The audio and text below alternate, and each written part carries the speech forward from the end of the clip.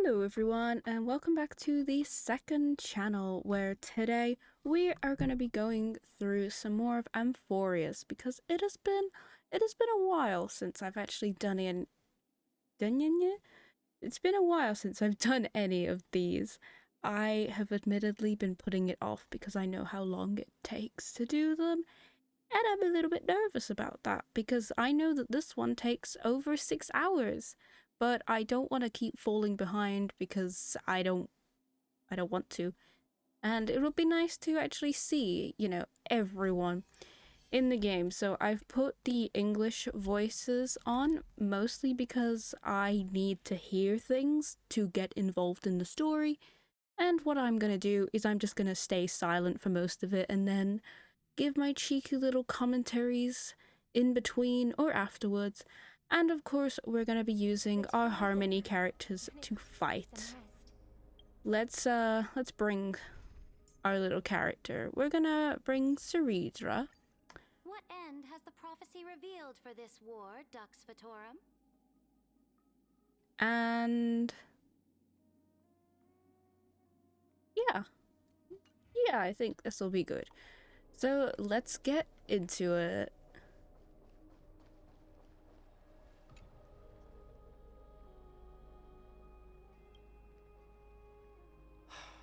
Aglaya, with all due respect, this trial is taking far too long.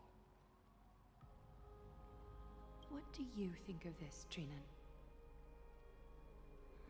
It's not possible to tell for sure what goes on within the vortex. All I can hear are fragments of speech and distant battle cries.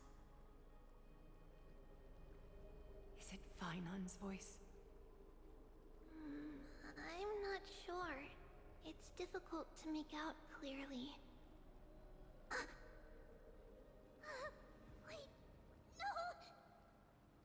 Lady Trinan. Snowy's voice. I can't hear him anymore. There's a sun-like existence in the trial. It's burning him up. Oh no. After all, What now? I mean, it's still get playing. ready, my Demos. Oh, okay.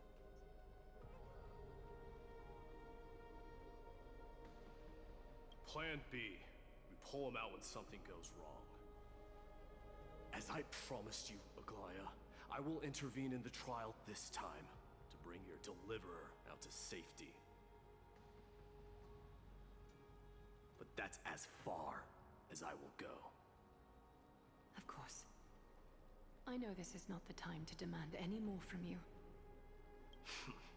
Discerning. All right then. To be as prepared as I can, I hope that the two Outlander warriors can also join me. That might not be a good idea. The core flame trial is many times more complicated than a standard ritual. Even the slightest misjudgment, misstep, or hiccup could result in grave consequences. Our two distinguished guests are not obliged to risk their lives for the flame chase journey.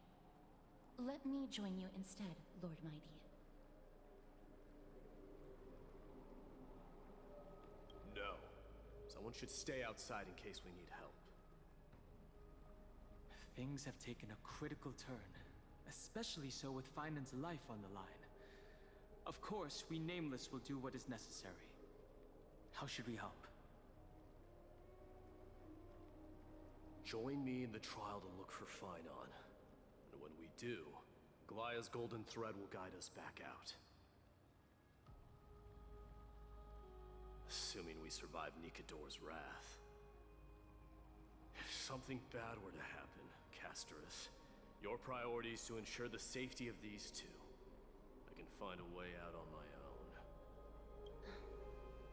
Yes, Lord Mighty. Thank you both for your valor. Time to get to work then. Let me have the honor of taking the lead in this battle.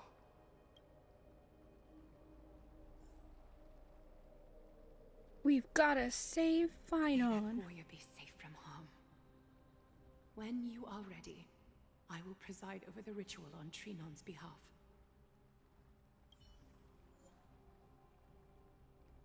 Okay, we should be fine. Level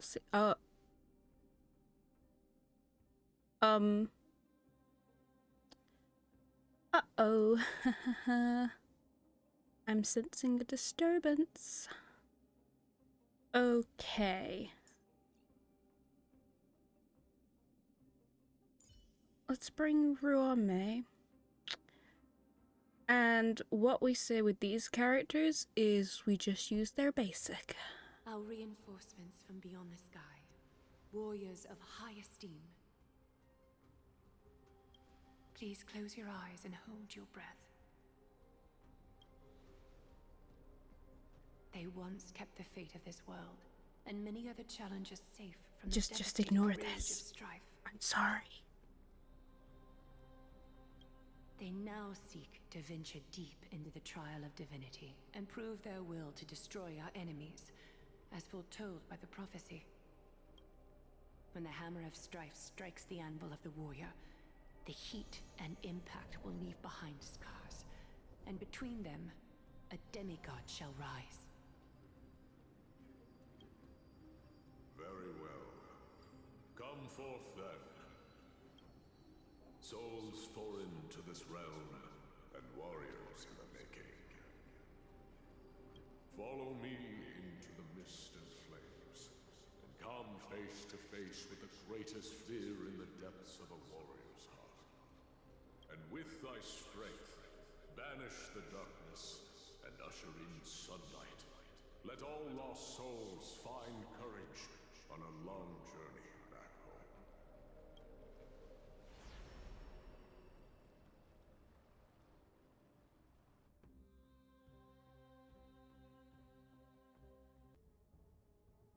Oh my god, that was the longest loading screen of my life.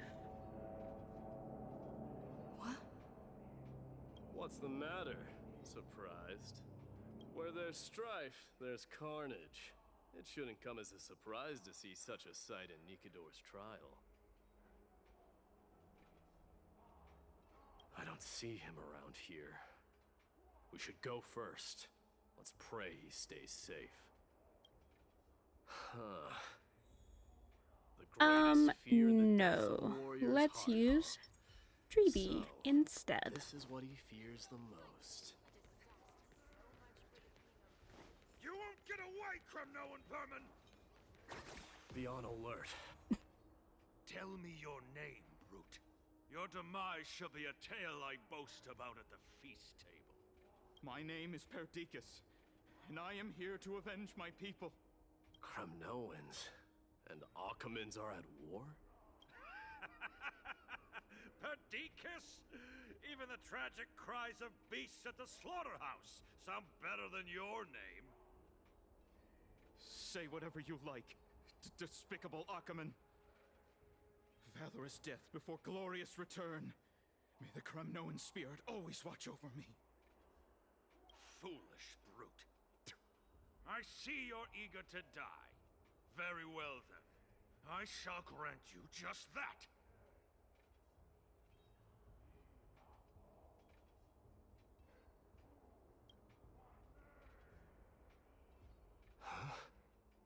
Die, you swine!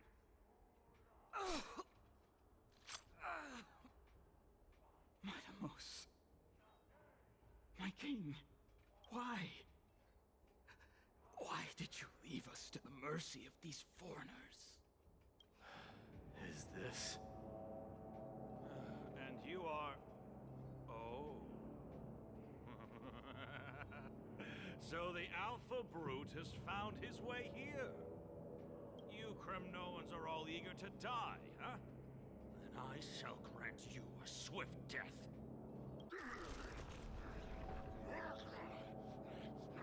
Sound of body contorting and snapping. Yeah, that's definitely what I'm hearing right now. Face your death, cowardly king.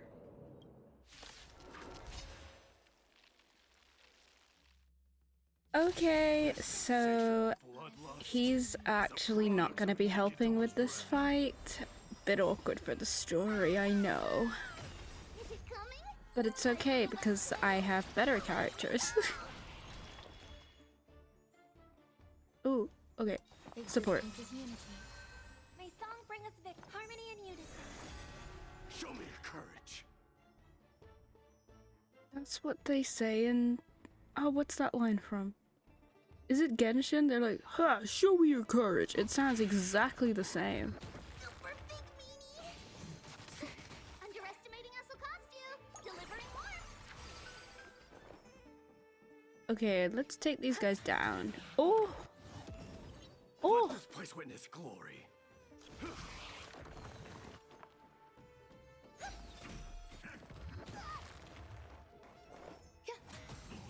Good job, team. We're so strong now. Absurd. I know this, Akumen. Strife contorted an honorable warrior into this perverse and twisted being. That horrible noise.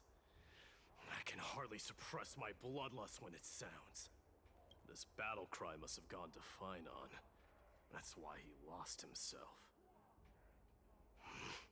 What a useless fool.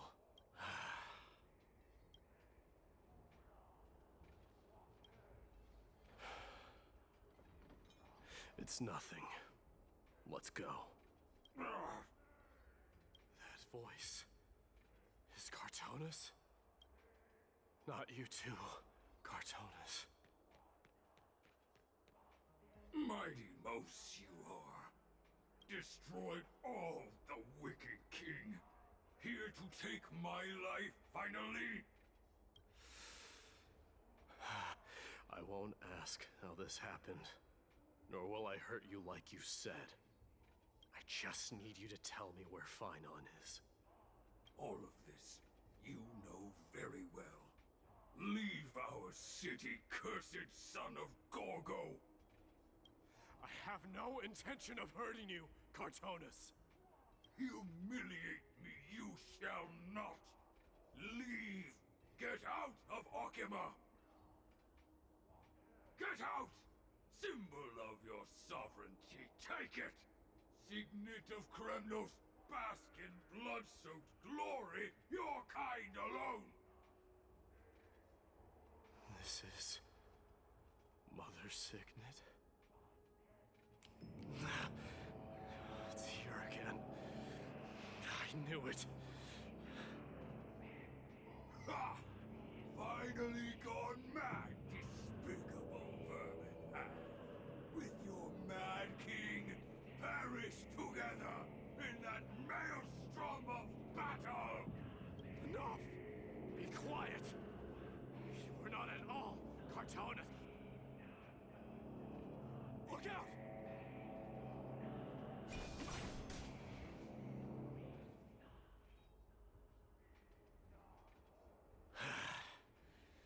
Nice move. You too. I could ask you the same. What was the last thing you said to me before I parted the waters at the Scale Gorge waterscape? That's a good Part of the question. waters. That was a long time ago.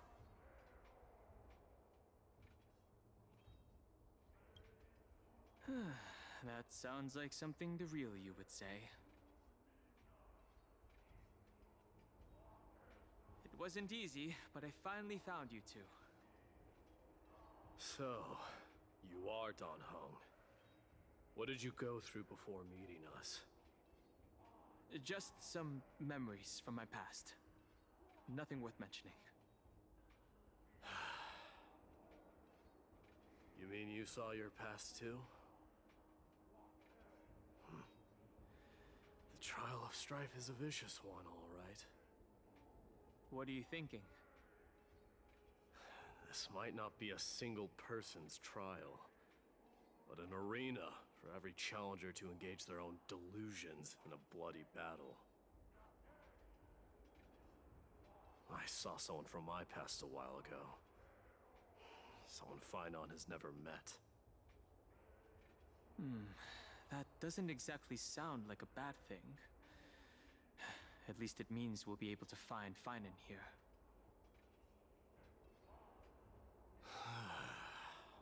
We can only hope this battlefield is nowhere as extensive as I imagine it to be. Let's first follow the sounds of battle to their source. The battle cries seem to be getting a lot louder. I have a feeling someone is manipulating this battlefield. Someone who might not be Finan. I just have a feeling we're gonna enter a fight soon, so Just as I thought. at least get one little This is power up. where the battle cries were coming from. The true entrance to Nikador's trial. What's wrong with you two?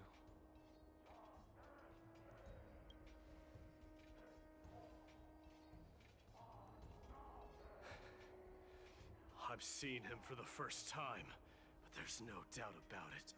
What I'm sensing can only be Strife's bloodlust. The one manipulating this battlefield is Nikador themselves.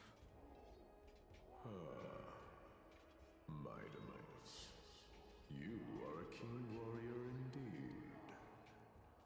You know me? The blasphemous prince. Of course I know you. And I happen to know that you're here for the soul of that white-haired warrior. Great. Let's cut to the chase then. Hand over that poor excuse for a sword master, so we can be done with this farce. No.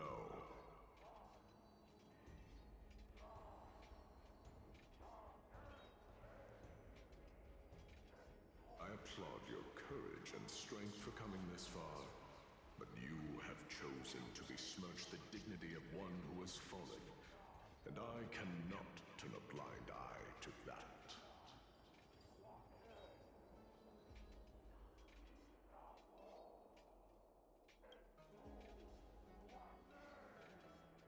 One who has fallen? Finan failed the trial? He faced the greatest fear in the depths of his heart, and fought with exceptional valor, though he eventually succumbed to the brutal onslaughts. I have since brought him to the rear battleground, and granted him glory worthy of his courage, tenacity, and sacrifice. You wish to take him away? Sure. Pick up a spear and prove that your resolve can rival his. Of course. Cowards who hope to avoid bloodshed are better off disappearing from my sight this instant. Your opinions are of no interest to me, Mad King. If it's a fight you're looking for, then you will get one, Titan. I will put you to rest once more with my curse of immortality. Commendable. Your noble mother displayed the same spirit with a spear in her hands. Don't you dare speak of her. Why not? She challenged the former Kremnos king to a duel, even knowing that it was a deadly trap, all to protect your dignity. Are you suggesting her efforts were for naught? Her death was caused by you, the incarnation of strife. How dare you talk about her past? Enough of this nonsense.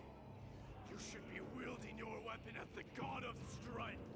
Battle me and put a swift end to this!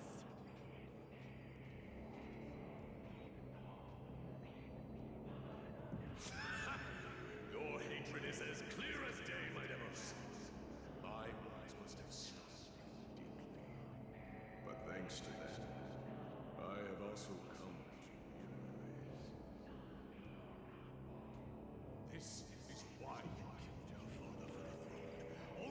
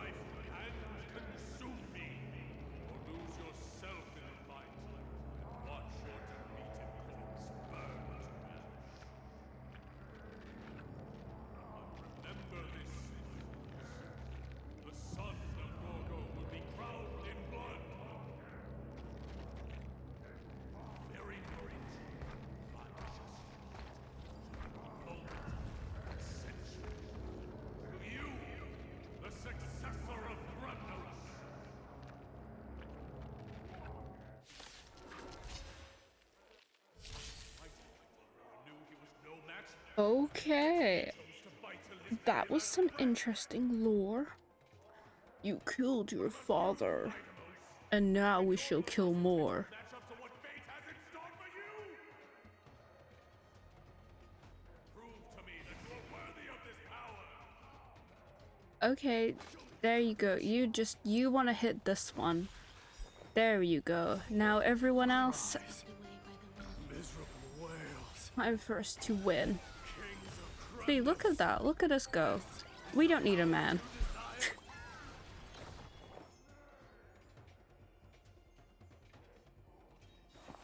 Eternal. May song bring us I was victory. wondering why my volume felt so loud when I was talking. I thought it was just the game. It was on 100, the volume.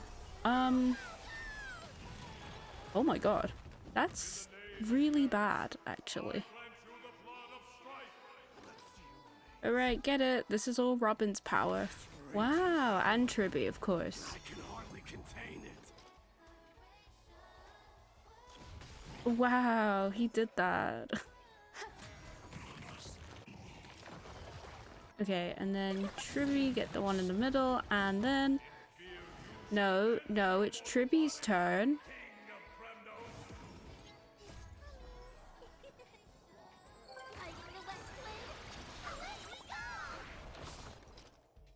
And then you can just hit it. Wow. And again, sure. I almost clicked 1, then that would have been very bad. But it's okay, because Harmonies did it. Woohoo!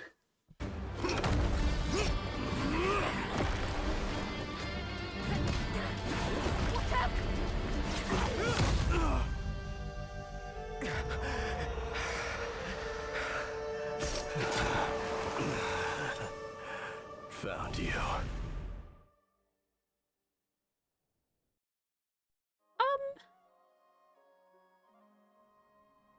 Dude, imagine getting stabbed and the first thing you say is found you. I know what you are.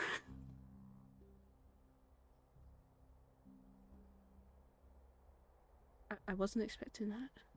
Oh, are we... I did my best. Is he back?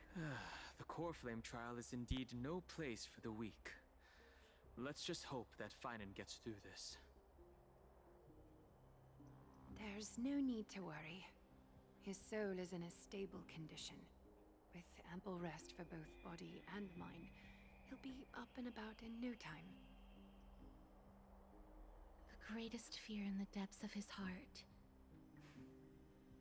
Lord Finon must have been forced to relive his past during the trial, and revisit his homeland that had fallen to the Black Tide.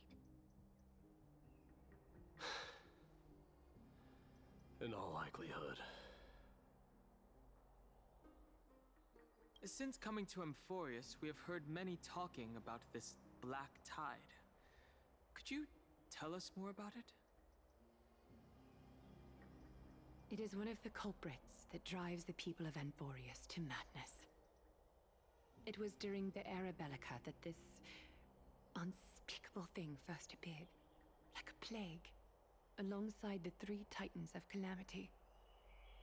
Nobody knows where it came from or how it came to be. What we do know, however, is that it is steadily encroaching upon what little remains of this tranquil land, much like a rising sea closing in on an island from all sides. It is for this very reason that it became known as the Black Tide. Those who succumb to it lose their reason and humanity, becoming vicious, mindless monsters.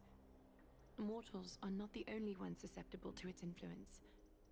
Even gods and titans cannot escape from it. According to Naias, Nikador, though one of the embodiments of calamity, also bears the responsibility of fending off the Black Tide.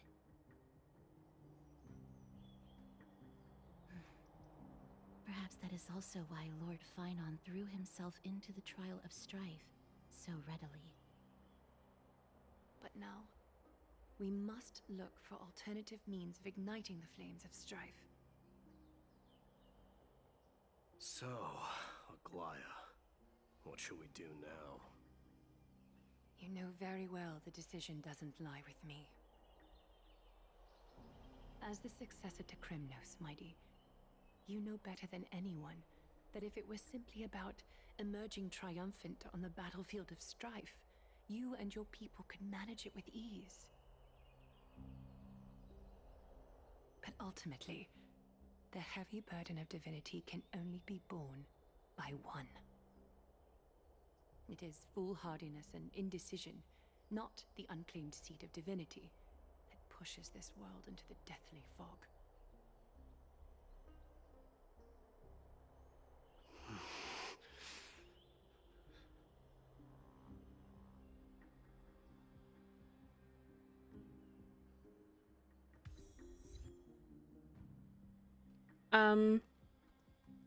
The black Okay, we're good. tide. Interesting. Very interesting. Let me in.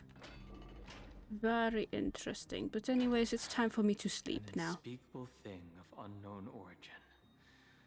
What comes to your mind when we put these keywords together?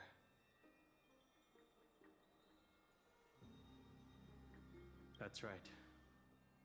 If you think about the various characteristics of Amphoreus, an isolated world of eternal night being eroded by an unknown power, we cannot discount this possibility. This has been bothering me for a while now. Everything we have seen thus far suggests that Amphoreus wasn't always isolated from the rest of the universe.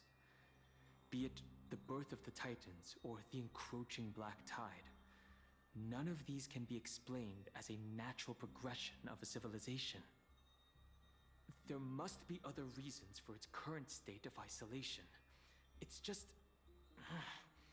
If the cancer of all worlds is truly the culprit, then we should have observed certain phenomena, explicit or otherwise, by now.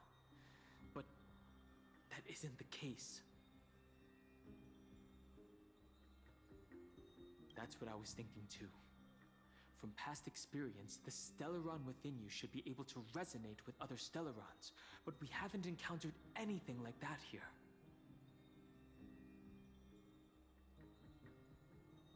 There are several other unanswered questions, too. My gut feeling is that things here are not as simple as they seem.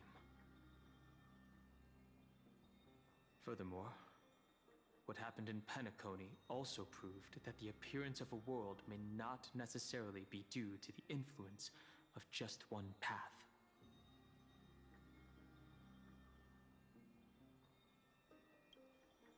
Not even the history fictionologists would dare to spin a tale like that. For now, let's just take things as they come. The Black Tide could be a good starting point. Since Nikedor has fallen, those who were suppressed by them will no doubt begin to counterattack now. It seems our trailblazing expedition is growing in significance.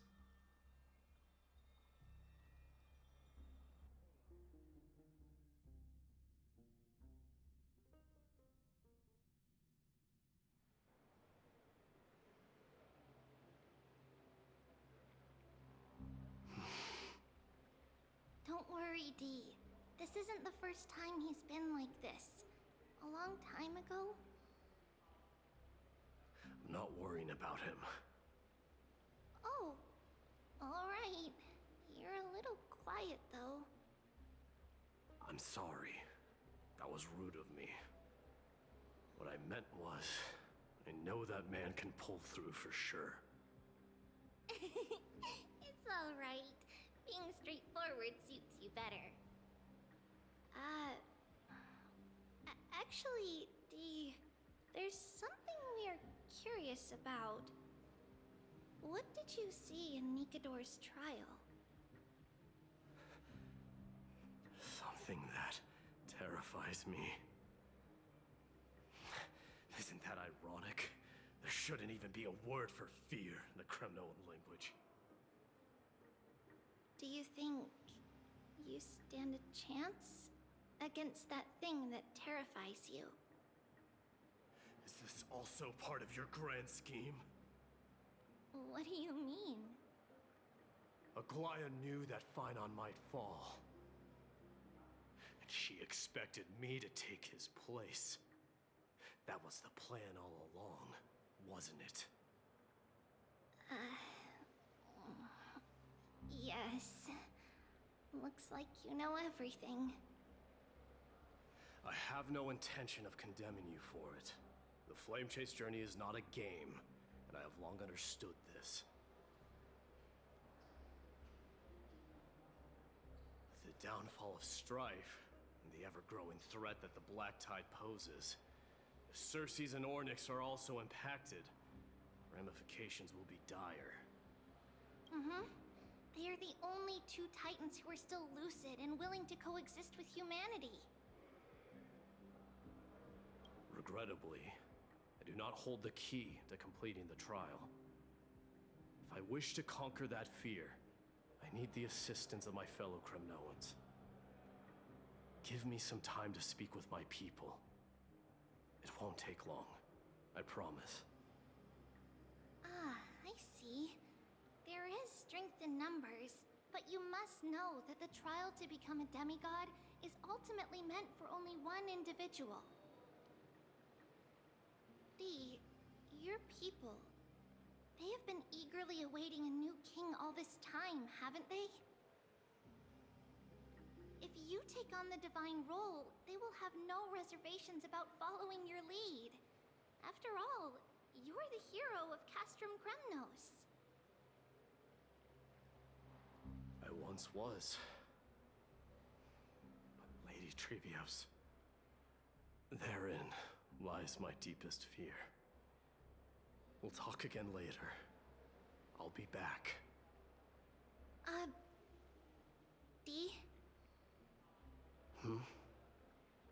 Regardless of what happens, we will always be there for you. Thank you. The person I'm looking for is probably in the hot bath. I should go take a look. The billowing steam always Okay, brings story back characters memories. can be Friends added, are but don't always- need to be, so he's staying in his little bed, or where, whatever it is that they do while they're waiting.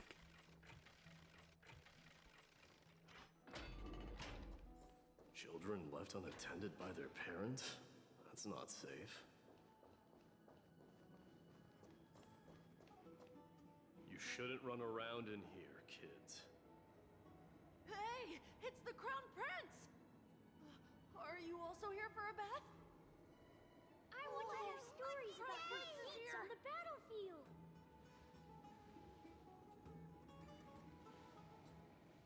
The Crown Prince. Are you Kremnoans? Yeah, we are! The grown-ups said we used to live next to the arena. Well, next to the parts next to it anyway. My dad is a centurion with the Hydra Lancers, and my mom is the bravest warrior in the God Shield Brigade. We used to get tons of silver coins from Mr. Crateros. My parents are serving in the Holy City garrison now.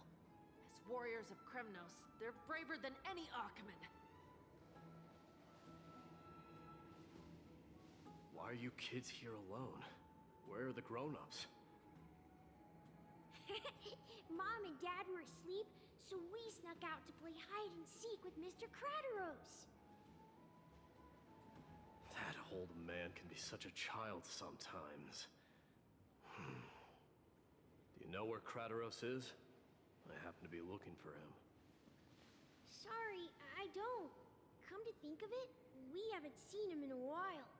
Did he get lost while trying to find us? No way! Mr. Crateros is a member of the King's Aegis. He's the best at hunting down enemies. He was counting near Verax Leo when we went to hide. I thought about taking a peek, but who knows if it might be a trap he set. It was prudent of you to be cautious. So, Which Varix Leo was he with? It's, just take a few turns after you go out from here. It's close to the backs. Alright, I'll go look for him. You should consider the game over and head home for now. Don't play around the hot baths again. Wait, Your Highness! Is there something else? I heard you retrieved Nicodor's core flame. Does that mean we get to go back home soon? Have you ever been to Castrum Kremnos? You were all born in the Holy City, and are living lives no different from the Achaemenids. Everything you know about our people comes only from the tales of others. You have never even witnessed the blade in the sky with your own eyes. How, then, is a city you've never seen your home? Because this place is definitely not home. Mom and Dad told me that the children of Kremnos are born to wield swords and fight on the battlefield. They also said that the Kremnoan detachment led by the Crown Prince is the bravest army across all of Amphoreus. No one can defeat them. The kids in the Holy City don't play with us. The moment they find out that our parents are Kremnoans, they shun us.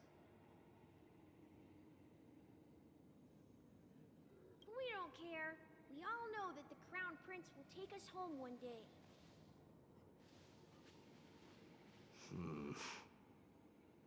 That time has not yet arrived. But, young men of Kremnos, heed my command. Return to your parents at once. From here on, you are to dedicate yourselves to rigorous training and a healthy diet. You must not neglect these two aspects if you are to become a brave warrior of Kremnos. Only by following this path can you be deemed worthy of returning home. Yes, Your Highness! The future of Kremnos. I should find Krateros.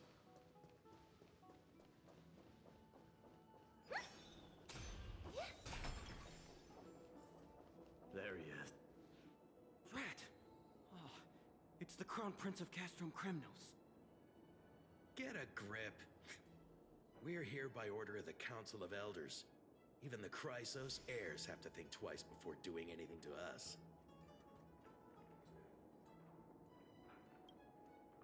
Out of my way, lackeys of the Council. The Civil Guard of Achaema is on official duty. Please keep out of this area. Calm down, my lord. Play nice. Don't make me repeat myself. I'll allow you to pass this time, but just this once. So, you think yourself knowledgeable? Then here is a question for you. Do you know how Chrysius Leo in Castrum Kremnos came to be mounted on the wall? I don't know, my lord. How did it come to be?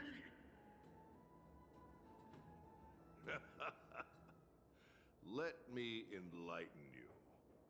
A long time ago, the founder of Castrum Kremnos led a group of warriors to hunt down a lion on the outskirts of the city of Tritos. That vicious beast had been a menace for years, and the bones in its den were stacked even higher than the peaks around Achaema. But do you know what happened? Nary a moment had passed after the beast's head peeked out of its den, when the Kremnoan warriors surged forward and brought it down within the blink of an eye, shattering its knees with a single strike. And then... why are you red-faced already? We haven't even gotten to the best part yet. It It's your storytelling, my lord. You're weaving such a captivating tale that it got my blood pumping. Please, go on. Well, well, if it isn't Lord Mighty. It's been a while. Oh, what in Akama is happening? To what do I owe the pleasure, son of Gorgo? Kratos. My esteemed teacher.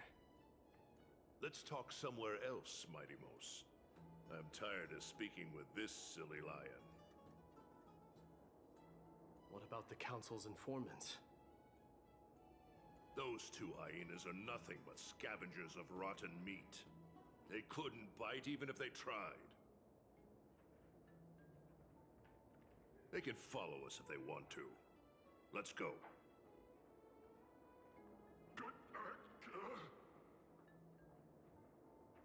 Wait, so how in the world did Chryseus Neo get mounted on the wall?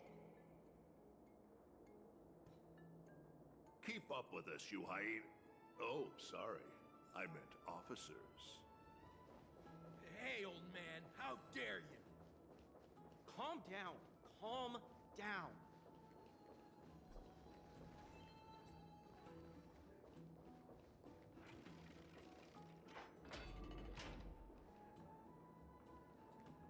Don't fall behind now. Unless you want to upset our friends here.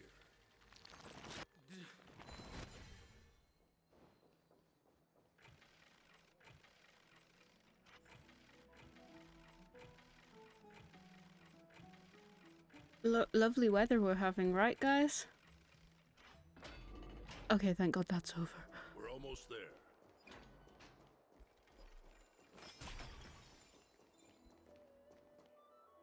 Why have you stopped?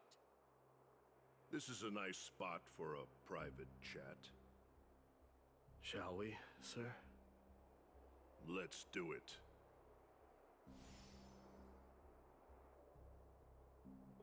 What are you up to? Someone help me! Some privacy at last. So, tell me, why have you come to seek this old man's counsel? I came to discuss the future of the Kremnoans. Interesting. I heard the core flame of the Lance of Fury has been restored, though not by your hand. And you're even considering giving up Nikador's divine power. Is this true? Those rumors are not entirely groundless. In other words, you did entertain the thought of giving up the throne of Kremnos and forsaking your people. The divine power is not equivalent to the throne. The path of strife is also not our people's only way. Enough with the word games. You, of all people, should understand the plight of the Kremnoans. Think about all the warriors of the Kremnoan detachment who left their homeland with you. Think about their children. Only the yearning for our former glory days has kept us going all this time. If they ever learn that the crown prince they look up to so much is actually toying with the notion of stepping down, think of the disgrace it would bring upon your departed mother, Mighty Mos. You best remember that she died for you because of Europon's schemes, to restore the glory of Kremnos. Since you've brought that up, tell me, who is responsible for my father's death? Are you trying to shame me, Mighty Mos? I may be old, but I haven't become so decrepit that I've forgotten it all. Of course I remember that Europon died when the Kremnoan detachment surrounded him. You drove the spear into his chest with your very own hands. That was merely the final outcome. Do you still not see it? What led my parents and our people to their downfall is none other than the strife we speak of. The quest for glory.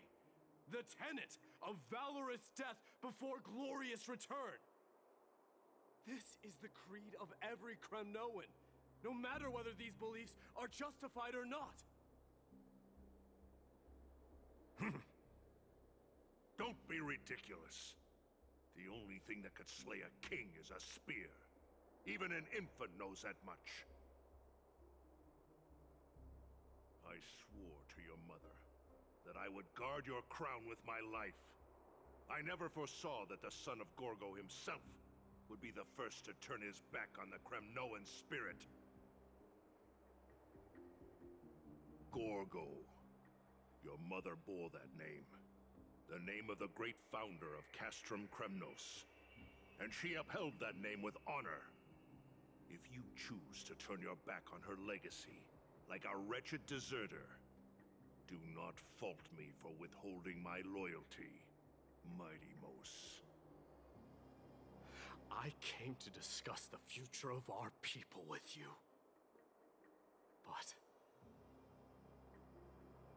it appears this is not the right time yet. Go, Mighty. Yeah, that's what those Chrysos heirs call you, isn't it? Go down the path you have deemed correct.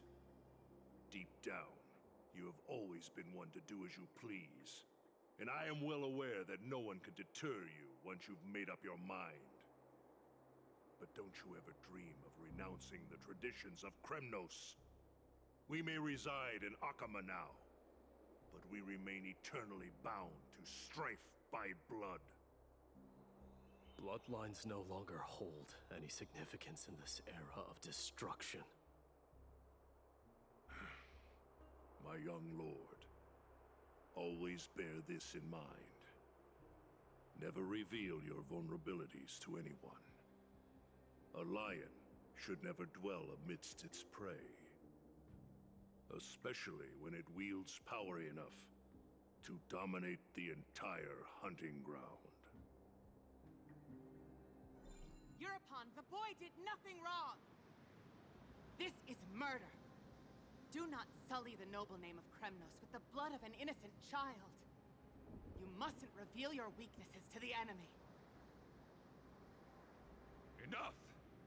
My decision is final. We must use this child's life to preserve the soul of the great Nikador. We must save Castrum Kremnos.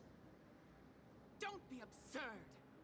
Those tiny hands lack the strength to even lift a spear.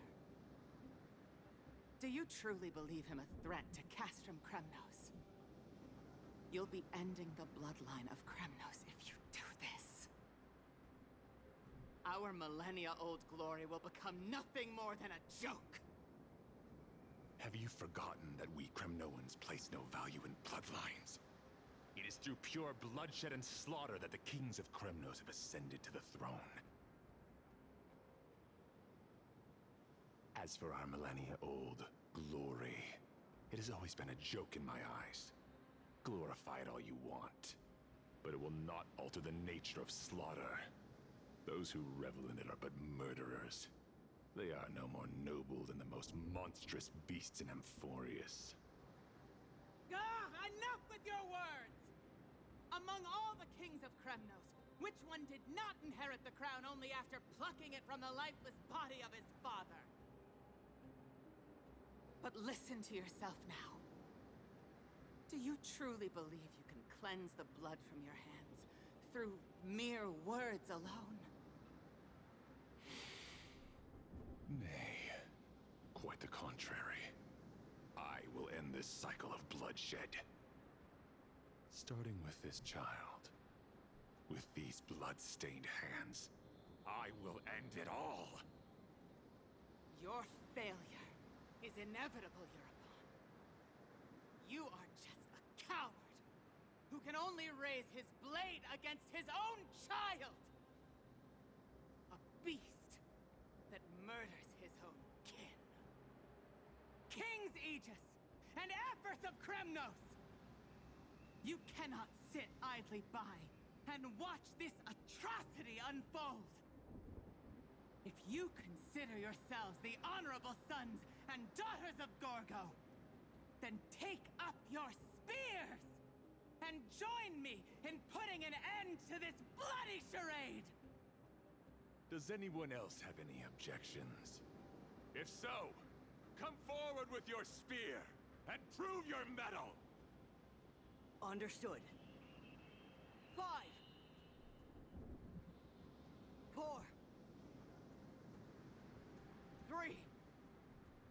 No one dare stand by my side. Cowards! Has that crown stripped you of your courage? 2.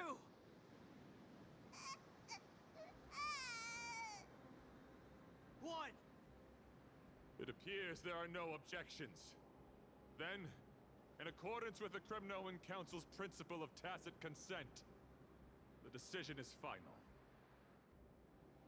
With all present as witnesses, this child shall descend into the Sea of Souls, where he will nourish the Lance of Fury and join the fallen heroes. May fate and the gods await your arrival. My son, Mightymouse. Stop! If you have more to say, then speak. On account of life we have shared together, I grant you this one final chance.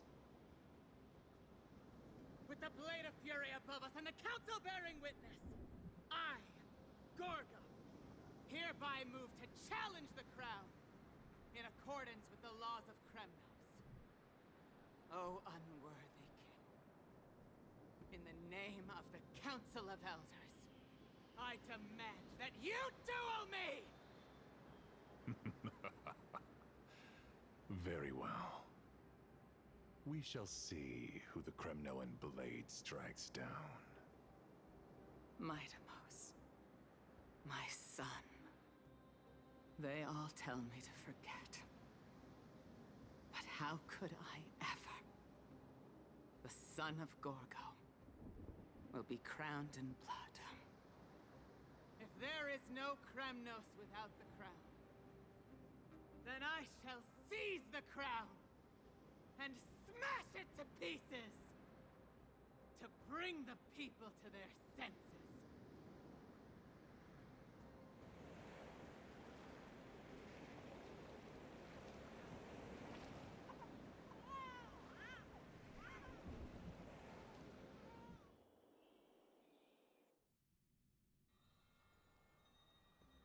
Oh my god. Dude, this is...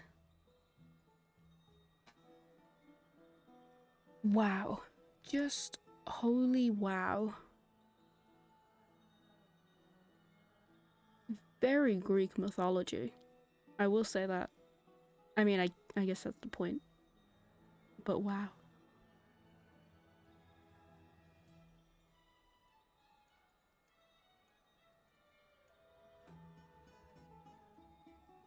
Miss, you're awake.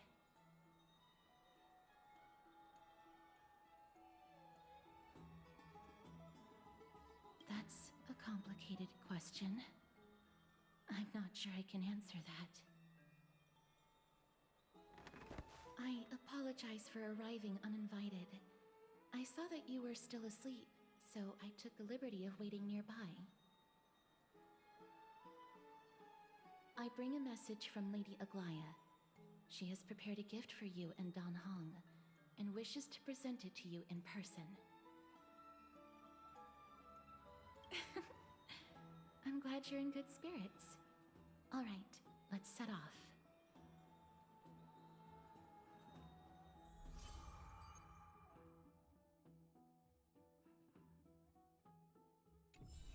Oh yeah, the book. Wait, I forgot about that. It's been a while.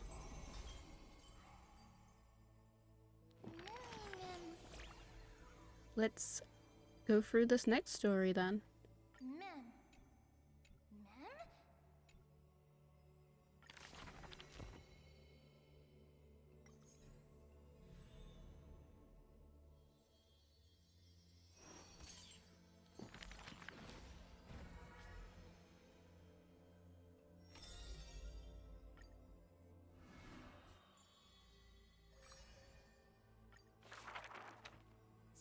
which day did he become known as mighty. His strength rivals all lands, but the man pays it no heed. For only the authority of a king can end another king. And only strife can end strife. The torrent of conquest crosses the barrens, yet with homeland's blood, it is destined to be stained. None dare to shake his hand in greeting, for what a mighty feat it is. In the aftermath of defeat, the man digs graves for the deceased soldiers, burying thousands with his own hands. In that fight, he crushed all invading blades with his fists. A body immortal may never fall, but tears of pain in his heart still flow. His years of drifting made him detest water's waves. They say that is the reason he's so unwilling to weep. But in Idonia's blizzards he once did cry, a tear shed among the storm and frost that bloomed into a lily stained with blood. Like his undying body, the flower never wilts. In time, the entire world will turn to ash. This haughty man shall be the one to leave behind the world's final beauty. Though none are willing to believe. Unlike his kin, those patterns are carved with his blood. A matter so suspicious, it stirs the ambitions of the mundane. A blade that can cut through the mighty must be enough to slay gods. The people to this day still seek it. Yet, it is simply a tradition he follows closely. Do not let your enemy notice that you're bleeding, and thus convince them that you are someone unsurpassed, a warrior supreme. The stories of the past forged his body. Apart from Kremnos' traditions, what do you have left? The white-haired friend once asked. The man goes silent and still, his gaze burning into the horizon, looking for a distant past. In his days of wandering, this same question was asked by thousands upon thousands, and he never denied. That is why I walk on this path.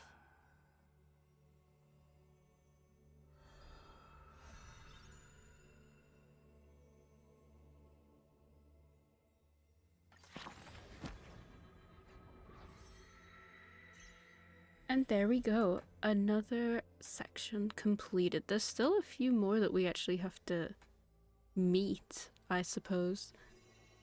But that makes sense because I'm very behind.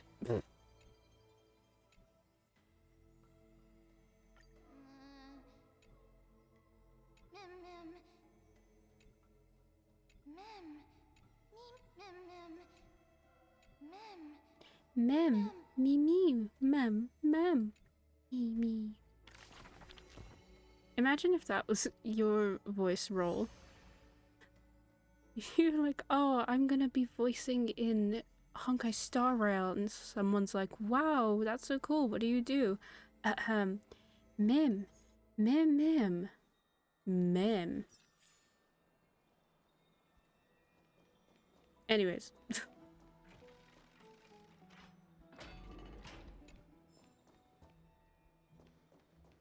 Baths are bustling. Now that Nikador has fallen, the soldiers in the city can finally catch a break. I do like surprises. All the rooms are full. I don't know how long I'll be able to live like this.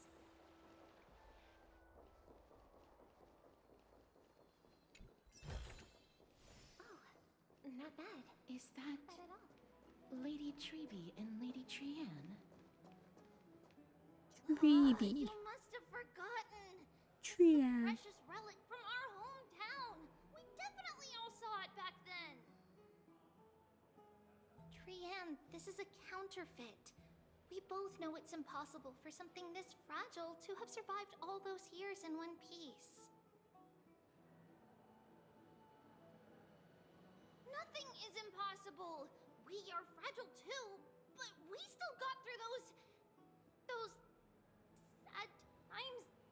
Ugh, look at that color and how it glitters in the light. It's exactly as we remember it. Why won't you buy it? If someone else gets to it before us, we'll miss our chance forever. Calm down, Trianne. You need rest. Please, there's no need to fret. If you need more time to make a decision, I can put this aside for you until tomorrow. Or until you're ready? No, it's all right.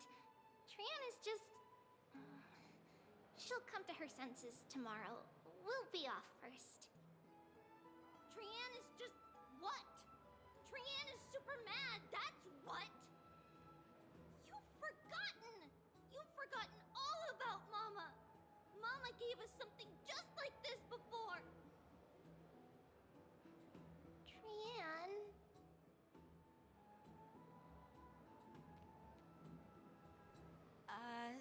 See you tomorrow? I hope you two patch things up soon. See you tomorrow. May the winds of fortune bless you.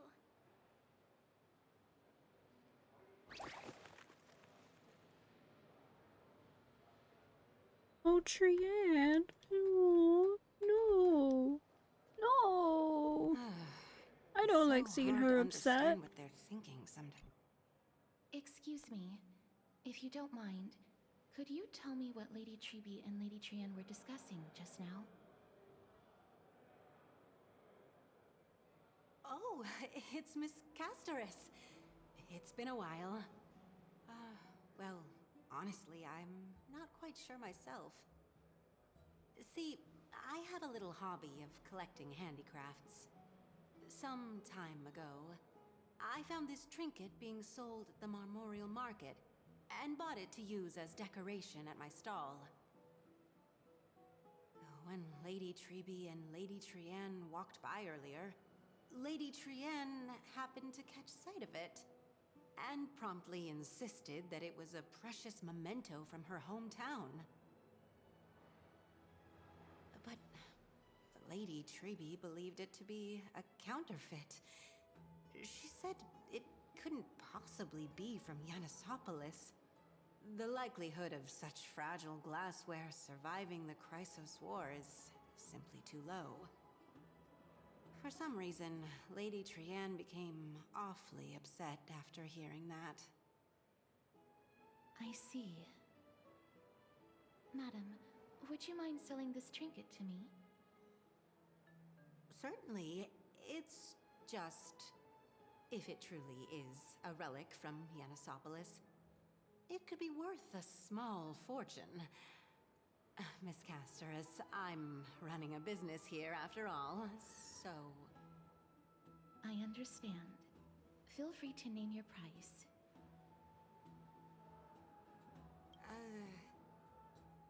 I suppose I can sell it to you at cost as a sign of goodwill, Miss Castorus. Just promise to support my business in the future.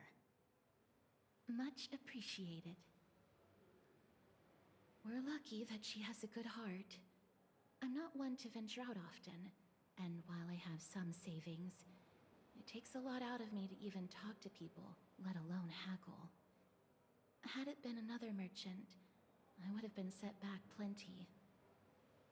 The authenticity of the piece isn't important. What matters is that it holds special meaning for Lady Trianne and reminds her of her hometown. I've long wished to show my gratitude for Lady Trianne's care, but I haven't been able to come up with any ideas for a suitable gift.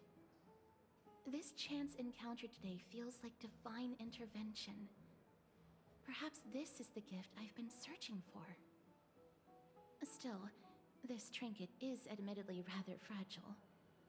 I will have to make some adjustments and stitch it onto wool felt to protect it. That way, no matter how much Lady Trian runs around, it won't break easily. Alright, back to business after that little detour. Oh. Let's keep moving. Don't stray far now. We've already kept Lady Aglaya waiting long enough. It's Agalaya. See, this whole time I thought it was Agalea. That's why I would say Agaslaya, but Agalaya, Agaslaya, that doesn't really work. My whole life is a lie. It seems your friend arrived before us. Ah, you're finally here. Welcome, Cass. And you as well, trailblazer from beyond the sky. You would have been too, if you hadn't stayed up so late. But what matters is that you got a good rest. For all that has happened, it was never our intention to drag you two into the battle against Nikador and jeopardize your safety. To express our gratitude for your kind trailblazing endeavors, we would like to present you with the highest honor of Akima. This is the Dew of Divine Blood, brewed from crops nourished by the blood of the Titans. It is said that only 12 bottles existed. The last 3 bottles are now being kept in the treasure vault of Akima. Back in the days of prosperity, cities fortunate enough to acquire it regarded it as one of the greatest treasures ever. Unsealing it during a ceremony held in honor of 2 cities' diplomatic ties was the highest form of respect one could show the other. And now, in keeping with tradition, Akima dedicates this drink to our esteemed guests from beyond the sky in appreciation of what you have done for us.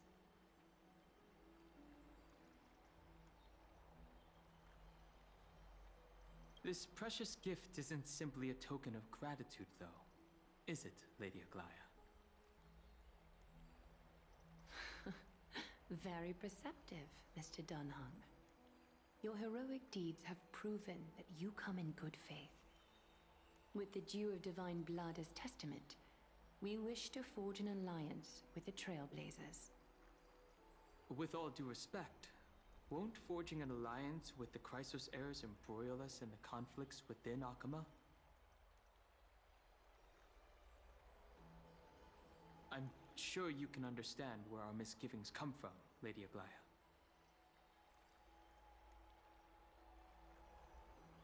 Having said that, Lady Aglaya, please don't misunderstand. We will still do what we can to assist you in the Flame Chase journey. It's just, I've heard of the friction between the Chrysos heirs and the Council of Akima. As outsiders, we are wary of getting caught up in this conflict. Wow! Gray and Danny have sharp eyes indeed. You'd make outstanding members of the Twilight Courtyard.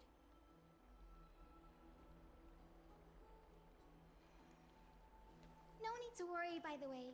I can tell from Lady Aglaya's tone of voice and micro-expressions that she's being genuine.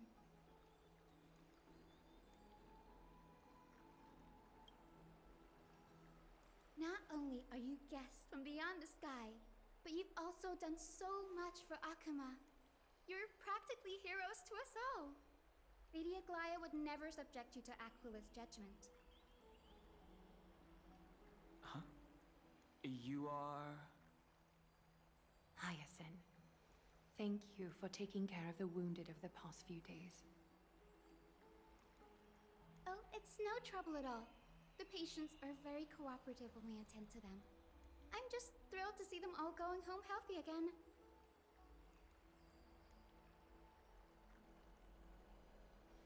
Oh, it's Cassie! Oh, I've missed you.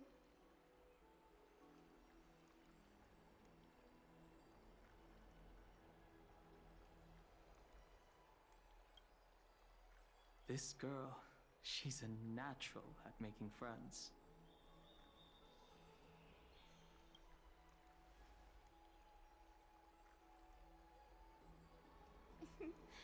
As an acolyte of Aquila, I'm here to bring healing light to the world. Plus, I've heard you're also children of the distant skies. Fate must have brought us together. Can we be friends? I'd love to hear your tales of the sky.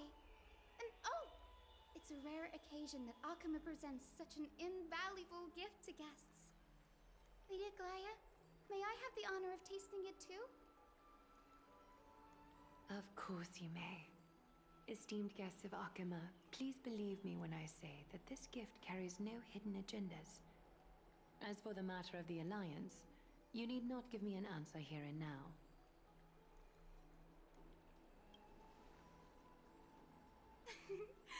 You're mistaken. The capable Lady Aglaya doesn't need my help with things like this. I see. In that case, we will accept this gift from Akama. We welcome the chance to talk with you, Lady Hyacinth. Oh, yay! Then I'll get started on my questionnaire. Pardon the question, but I've been meaning to ask this for a while. Micro-expressions, tone of voice, questionnaires, are these all part of the usual skill set for Aquila's priests? Allow me to do the honors. This young lady is Hyacinth, assistant lecturer of the new sporists at the Grove of Epiphany and head nurse at the medical institution known as the Twilight Courtyard. Many of the Chrysos heirs suffered injuries during Mikador's attack on Akama, so the Grove sent Lady Hyacinth to treat the wounded in Akama.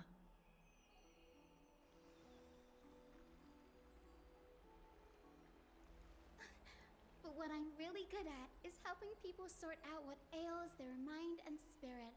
If you're ever feeling troubled, come find me. A little sunbathing in the courtyard will chase all your worries away. So you're a therapist. Thank you. We will keep that in mind. Well, it looks like everything's sorted out now. The patients have also all recovered. I think it's time for me to head back, Lady Aglaya. I would love to keep you in Akama for a few more days, but I would hate to provoke the ire of the Grove. As it happens, Akama intends to send a messenger to the Grove for updates about the research on the Black Tide. We also want to communicate our desire to discuss the retrieval of Circe's core flame at the earliest convenience. Oh, that sounds pretty serious. Lady Aglaya, you can't be asking me to... No need to fret. We won't put you on the spot. Trianne will be going there as the diplomatic messenger of Akama, and Castris will be accompanying her. I happen to have a few questions for Professor Anaxa as well, regarding the missing Titan Thanatos. Since this involves Akama's diplomatic affairs, we'll give you some privacy. If you're not keen on just sitting around, Miss Trailblazer, why not go with him? The Grove is a picturesque place, perfect for sightseeing. That's a wonderful suggestion. Come visit the Grove, Grey. I'd be delighted to show you around. Sounds good. Gaining more insights into the customs and geography of different regions of Amphoreus is also part of trailblazing. In that case, do bring this spindle along with you. This tool, called the weft, is used to spin thread and has been passed down in my family through generations. Though it doesn't see much practical use nowadays, it's become a symbol of great significance. In this respect, it is the perfect token to represent my will. If you encounter trouble at the Grove, just take this out and show it to them. While you're in the Grove, the golden thread of the weft can also render all things around you visible, regardless of whether they're corporeal or not, allowing you to see things as I would. Castrus knows this too. Make good use of it. Trian is already waiting for you at the outskirts of Okima, so I won't keep you any longer. May your journey be smooth.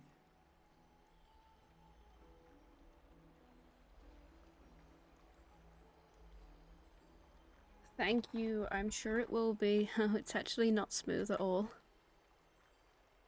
Okay, it's good. We're smooth. Smooth sailing. I'm glad to be in your company again, miss. Thanatos controls my fate, in a sense. The curse I bear came from them. And they have something of mine. Something of great importance that I must get back from them.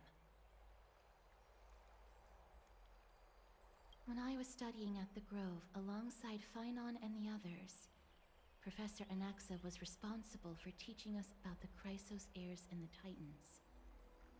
That's also when I met Miss Hyacinth. She was Anaxa's teaching assistant then. The Grove of Epiphany is Akima's partner academy. They look after the core flame of Circes and are the organization at the forefront of researching phenomena such as the Black Tide and the Titans. They also provide academic research support for the Flame Chase journey. Several Chrysos heirs are based in the Grove, including Miss Hyacinth and Professor Anaxa.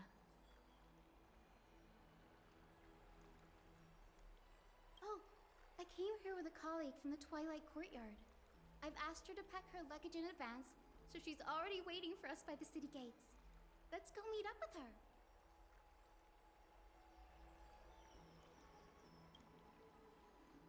Sure. Let's just meet everyone. I didn't realize we met like this many people this early on. Look, there she is. And Lady Trian. Okay, never mind. That's an NPC. Never mind. Oh, that's a serious injury. Miss Hyacinth, this man was discovered by Trian. Trian was in a bad mood this morning, so we went to the outskirts of Akama for some fresh air. But then we found him collapsed on the roadside. Trian knows the city has good doctors, so Trian brought our new friend into the city to look for a doctor. I was waiting here for Miss Hyacinth when I bumped into Lady Trian. But by then, this man was already in critical condition, so I had to perform some emergency treatment first. These wounds, they're caused by the Black Tide. This is bad. Clementine, prepare a ward for this man at once. I'll treat him myself. It's a miracle he's still alive, considering how badly the Black Tide injured him. Grey, Cassie, and Trian, would you mind making your way to the Grove first? Once this man is out of danger, Clementine and I will join you. As a healer, I cannot ignore those in need of medical attention. I understand. May fate have mercy on this poor man. Trian believes he'll get better. Everybody, follow Trian! Fly, fly, fly away from This is the unexpected crossover of the healers and the harmonies. Because of course it is. leaving Akama behind! Little Cass, little Grey, are you ready?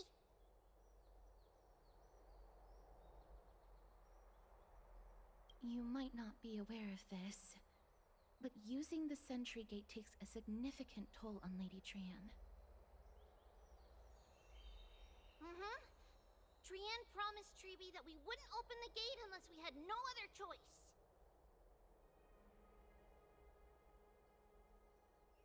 I'm ready, too. Okie dokie. Everybody, let's hold hands. To the grove we go!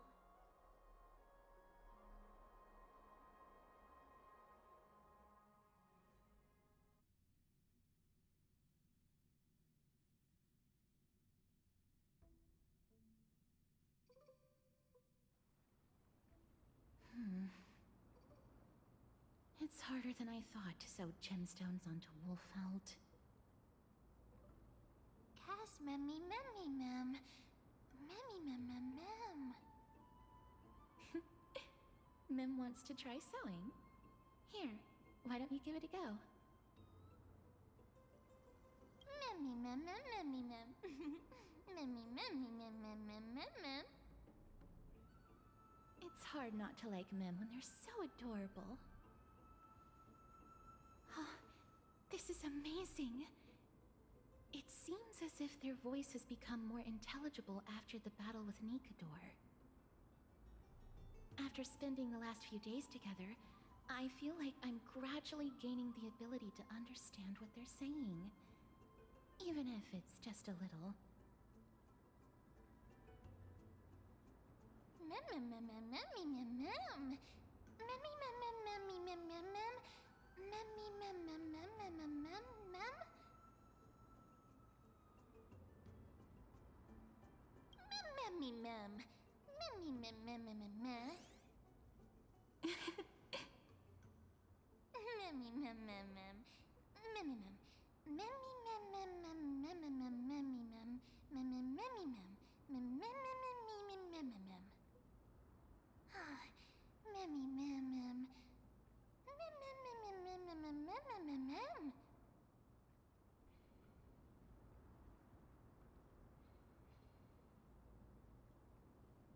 Memmy mem mem mem memmy mem mem. Mem mem mem memmy mem mem mem. Memmy mem mem.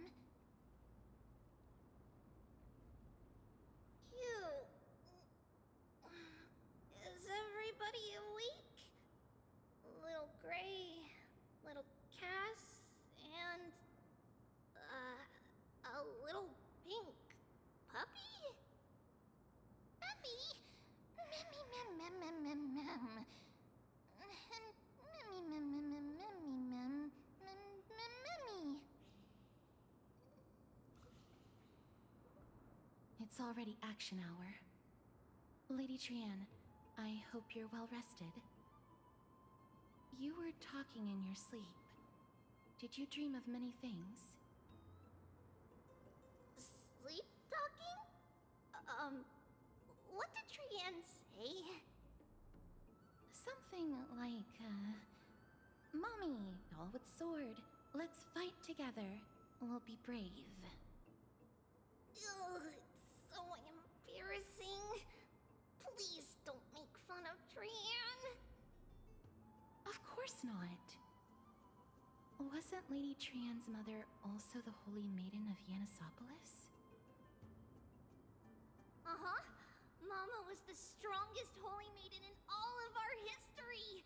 She also gave us the prophecy of deliverance. And she had red hair that looked like a cute red mushroom. But Trian can't remember what Mama looked like anymore. Not even in the dream just now. Memmy mem. Memmy mem mem mem memmy mem mem.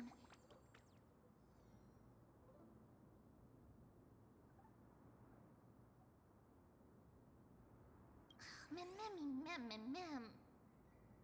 Memmy mem mem. Memmy memmy mem mem memmy memmy mem mem.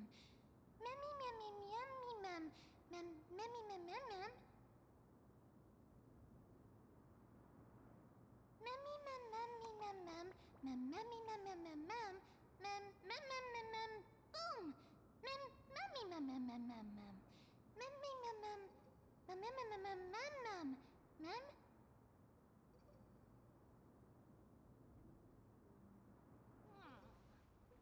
Trianne thinks that's a great idea! Can the pink puppy help Trianne out? Mem. Yay! And I'll call you... Little Memmy from now on! Mem.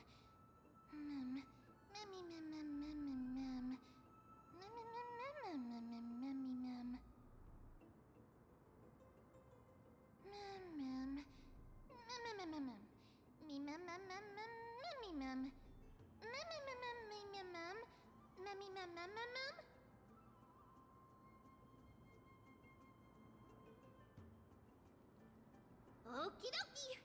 Trianne remembers that we need to help Aggie ask the big tree whether Cersei's would be willing to visit Akama. If we follow this woven trail and keep going upward, we'll reach the grove in no time!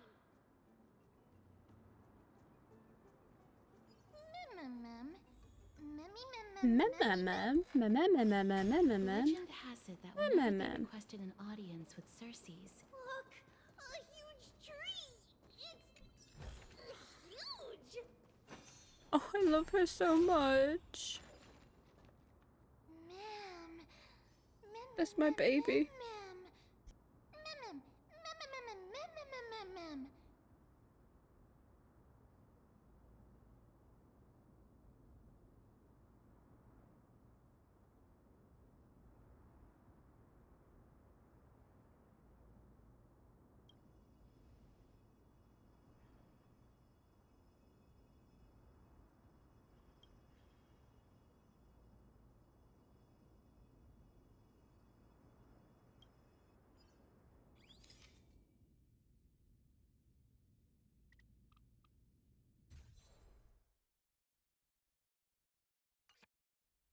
I never fail to impress.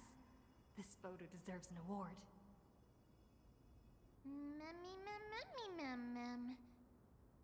it's the Bough of Rift, the divine body of Cersei's.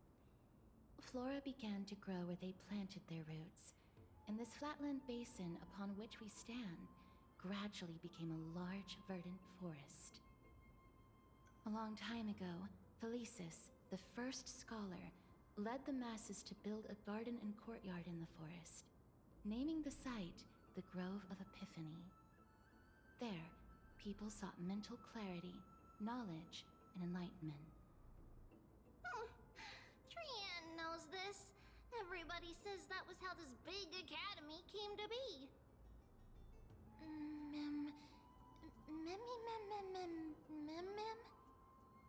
Something feels off. The Grove has always welcomed scholars. So too would Cersei's give us her delicate leaves and extend her branches in greeting. Yet, it seems both the Grove's messengers and the Titan are indifferent to our arrival.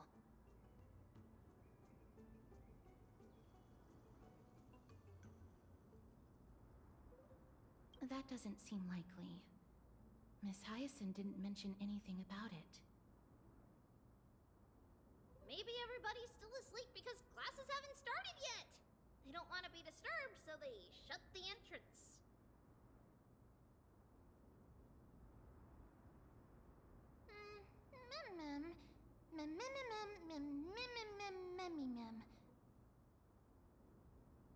This place is too quiet. What in the world is going on?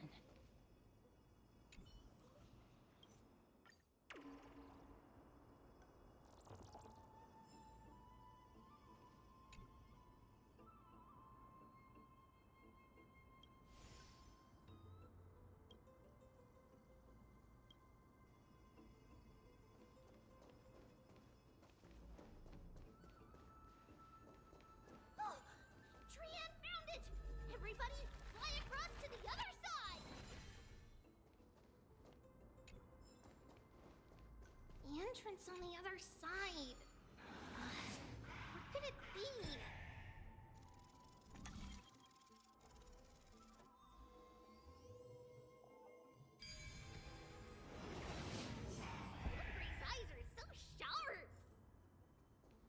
he would find it. The courtyard of Storgi should be just ahead of us.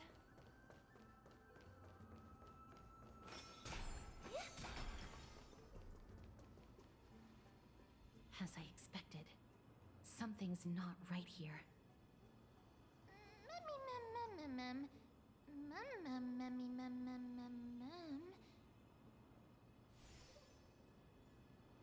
Not to mention that this whole place is also eerily quiet.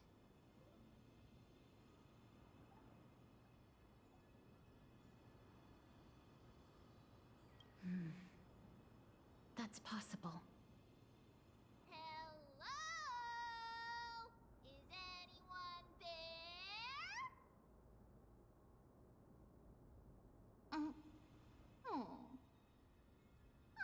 No one's here. I have an idea. Lady Trian, could you lend me that golden spindle? Do you remember? Lady Aglaia said this. While you're in the grove, the golden thread of the weft can also render all things around you visible, regardless of whether they're corporeal or not.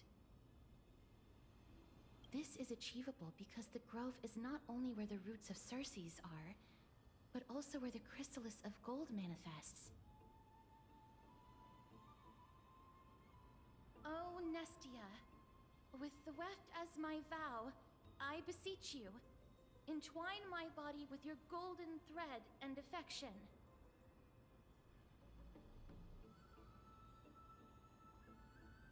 This is a proverb that was recorded in the handbook of Nestia's priests. If I'm not mistaken, we should be able to draw power out of this butterfly exuvia with the golden thread.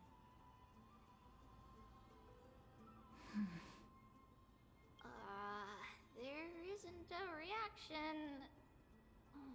Did it not work? But that shouldn't be.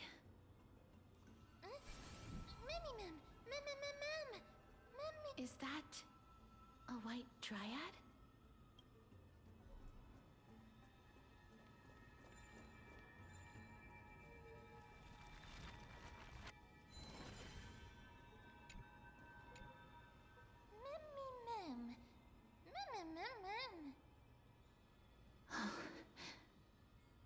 No, it isn't a white dryad.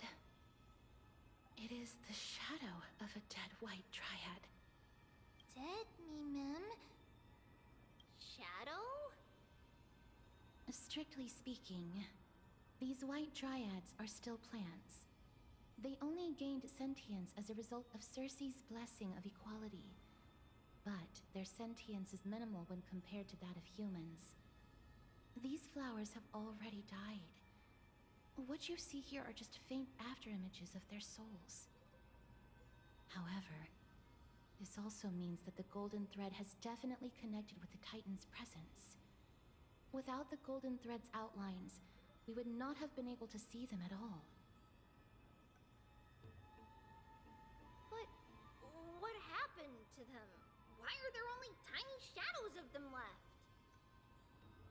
Mem, can you read their memories? Let me try.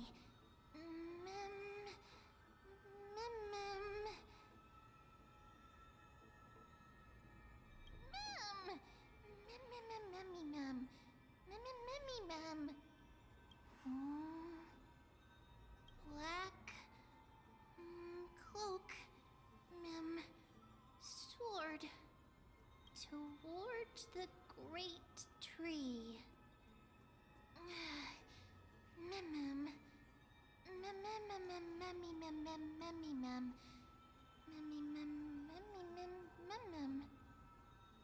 I have a bad feeling about this. The deathly fog of Thanatos is fast approaching. Oh! Trian will be on high alert!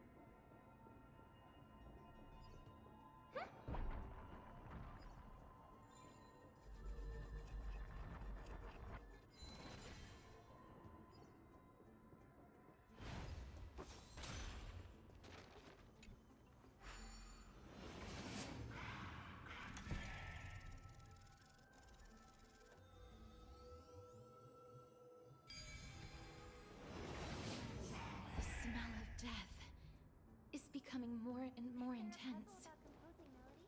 There, on the steps. This looks really scary. Memmy mem, memmy mem, memmy mem mem mem memmy mem. No, it's neither of those. This is a creation of the Black Tide. Such creatures are formed when living beings are corrupted and turned into deformed hollow husks of their former selves. Everybody, stay alert. Regardless of what has happened to the Grove, the fact that we're seeing the remains of a Black Tide creation here definitely doesn't bode well.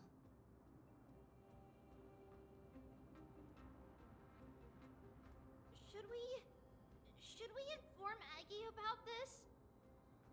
Mem! Memmy mem. Memmy mem mem mem.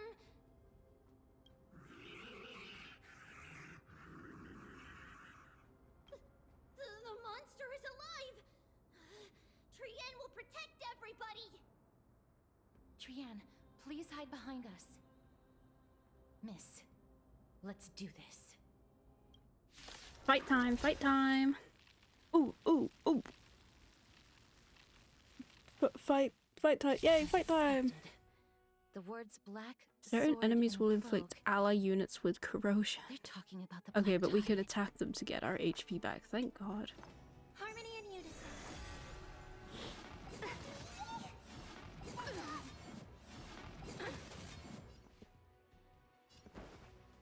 Let's improvise. If all is black or white, there'd be no charm. Step onto the board. Watch closely. I hope for an end to strike. Take your positions. Dreams do come true. The mood is set. Let the show begin. Dreams can come true. Oh wow. It's okay. Ready yourself. Rhythm get messed up. Let's improvise. Oh, good job. 20k from Super Break? Unheard of. Defeated it! Little Gray, little Kaz, you're so strong! Memmy mem mem. Memmy mem mem. Memmy mem mem. To think the Black Tide has spread this quickly to the Grove despite its remote location.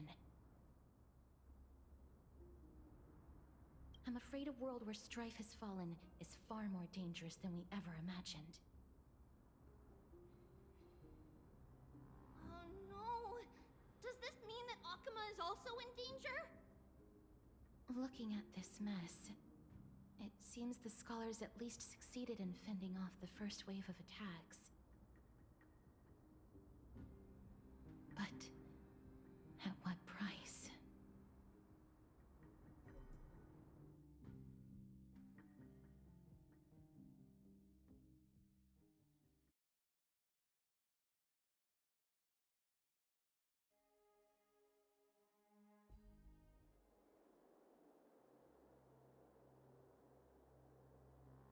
Lady Aglaya, after a few days of surgeries, both major and minor, we were able to save the life of that patient found on the outskirts of Akuma. Thank you again, Hyacinth, for your hard work. The scarring of his organs was especially severe, a result of the Black Tide's corruption. It's a miracle he's even survived. I can't say for sure when he'll regain consciousness. Don't stress yourself out over this. You've already done everything in your power to save him. There's no need to hurry to the Grove either. You deserve a good rest now.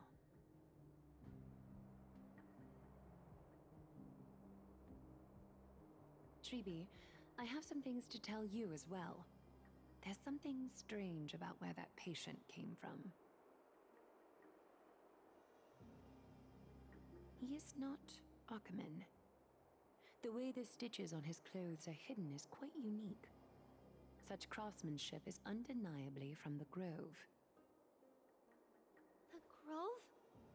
You mean... Now that I think about it, Castrus and the rest should have arrived at the grove by now. Trianne just got in contact. The black tide has invaded the grove. We haven't detected any survivors, even with the help of the golden thread. What should we do, Aggie? The black tide is posing an even greater risk to us now. I did not expect the grove to be the first to be impacted, though. Can they tell where the core flame is right now? We see it. The core flame is still there, but... But what? But they can't see for sure whether the Titan has also been corrupted by the black tide.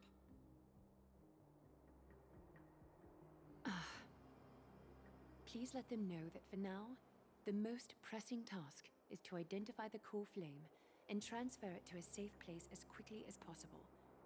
We must also search for survivors and find out exactly what happened to the grove. Oh, and find Anaxa. Unless something went terribly wrong, he should still be alive. They've set off. Please, stay safe, everyone. I pray for their safety too. Aggie, how do you know that Anaxa is still alive? I know that man all too well. If that blasphemous performer knew that he was not long for this world, he would most certainly try to seize the core flame and drag the Titan down with him. Is this a joke as well? No, I'm being serious this time. We're facing threats from both within and without Akima. The merciless carnage may have ceased, but Akima's nemesis continues to sharpen their blades even now. They may have even prepared the gallows from which to hang us already. You mean... Even if the divine authority of strife is as yet unclaimed, the black tide is advancing more rapidly than I expected. I fear this tragedy is more than a mere natural disaster. Alas, it's too late. The Council will likely take this opportunity to do something... I will try to keep this under wraps for now. But you must also take care and be prepared for anything that may happen. All right. Should I inform Hyacinth about this?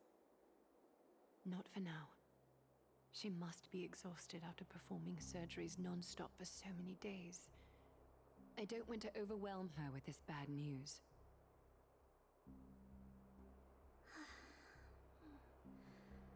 We can only hope that the Grove weathers this crisis with as many survivors as possible. That being said, based on the condition of this patient, Tribi, we should prepare for the worst. It's likely he is the only one who managed to escape from the Grove against all odds.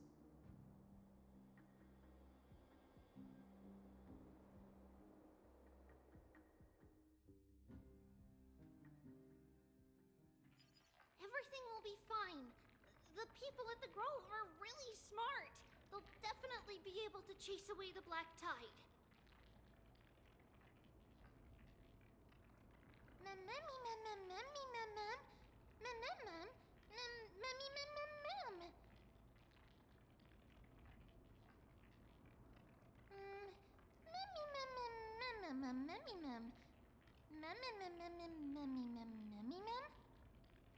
How should I put it? Lady Aglaia doesn't trust Anaxa at all, I'm afraid.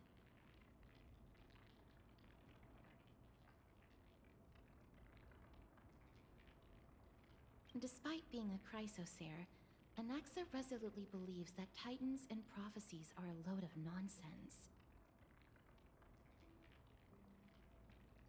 During our regular citizens' assemblies, he always votes to oppose the Flame Chase journey. Mem? Memmy mem mem mem? Memmy mem memmy mem mem mem memmy mem mem.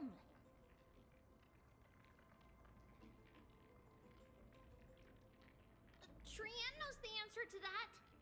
Everybody says that Circes, who symbolizes reason, is the most tolerant of novel ideas. Apart from Kefali, they're the Titan who treats us the best. Mem, mem, memmy, mem, mem, mem, memmy, mem, mem, mem, memmy, mem, mem, memmy, mem. Yes, that is how we formed an agreement with these Titans who bear no harm toward humanity. If they agree to support us on our flame chase journey, we will wait till the final moments of the journey to restore their core flames. With the exception of Orynyx, that is. They didn't lend us their power willingly. Memmy mem memmy mem mem memmy mem mem. Memmy mem memmy mem mem mem memmy mem mem mem memmy mem.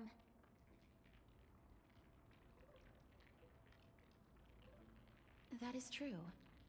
It's also fortunate that these gods weren't corrupted by the Black Tide and did not descend into madness.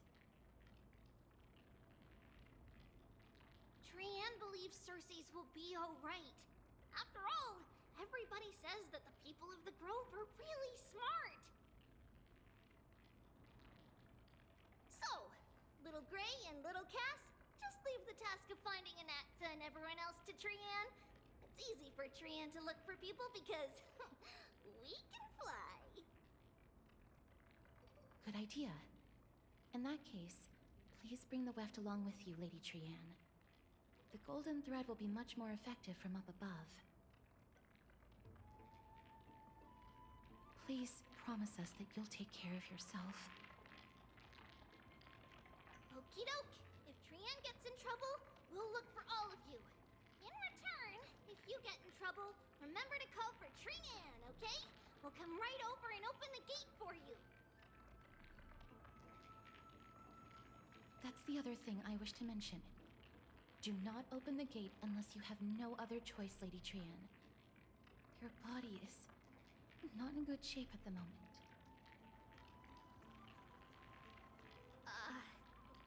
Okay. We will keep that in mind. Trian was just trying to help. Of course, we know that. After all, Lady Trian is a demigod, the most powerful among all of us here. Remember all those brave heroes and the tales you've heard. They would always save their strength until the very last moment. That way, they could ensure that nothing went wrong with their plans. Isn't that right? Mm-hmm. In that case, brave Trian shall clear the way for all of you. Memmy mem memmy mem mem. Memmy mem mem mem. Memmy mem mem mem mem mem mem. Mem mem mem.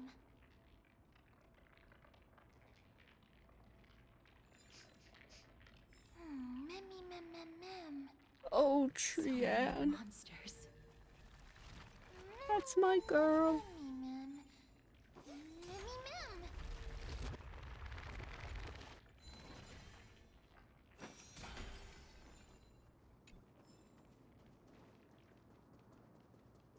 It's so windy. I don't know if you can hear the wind.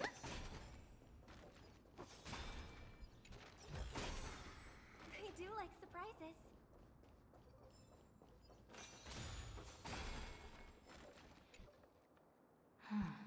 It's locked. I can't open it.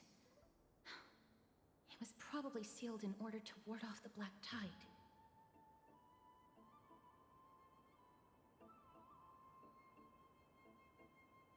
Save your energy. Yanis's power is far stronger than we could ever imagine. Memmy mem mem memmy mem mem. Memmy mem mem mem memmy mem.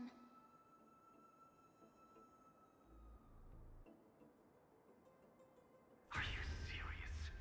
Just a mere door, and your first instinct is to call on the gods?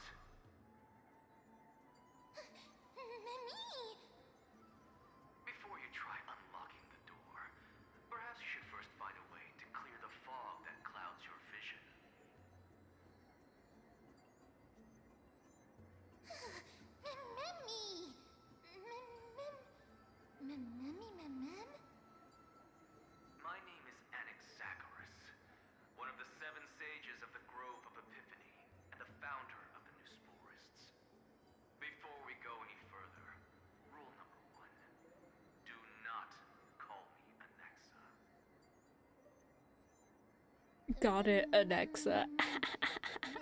I'm so sorry, please let us through.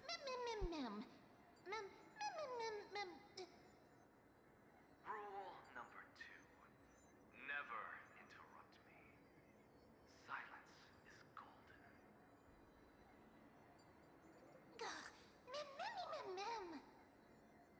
The person standing here and conversing with you right now isn't the vestiges of a memory. Rather, it is the culmination of the greatness of science and the pure, irrefutable, and undeniable exalted truth. Through the wonders of alchemy, I have shattered my soul and transmuted it into gold before burying it in this spot. I have recorded these words so that visitors may learn where their next destination lies. Oh, mem. Nothing is impossible. Having said that, alchemy is not omnipotent. Each time you hear from me, an equivalent part of my soul is being consumed as the price. In other words, this voice isn't created out of thin air.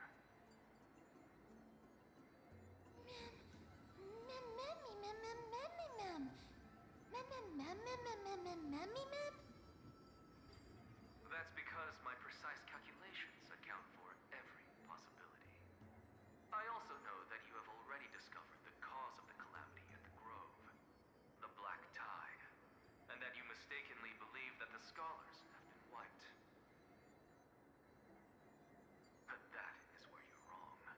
While the Black Tide was still approaching the Grove, the sages found a way to evacuate the vast majority of the scholars.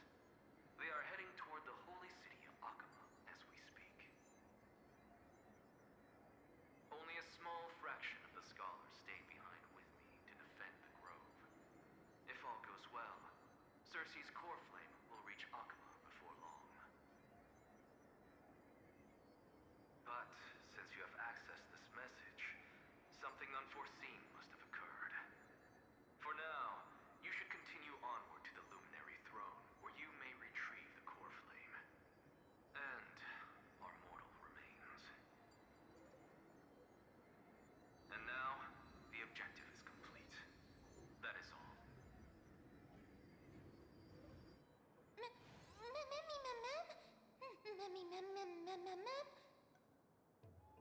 Miss, judging from your reaction, you must have found a useful memory. Professor Anaxa? That's a lot to digest at once. I'm sorry. Please give me some time. You don't have to take that too seriously. For some reason, he's especially particular about his full name.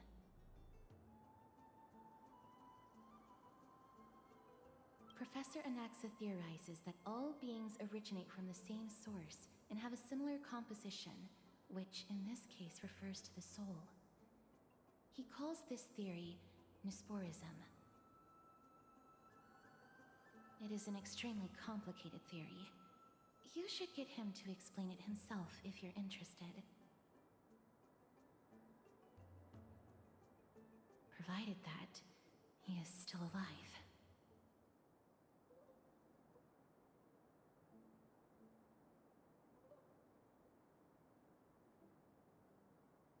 Yes, that seems like the only good news so far. We can just focus on retrieving the core flame then.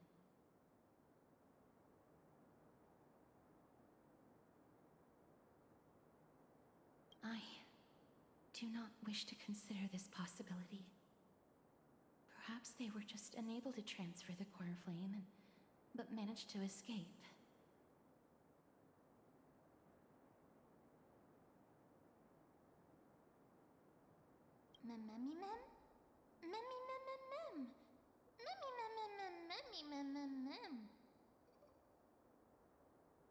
It is located at the top of the giant tree and is where Cersei's core flame is kept. According to Anaxa, the core flame should still be there. But making our way there won't be as simple as the professor made it sound.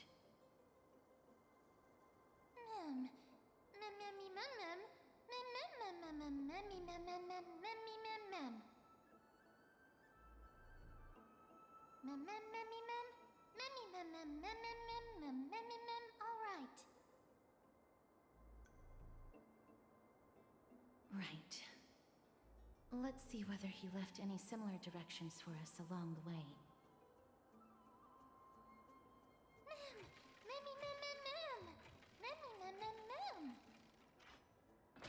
Alchemy is truly incredible.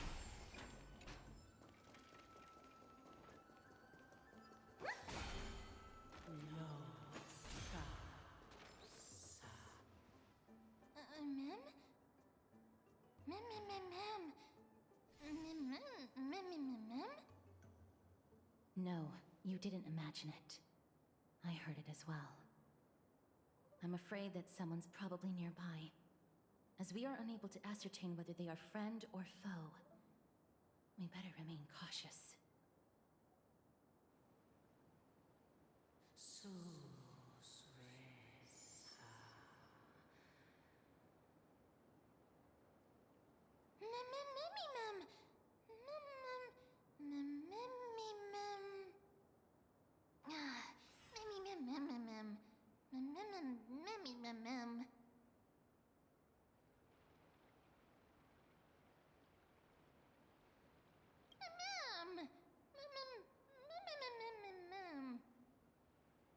Found it.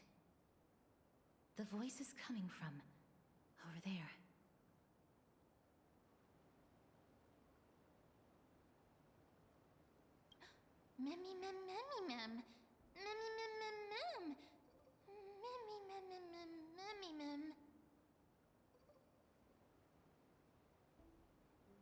No.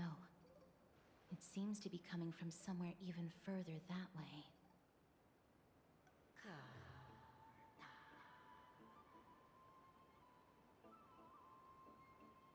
Let's go check it out.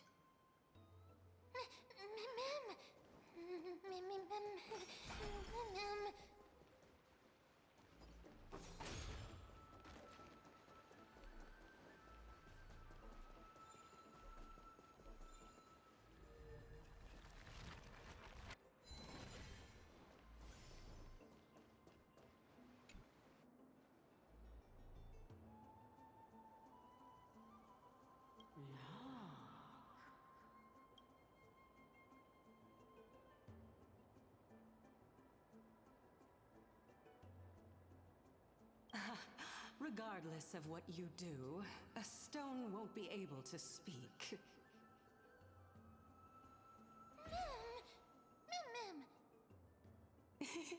Such a lively little bunny. You even smell a little familiar. What a good-looking ghost. I mean, yes. But that I just wasn't expecting that to be an option. I'll accept your praise. Who are you? Keep your distance and identify yourself. Otherwise, you'll face the consequences. The scent of Thanatos. I recognize you. Idonia's renowned goddess of death. Since you are aware, stop provoking the authority of death. Answer my question. Baring your fangs at me. How cute. Just call me Calypso. I greet you on behalf of the Seven Sages and the Litophagists.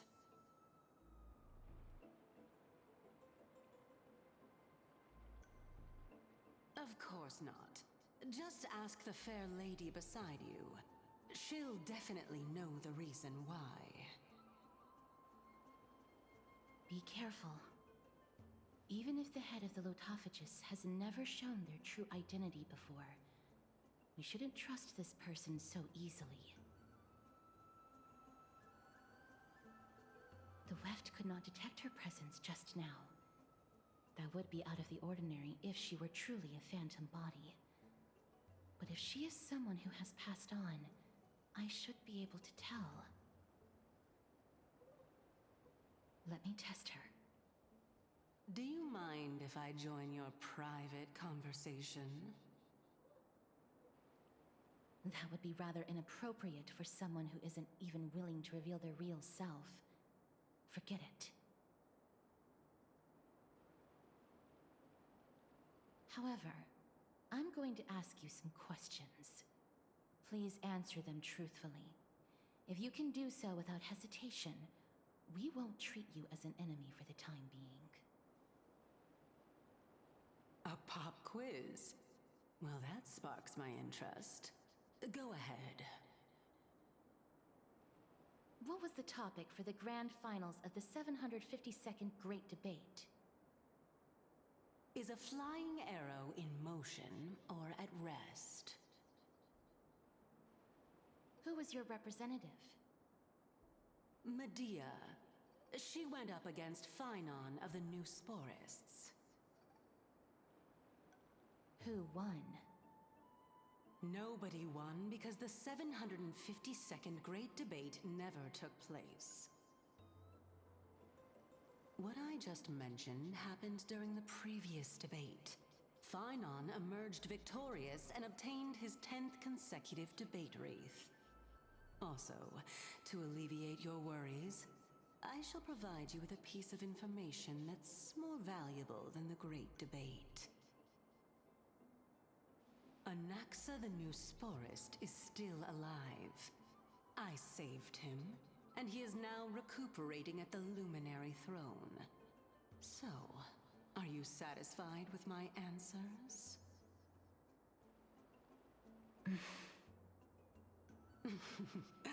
This dumbfounded expression of yours is much more adorable and likable than the previous one. As the saying goes, seeing is believing. Why don't you follow me to the throne and take a look for yourself? I'll keep my eyes on you at all times. Oh, that's truly an honor.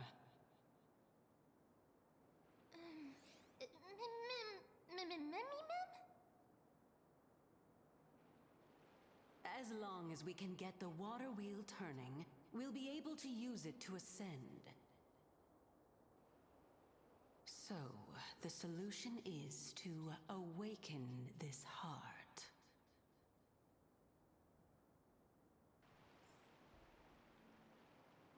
Okay, awaken thine heart. My heart. I loved her. Okay, how do we do that? Not bad. Not bad at all.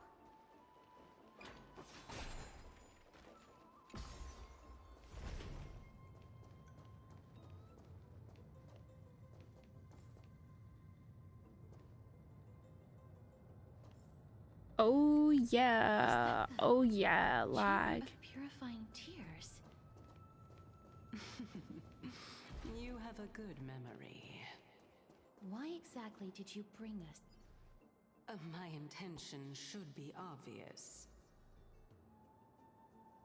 See that shallow pond over there? Water lilies grow there. Initially, Circes watered them with their tears, while Nestia nurtured them with affectionate love. They are a token of the eternal companionship between the two gods.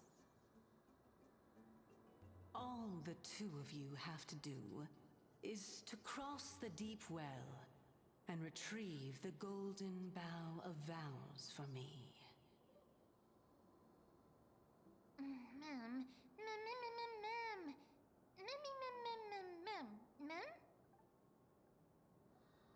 Indeed. Could it be that you actually do not know how to proceed? We can retrieve it, but I advise you not to waste your time on any schemes. Oh my. I'm helping you to eliminate your worries and obstacles, and yet I receive nothing in return? Besides, the bow is essential for awakening the heart and drawing water out of the source. If you can't find it this time, we can just remain trapped here for the rest of eternity.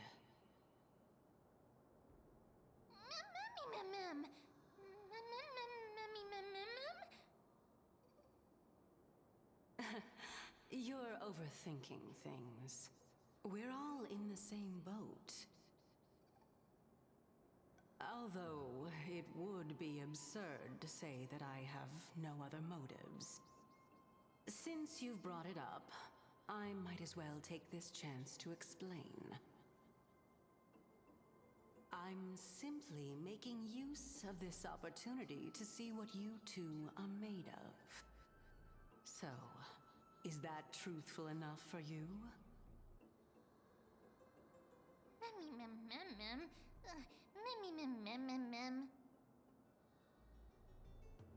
Now is not the time for me to elaborate further. So, please proceed. As a student of Anaxa, equivalent exchange should be something that you are familiar with. I cannot deny that. Miss, since our interests are aligned right now, it's better for us to do as she says. Besides, she knows about my past. Even though I'm not able to elaborate much, I can tell you that she has reasons to fear me. If you unfortunately turn out to be her ultimate target, please don't worry. I will promptly intervene.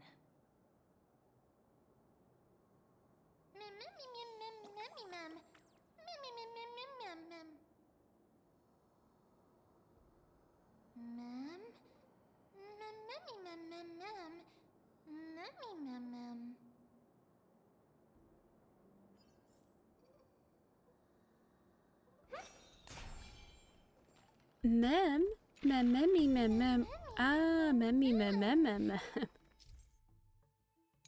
Hey, March. Hey, March.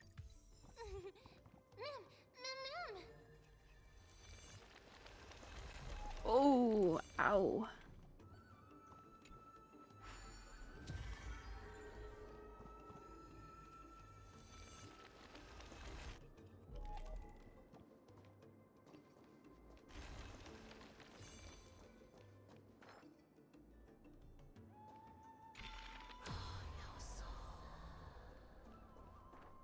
Huh?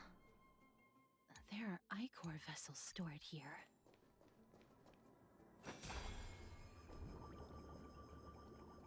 Goodbye, my egg yolk. Oh. Oh. Flowers, mem.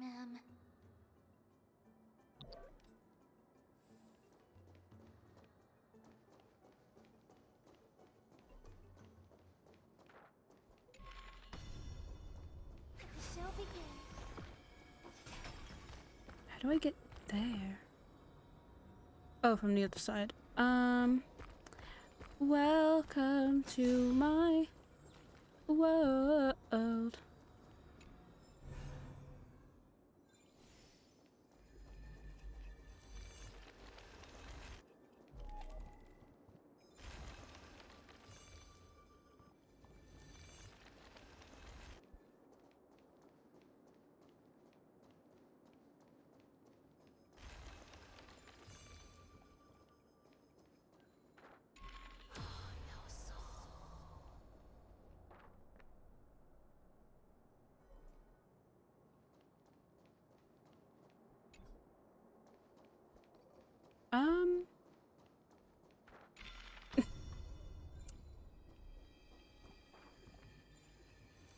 What am I doing? Do I have to kill this guy? I guess we'll see.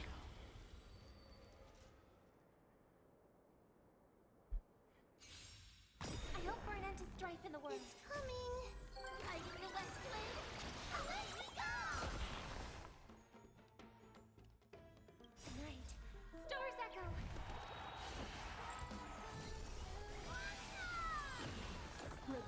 dressed up. Let's improvise.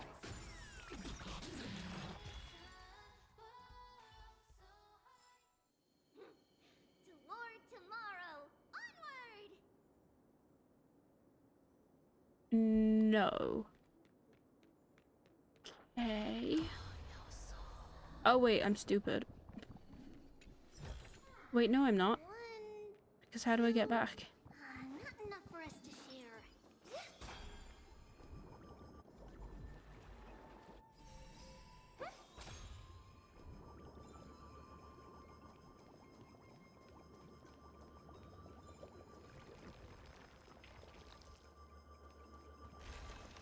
Oh, I was stupid, but for like a different reason.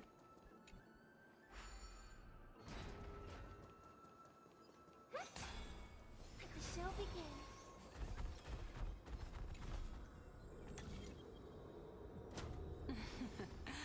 How smart.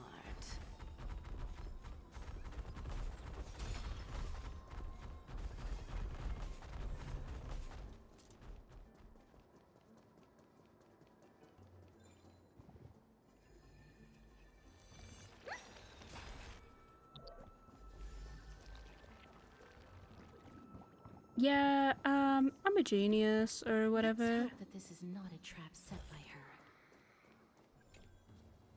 So this is the Golden Bough of Vows. I hope that the Titan will not take their anger out on us.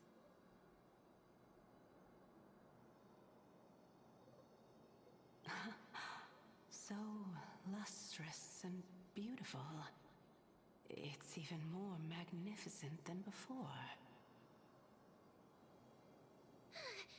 Memcal. Memmy mem mem.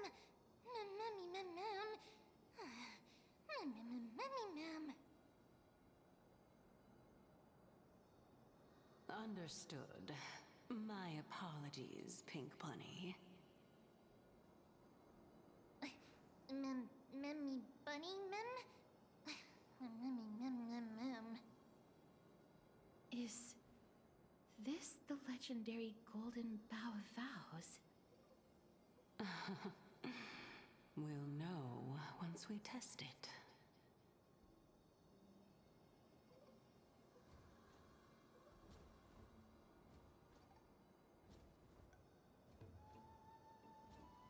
This is fine. Way behind the See, pond. I told you it was gonna be fine. How do you know this place so well? Well, I'm one of the 7 sages after all.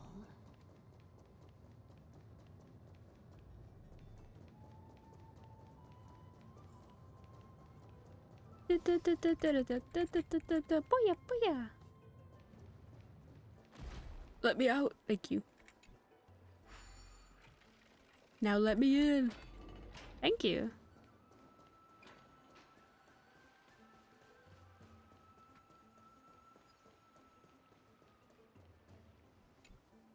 We're here.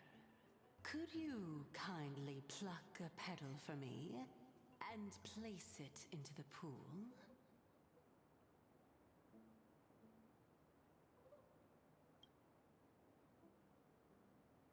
Now, can our little goddess perform that again? Huh? That being the oath of Nestia's priests. Right. Got it. O Nestia, with the weft as my vow, I beseech you, entwine my body with your golden thread and affection. Mem. Memmy lit up. It's just an ancient promise between the Titan and humans. So, what do you think? It really is the Golden Bough of Vows. And I did not set any traps for you, right? That is indeed true. You look like a sad, lost puppy. Even if this is indeed a scheme to get you to lower your guard, you don't have any other choice but to play along, do you? Therefore, why don't we just put everything aside and work together? We can always determine who's right and who's wrong once we overcome this. Yes, I agree. Great. Then, let's ride the water wheel. However, giving us half-truths is not the right attitude for cooperation. Furthermore, according to the principle of equivalent exchange, since we have passed your so-called trial, isn't it time for you to make your intentions clear to us?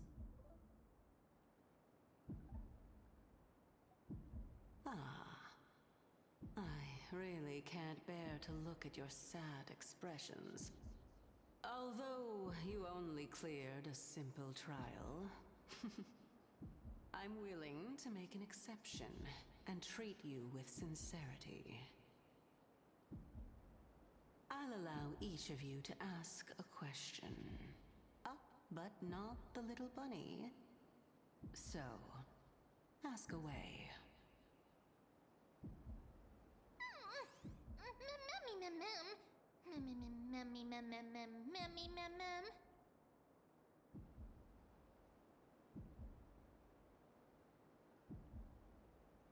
Well, in that case, miss, please go ahead.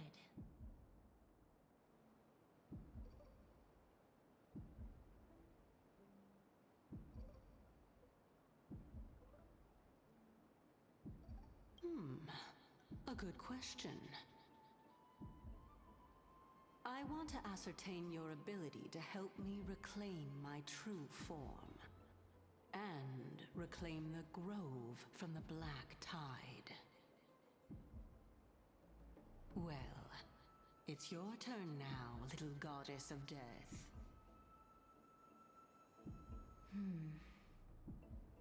My question is, was your previous answer the whole truth and nothing but the truth? There's no point in making this unnecessarily complicated. That applies to you as well. However, we do not harbor any hostility. We merely want to avoid any potential harm to us. Lady Calypso, if you want us to work together more effectively, I advise you to answer my question honestly.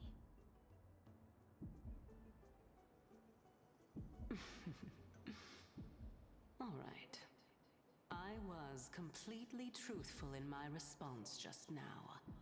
I have not deceived you, nor will I. With all due respect, omitting facts can also be considered deceit. Is that so? Regardless, I still stand by my previous response. Then please lead the way. After all, facts speak for themselves. The truth will come to light once we arrive at the Luminary Throne.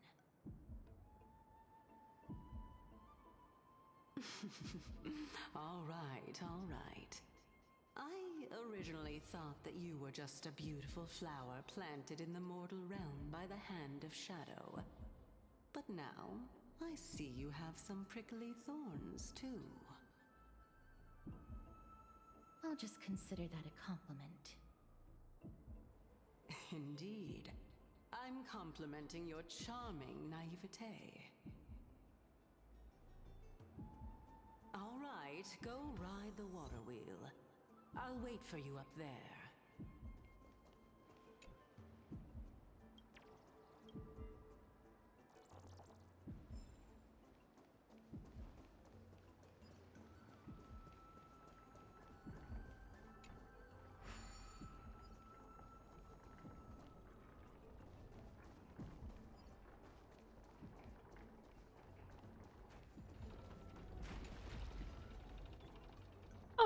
on a beautiful wheel. Da da da da da da da da da da da da. We ride the wheel up to the top.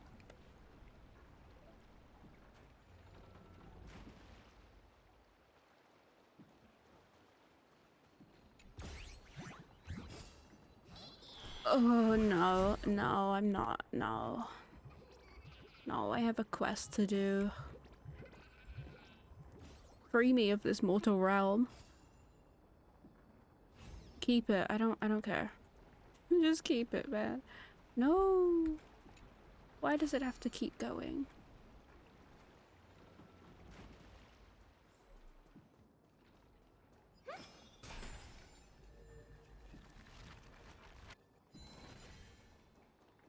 Speaking of which, don't you also have a red-haired companion?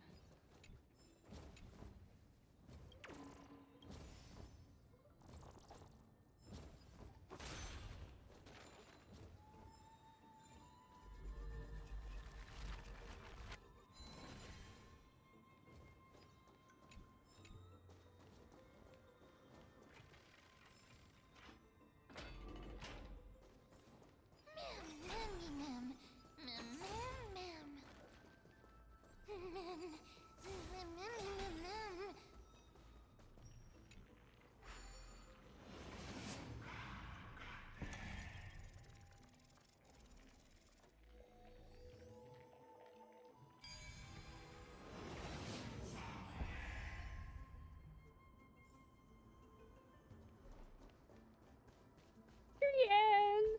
Are you okay? Whoa! It's little Gray, little Cass, and the pink puppy!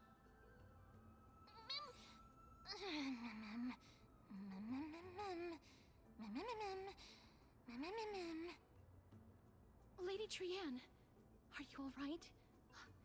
Were you hurt? No, Trianne flew high up into the air so the monsters couldn't reach us.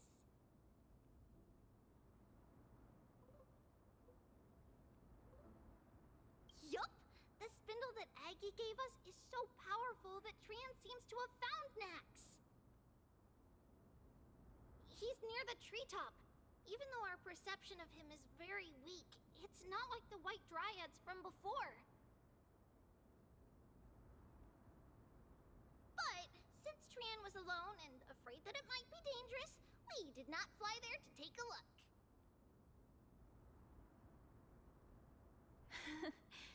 It seems like Lady Trianne did not forget our promise. Anaxa is indeed still alive, and he's at the Luminary Throne right now. It seems like Lady Calypso did not lie regarding this. Huh? Calypso?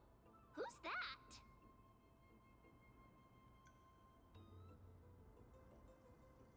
Whoa!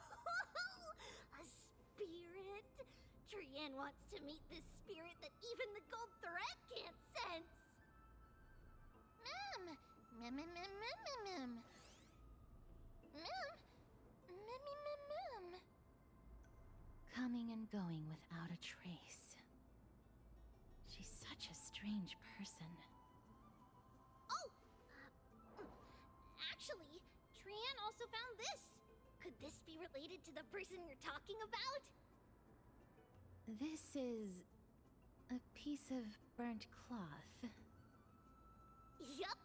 Trianne found it on a branch not long ago. Trianne even used the golden thread to search around and found that the entire grove is giving off a similar aura. Memmy... Memmy mem mem mem... Mem mem memmy mem? Trianne doesn't think so. Because when Trianne picked it up, we didn't see anything at all. And judging by the golden thread, the aura seems to be all around. Lady Trianne, where is the aura gathered at right now? It seems to be... Oh! A little higher and a little ahead of us! The Dome of Devotion. Calypso, Just what are you hiding?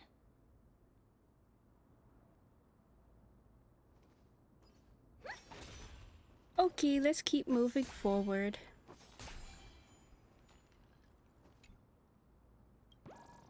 My skip button. Where is it?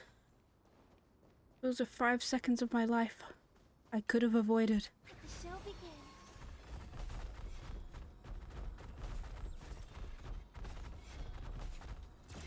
Oh, for God's sakes, no! No! I'm not doing this. Get lost. Now I'm gonna be attacked! It's all your fault. The show begins. Ah!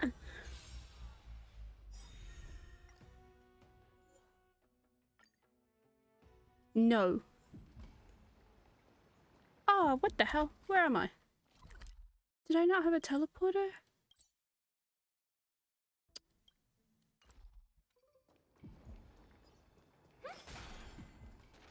This is all because of them purple things. I hate them. I hate them all.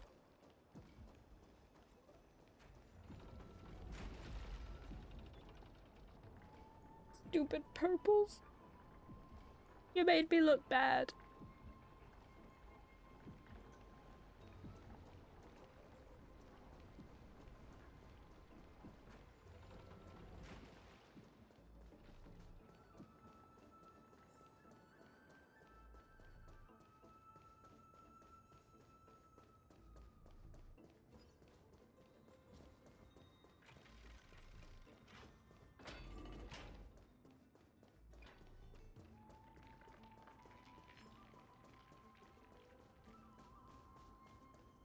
Wait, I could have teleported to that thing there. Oh well. We're here now.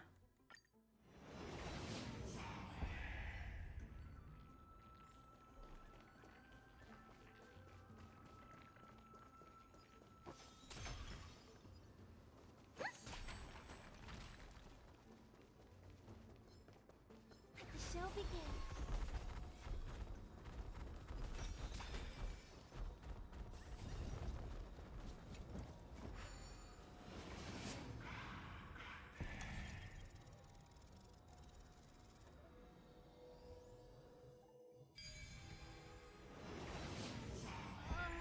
The golden thread is vibrating more and more violently.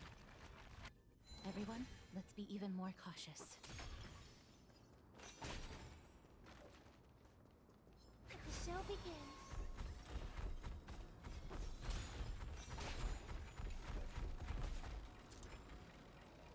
Hey guys. Okay, bye. There's no one. Hold on. The butterfly of divine mind? That can't be. Was it for fending off the black tide? Or perhaps... What exactly is this butterfly of divine mind? Is it a very powerful guardian monster? No. How should I put it? It's considered a safeguard for the Titan's core flame. This butterfly is created from Nestia's remaining divine mind and bears the responsibility of guarding the core flame. Legend has it that someone can only pass the trial of the butterfly by proving they possess pure and unselfish love within their heart. Only then can they awaken the great tree to open up the path to meet Circes. But how are we going to prove it? Mem mem mem mem mem mem mem mem mem mem mem mem. Sorry, but even I don't know how. After all, this is a secret among secrets that only a select few in the entire grove and even Amphoreus know. Rather than worry about this, Lady Trianne, did the golden thread react to anything around here?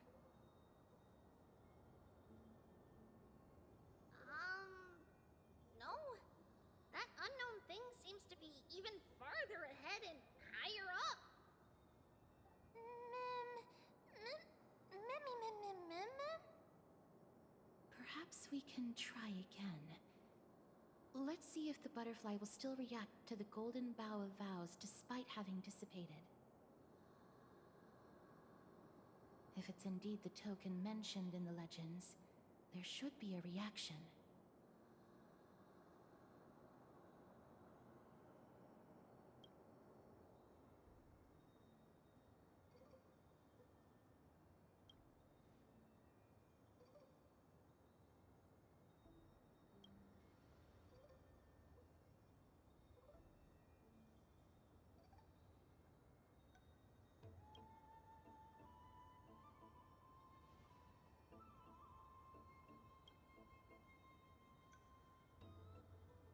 Let me give it a try.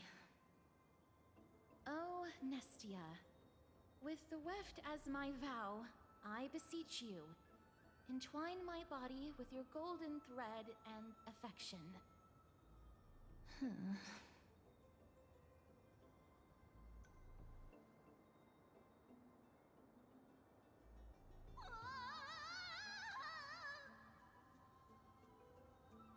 Lady Trianne, and even Mem? Where have they disappeared to? Little Gray, little Cass, look over here, quick! Mummy, he's about to burst into flames! The voice seems to be coming from the Star Chase atrium.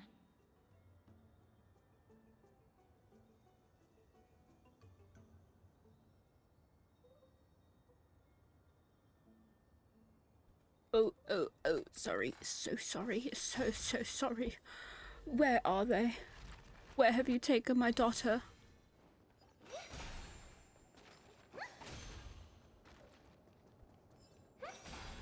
That is my child that you are taking away. Child, I found you. Little Gray, little Cass, it's bad. It's very bad! I'm fine.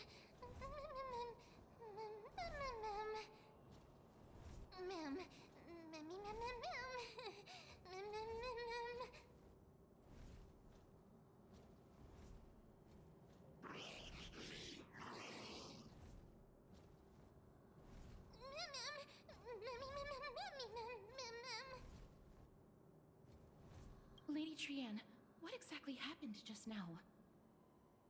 Trianne and Memmy were looking around to see if there were any mechanisms nearby. But just as they went to take a closer look at that big piece of amber, they were surrounded! I see. Let's get a move on. The orbs belonging to Ornyx's priests should be nearby. Hopefully they'll be of some use.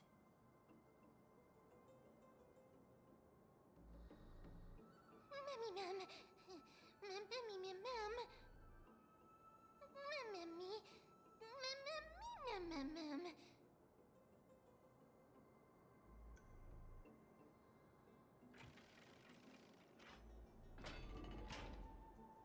Okay, we have to rescue Mem. We have to rescue Mem.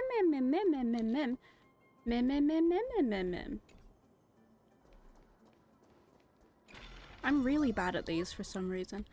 Bloop, bloop, bloop. That's not what you say.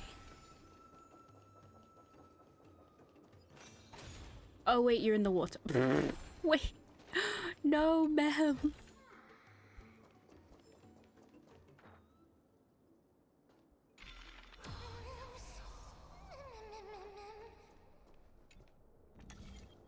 Disconnected! Let's hurry! Memmy is already bouncing around due to the heat!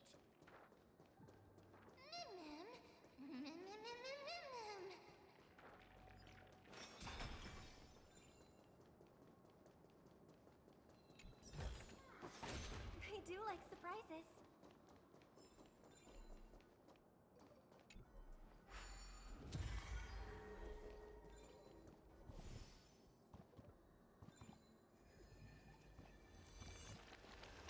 Ooh.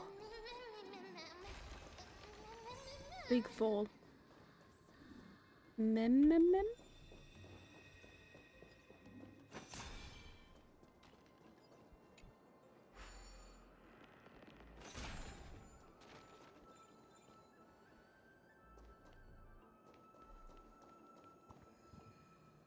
Mem! Mem, I'm here to save you. I'm starting to smell something delicious. Oh god! Wait, I forgot to get off of this thing.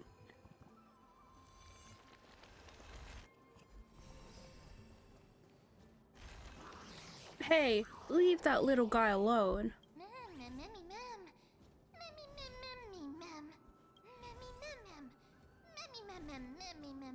Wait, Mem, no. Don't you remember me?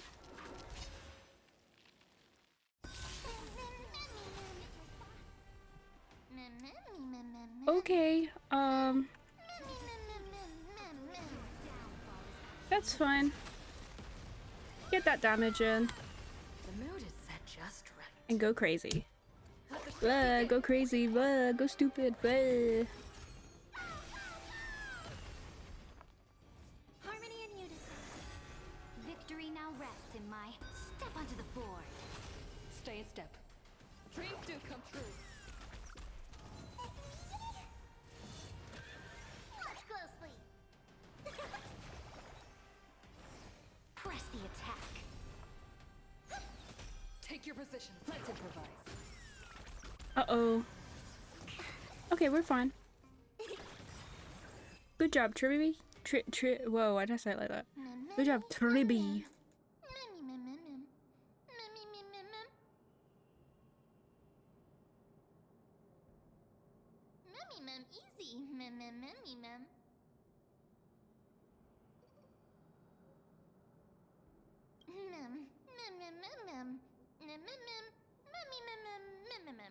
Mem. I'm glad that everyone is all right. Speaking of which, this piece of amber is... A remnant of Nestia's core flame. To get to the throne at the treetop, gather the embers before you with the golden bough of vows, and present it to the divine butterfly. Whoa, where did you come from? You finally appeared, Lady Calypso. Yes, it's been some time. The battle just now was a true delight, and I feel quite elated. It seems like I'll really be able to rely on all of you to reclaim my true form. Lady Trienne, how does the golden thread react to her?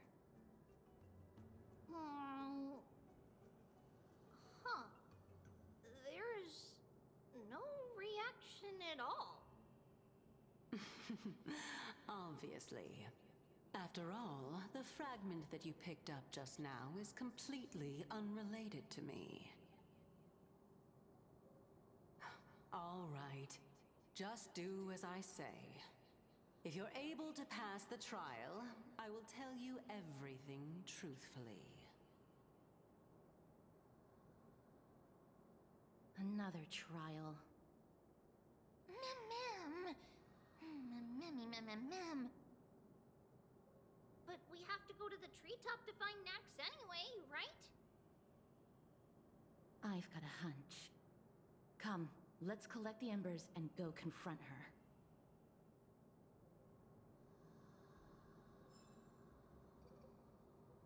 Okie dokie. Let's grab this. According to Calypso, we just have to gather the embers before us with the golden bough of vows.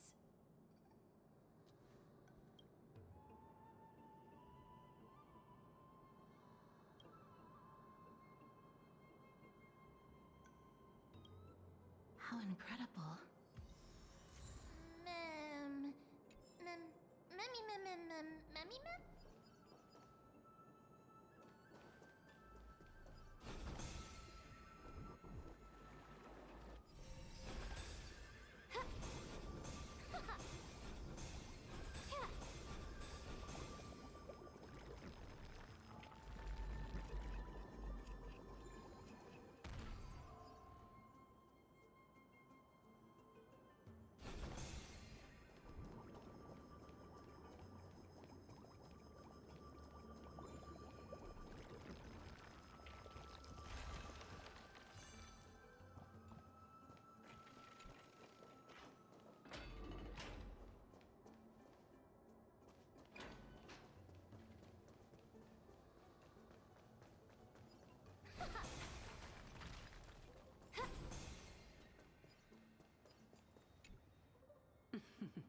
It seems like you managed to gather the embers.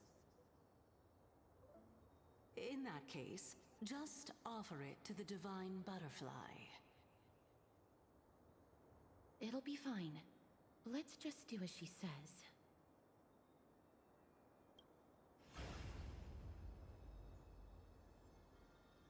It's a success! Path has appeared!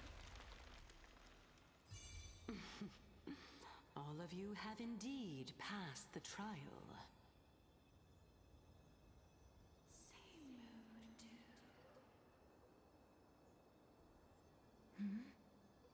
The sound of a butterfly's wings.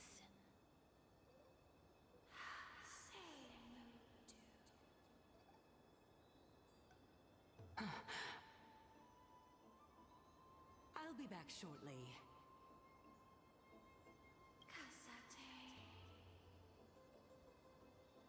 Of course, our promise still stands. But now,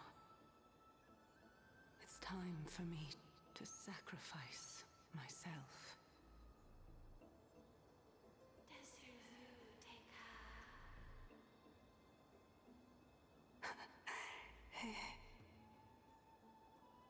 If the West Wind ever ends, let that be the place where we reunite. Farewell, my love. Lady Calypso, this is...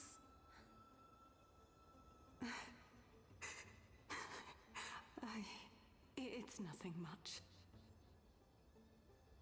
Thank you so much for your help. Now, it's time for me to fulfill my part of the promise. Well, in that case, I can start. You're actually Cersei's, right?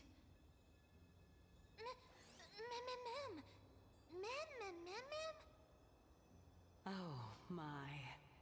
The children of humanity have passed the final trial at last. I was wondering when you were planning to expose me. How did you know? The riddle-like trials, your distrustful yet sincere character, referring to Nestia as your love, and... The head of the Litophagus is actually called Medea, and not Calypso. Since you knew from the start that I was not who I said I was, why did you wait until now to expose me? Because I did not believe that Cersei's would walk this world in a human form. I was also afraid that the Titans were under the control of the Black Tide, and would do us harm. Also, to make a claim, one must have evidence. This is the precious knowledge that I acquired during my time at the Grove.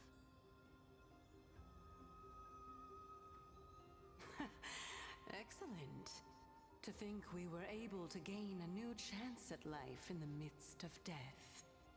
Fate truly is a mysterious thing. Well, shouldn't you also tell us why you went through all the trouble of setting up these riddles? Oh, the reason's quite simple.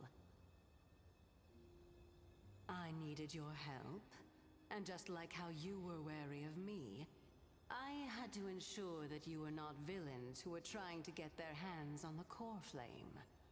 I also had to ascertain that you were capable of dealing with the threat at hand.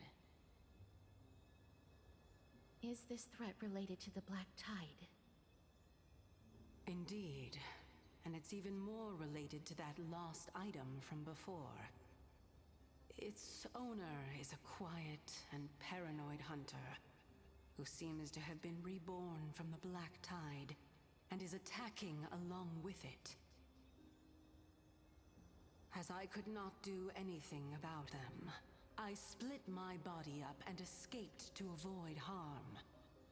I bided my time for a chance to seek assistance.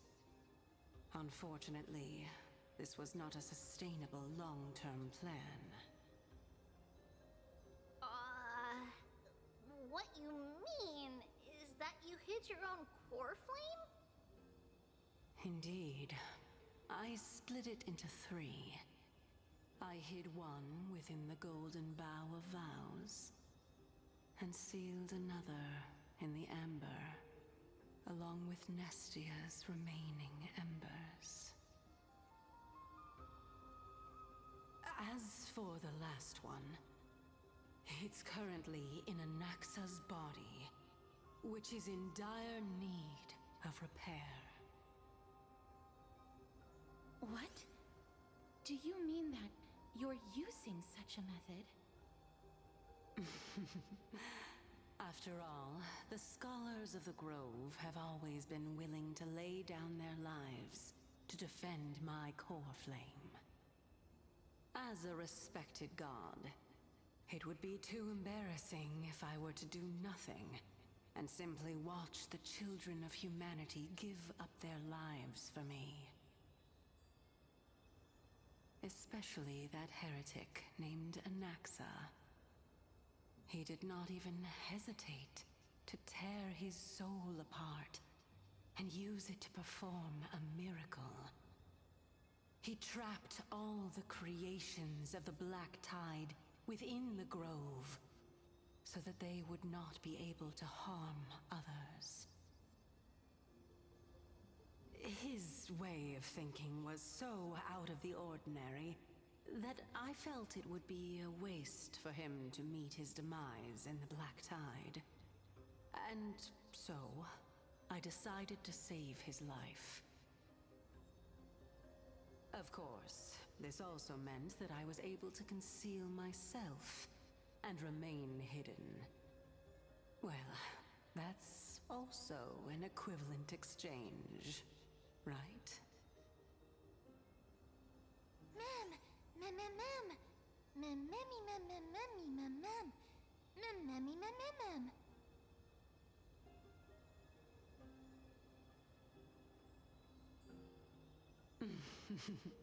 What a smart little bunny. This way, I'll be able to regain my true form, and you will be able to bring the core flame and your teacher back to Akama. We'll also take down the black-robed swordmaster at the throne, together in one go. But, Circes, aren't you the reason Titan? Even if I do not have the authority of strife, I'm still a god. I just need you to buy me some time against the warrior's blade. Once the core flame is reformed, I'll be able to show my hand.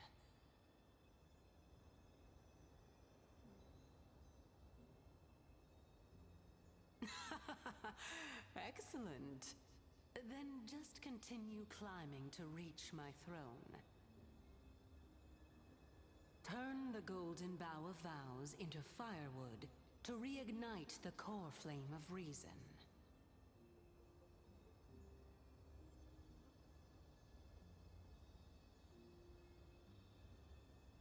Okay. So we have to get a corn flame, the cornflakes, and save the world. I'll leave it to you, children of humanity. May you be blessed with good fortune. It seems like a fierce battle will be inevitable.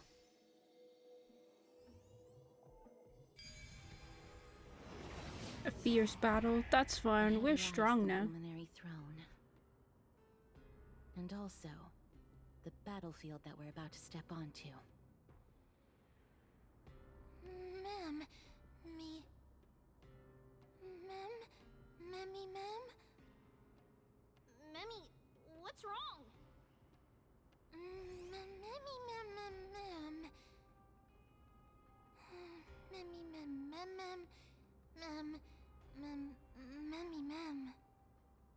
Is this Professor Anaxa?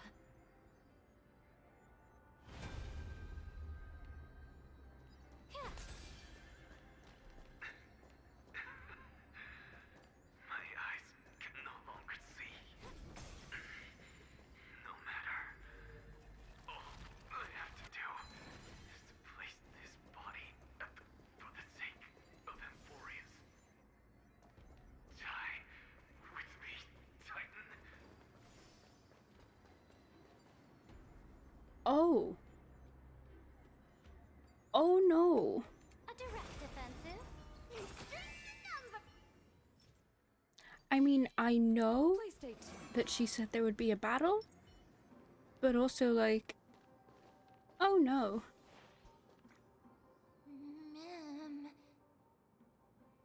Cersei's was right. He's indeed here.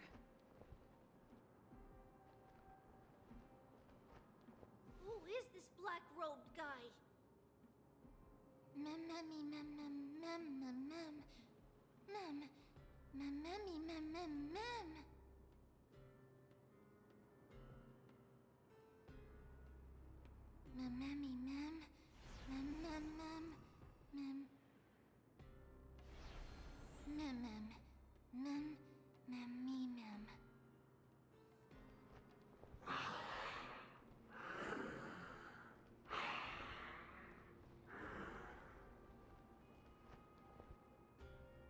Everyone, brace yourself.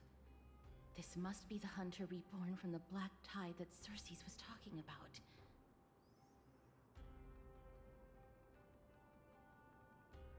The black sword and cloak. The owner of the piece of cloth. The north wind that sent over the deathly fog of Thanatos.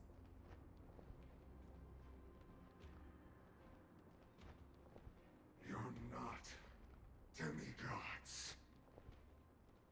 Stand down or die. Run!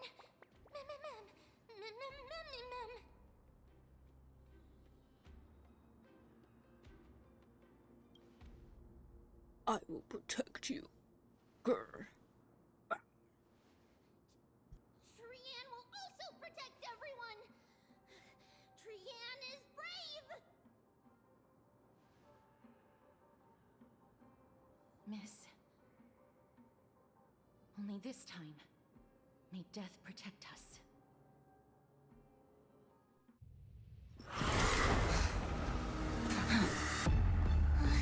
Be careful. One slash. Two slashes.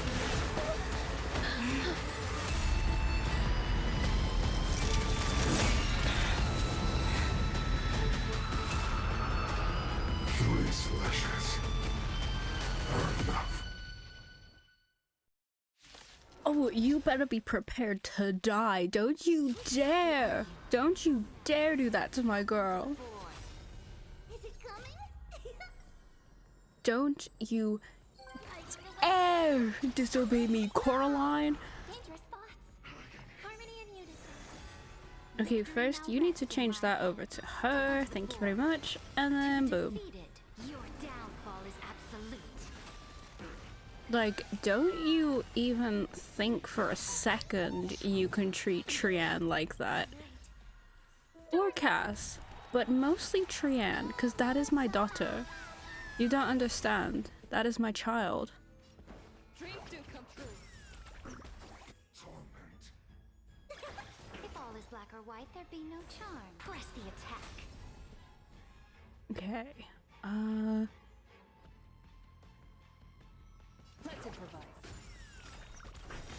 The mood is set. Let the show begin.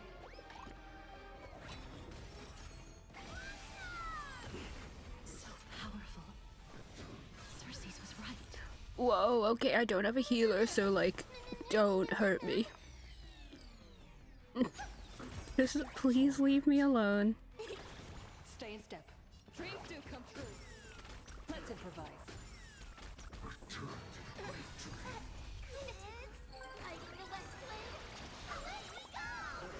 Offer your souls to the fire. Not good. Oh no, oh no. Okay, are we good? Okay. In that case.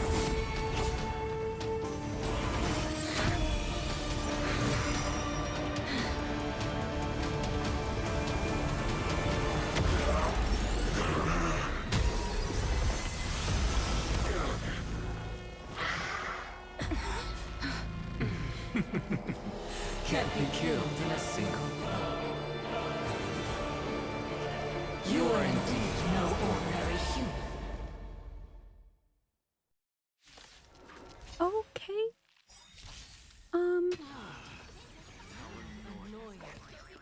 Yay? Of humanity. Don't waver now. Let's just destroy them. One. Since the ambush failed, it'll be difficult to find another opportunity. Oh, thank you. I'm fine now. Like, I did not bring the right team for this, but we're doing fine, so it's fine.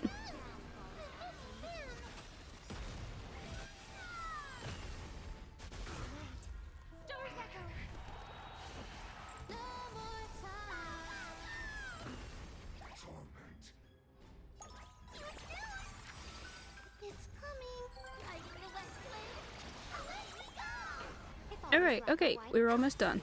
Oh. I'm better than him. Oh. This is bad. Century Gate, open!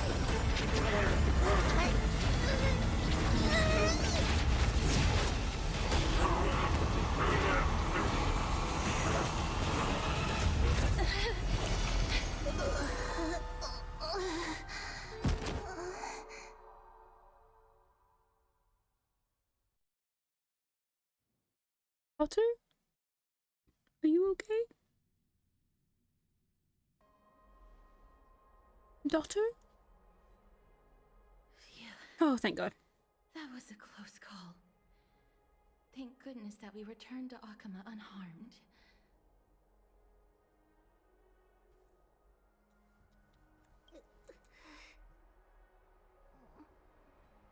Little Cass, my head, it still hurts. Sorry, I know you told me not to open the gate. Please don't blame yourself, Lady Trianne. If it weren't for you, we would have already met our end at the Grove. I feel awful. I need to go back to get some rest. Lady Trianne, you haven't been well since you woke up. Are you sure you can make it back on your own? All this noise and commotion. Akama hasn't changed a bit, has it? Are you Professor Anaxa? There's no need for doubt. The Titan no longer speaks. It is I, Anaxagoras of the New Sporists. Indeed. You are the only one who would refer to yourself like that.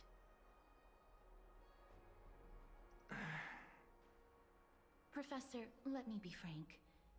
The mission Lady Aglaya entrusted us is to search for survivors, uncover the truth about the disaster at the Grove, and retrieve the core flame of Circes. That does not surprise me. And now, I'm a survivor who witnessed the entirety of the disaster, as well as the defenseless bearer of a core flame. Are you going to bring me to Aglaya to fulfill your duty? That is indeed my duty, but I prefer not to present you to her as a captive or spoil of battle. Fine. There's no need to make your life difficult. I'm not against meeting that woman. But I have some things to take care of first. The families of some of my fellow Grove Scholars live in the Holy City. Before we meet Aglaya, I want to visit them. Because Lady Aglaya will probably be against it. Let me guess. That woman will not only prevent me from visiting the families of the deceased, but will also suppress any information about the Grove. She's always been that cold-hearted. My fellows at the Grove gave their lives defending the Core Flame and fighting the Black Tide alongside me. Their families deserve to know the truth. You intend to do it without her knowledge? Do you really think that woman would treat me well, even if I behaved and proved my loyalty? I wouldn't mind seeing a bit more anger on her face. Are you going to stop me, Castorus? I will accompany you, but please understand that Lady Aglaya has her own considerations.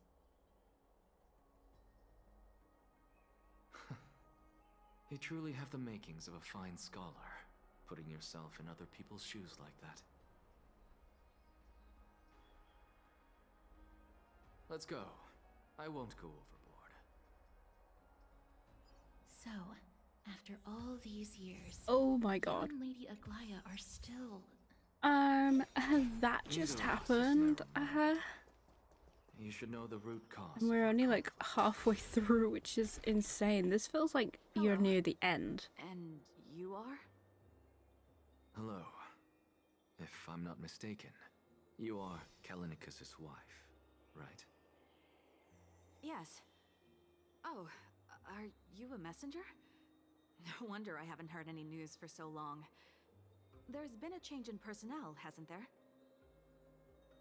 Ma'am, Kalinicus passed away a few days ago, defending the Grove against the Black Tide.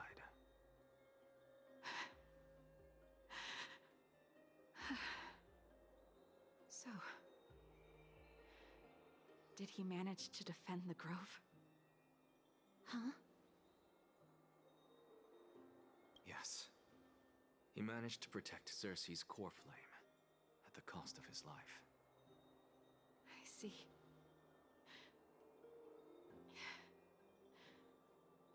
I'll select some of his possessions and pick a nice resting place for him. Please let us know if you need any help, ma'am. I come from Kremnos. Death and sacrifice are things I've learned to face with composure. You know, Kalinicus, even though he was a scholar, he'd always ask me to teach him how to fight whenever he came back.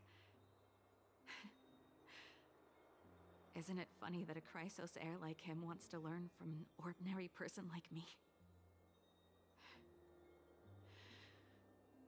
I've been prepared for this for a long time. In times like these, any ordinary goodbye might just turn out to be a final farewell.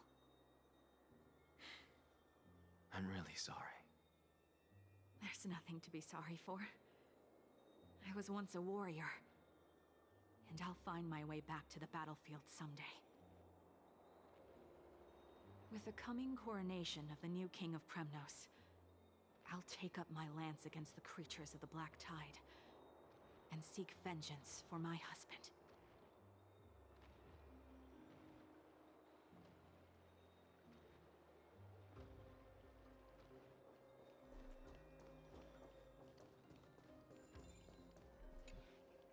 Oh, hello, young ones. Is there anything I can help you with? Are you the father of Kenani and Ardakama? Ah, yes. Did my daughters cause trouble at school again? Alas, forgive this old brain of mine. Both of my daughters graduated long ago, and they are now scholars at the Grove.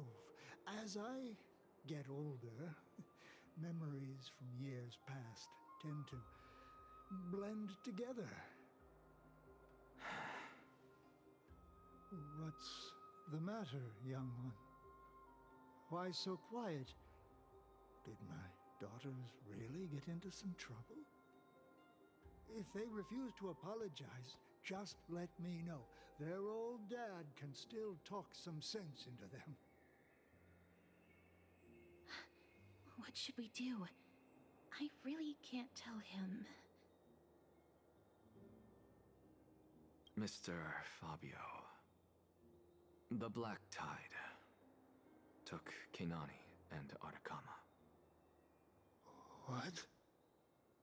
They fought until their last breath against the Black Tide to defend the Grove.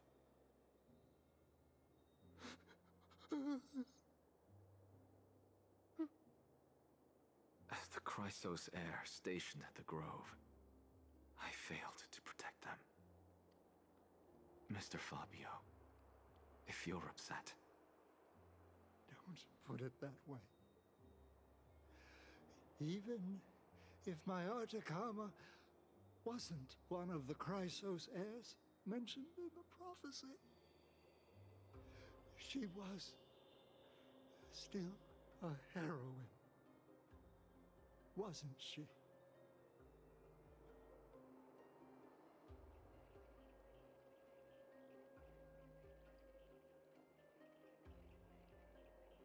Oh, that's just sad.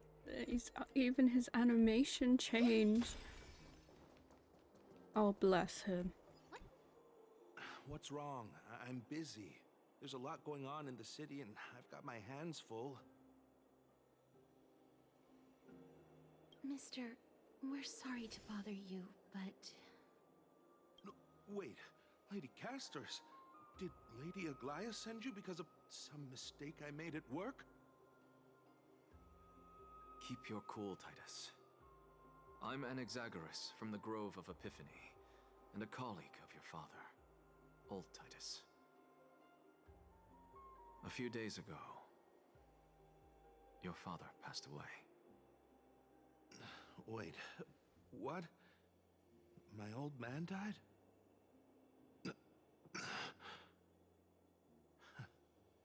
That's no shocker. At his age, he was due for the River of Souls any time.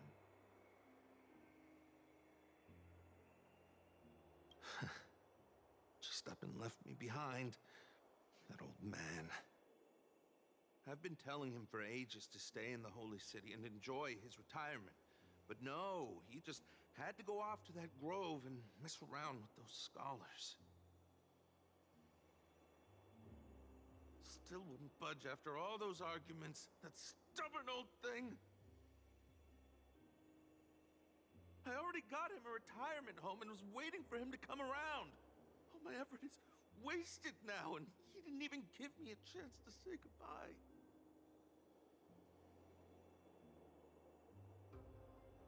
That bull-headed old man, stubborn as a mule.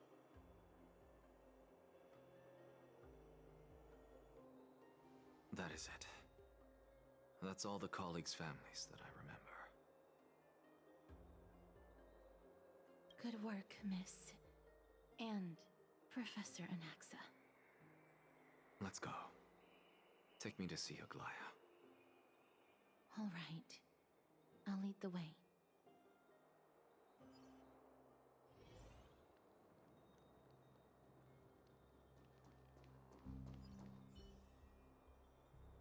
No, don't worry. We just have, things in here for you. Ahaha.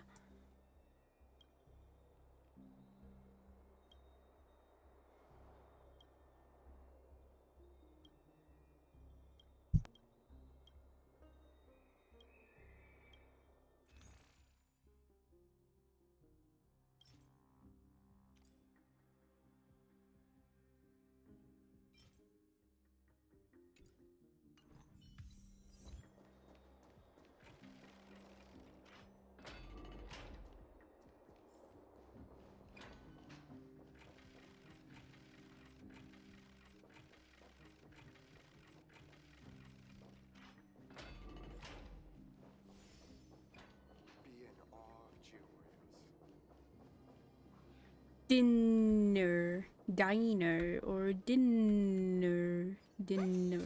Dinner. Dinner. Dinner. Dinner. Dinner.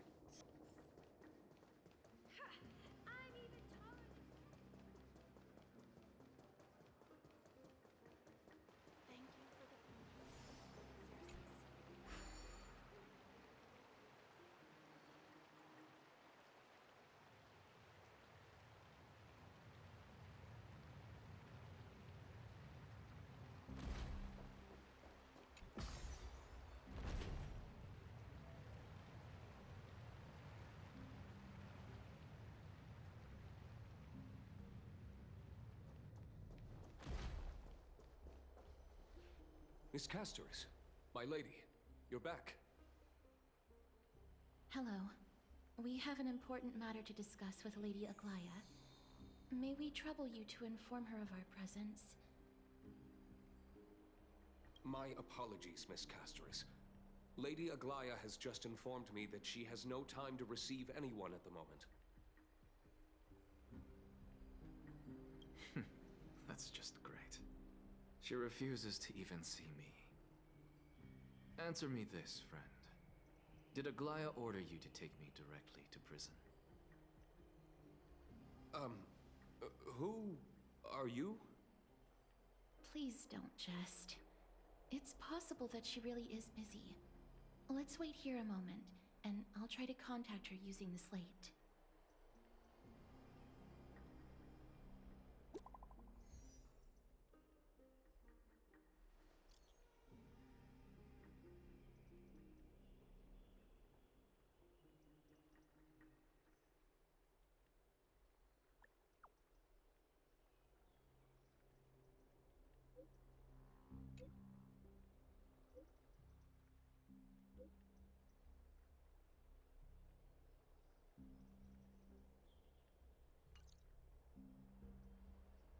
It's fortunate we don't have to confront that woman while I'm hauling around this sick body.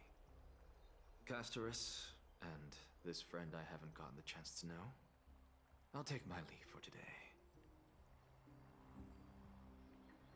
That Titan made a myriad of adjustments on their own. My head still aches from that. I don't want to stay a second longer in this noisy city if I can. Please be careful. Akama isn't the Grove. This place is covered by her golden threads. I know. That woman is extremely confident I won't escape her grasp. Don't worry. As I said before, I'll mind my behavior.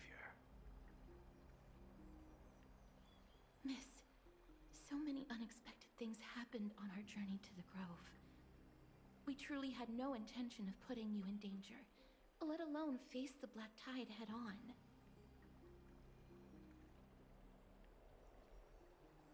The Black Tide is not just an enemy of Akama, but all of Amphoreus. Even back when the forces of strife coveted the Holy City, their warriors still undeniably halted the Black Tide outside Castrum Crymnos. Nigador's core flame now sits vacant, and the Black Tide has returned. The Grove is an academic city with the best understanding of the Black Tide. It shouldn't have fallen so easily, and yet it was taken overnight, leaving the city in blood and tears, haunted by the spirits of departed heroes. The trial of strife is imminent. I pray Mighty will be able to steel his resolve soon.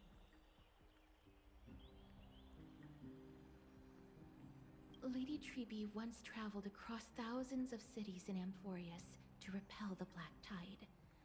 But even they have no recollection of this powerful enemy in all their journeys. Perhaps the fall of strife has triggered even more terrifying events in unseen places.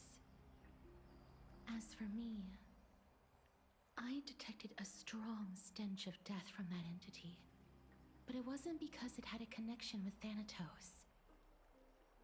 I'm afraid it's purely because it has sent countless others to their deaths.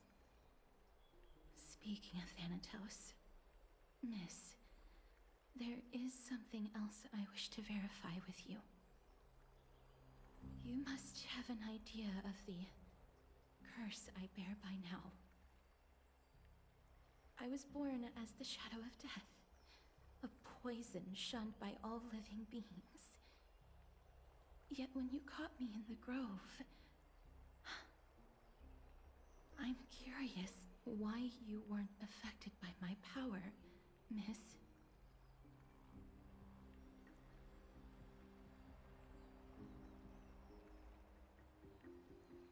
My apologies for the abrupt question. For all my life, I've always wondered, what is my connection to death? And why am I inextricably linked to Thanatos? Miss, you must be tired after being on the move these past few days. Please set aside the tragedy at the Grove for now, and rest for the day. Castris is right. I should get some rest. Mem is probably exhausted too. She hasn't made a peep. I wonder how Dan Hung has been holding up these past few days. It's time to go to sleep.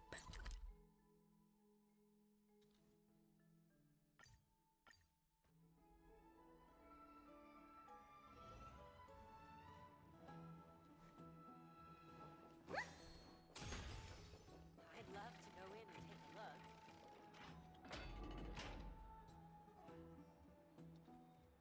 Oh, he looks like he's been well. Ah, long time no see. I've heard about what happened from Finan. You've been through a lot.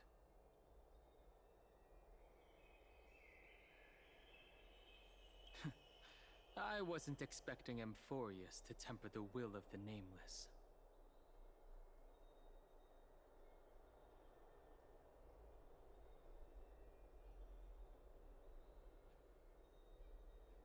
I was organizing logs. I also asked Hyacinth for some research material from the Grove. I discovered something interesting. Do you remember that Amphoreus' sky was sealed away by a Titan? Aquila's presence keeps this world isolated from the rest of the world beyond the sky. It seems Hyacinth's ancestors were the Sky Priests who worshipped Aquila. Perhaps she can give us more clues to find a way back to the Astral Express. Nothing out of the ordinary happened in the Holy City in the past few days. I didn't have to talk to anyone either. It was kind of nice spending time alone. After what happened at the Grove, there's sure to be unrest in the coming days. We should rest for now. You look tired. You should get some sleep before we set off tomorrow. Oh, by the way, I heard some rumors. If you're going to wander around, I suggest avoiding the hot bath.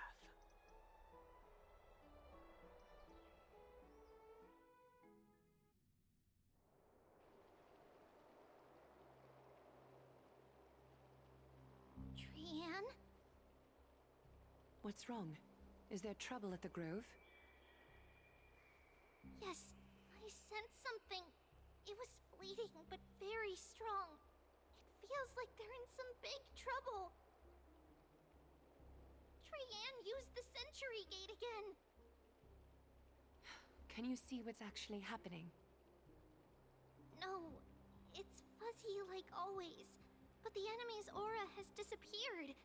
Maybe they've moved to a safe place? Let's hope that it's just a false alarm. We should place our trust in her and Castris, teacher. They will keep Trian safe. Peggy, you're talking like we are little kids. One day, Trian will reach her limit, and Treeby will take on the role of gatekeeper from her. We are all aware of that. I am just a little concerned about her state of mind. Trienne was already unable to speak, even in short sentences when they left. We want to say a proper goodbye at the very least. I will What? pray with you. What? Thanks. No. And Aggie, it looks like we will need you to come with us to the baths this time to unwind. It feels like neither of us have laughed for a long while. No, what do you mean? Not Doctor, no. No, stop doing this to me, man. I have the character on my team. Stop. Here's really hot and heavy. Has it always been like this?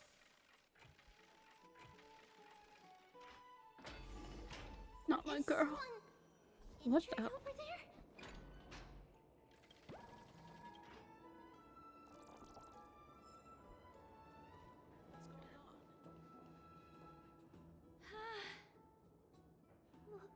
What happened here?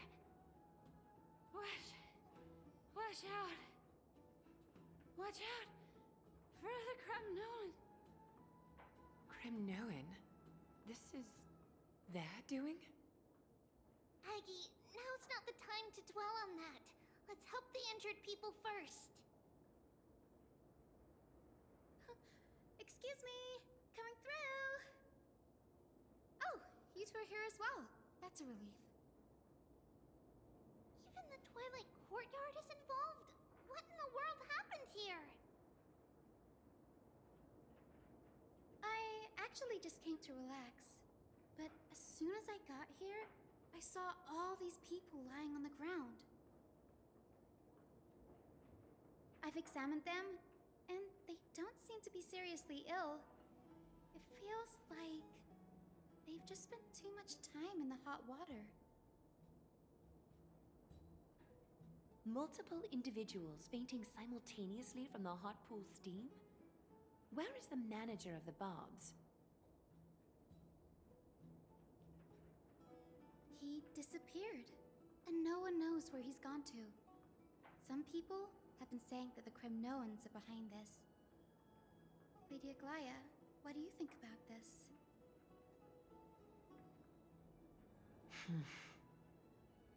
Let these people rest. The two of you, please come with me. Have you thought of something, Aggie? Yes. While their intentions elude me, it's time to bring this farce to a close.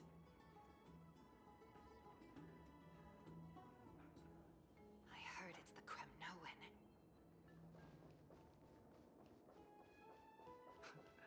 This is all you can do. Snowy! Ayo? Even Snowy!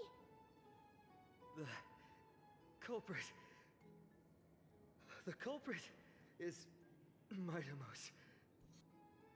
Oh. Dee, what did you do to everybody? It's just another duel where I claimed victory.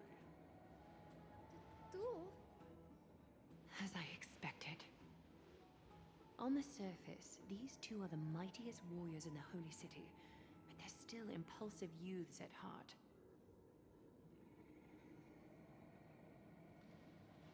Speak up, Mighty. Tell us exactly what kind of foolishness you and Finan indulged in this time.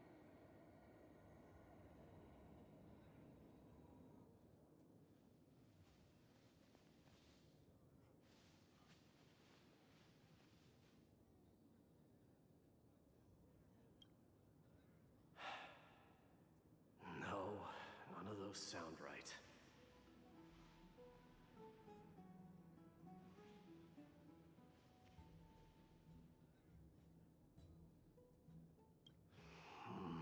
Forget it. Am I seeing things? Is the magnificent deliverer finally deigning to step outside?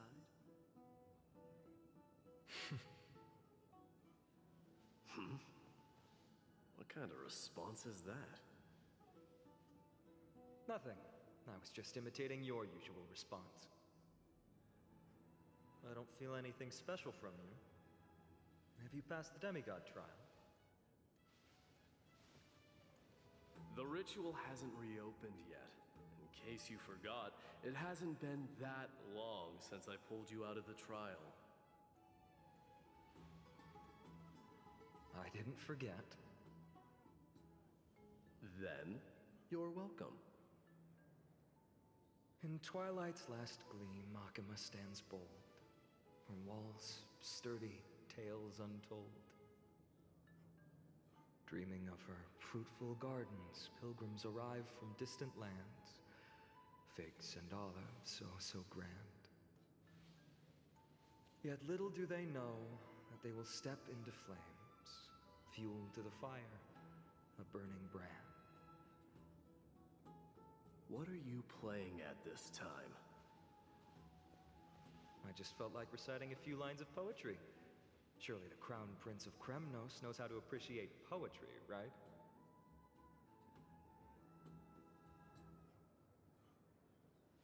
Kremnoans steer clear of such weak literature. But my library doesn't lack collections of this kind. These lines express the poet's yearning for their home, just as Akama is distant from many people's homes. I know how to interpret poetry, Haikis. There's no point in pretending to be profound, my friend. Thank you for helping me out when I was in a tight spot, but it seems to me that you aren't prepared for the trial either. Don't compare your situation with mine. My people are still relying on me. I can't ascend to godhood on my own without first resolving their issues. So, are you suggesting that you, the mighty Mightimos, and the heir to the throne of Kremnos, wish to defy tradition that has endured among your people for millennia?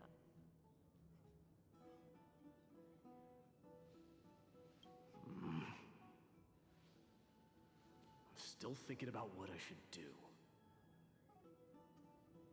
Never mind. It's probably not my place to offer you counsel. An idea does strike me, though. Go ahead. Let's see what terrible ideas you've come up with this time. Maybe we both need to relieve some stress. Come, Mightimos, let's recommence our previous competition. This time, we'll see who can stay in the super hot bath for longer.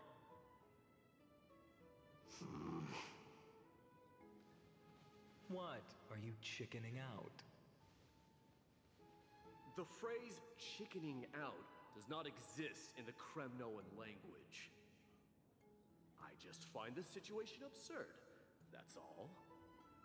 All-knowing historian, are you not aware that we Kremnoans use boiling water from sword forging for our baths? Looks like I'll have to teach you some royal etiquette today.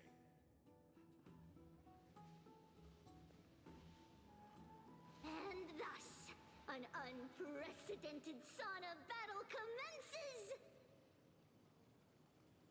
With unparalleled resolve, the two warriors' determination even alters the very hue of the steam. Flames intertwine with scalding vapor, reaching toward the heavens, shrouding the sky and the sun. The spectacle is so magnificent that none dare gaze upon it directly. Since we can't see what's happening in the competition, why don't I regale you with a tale of kings to pass the time?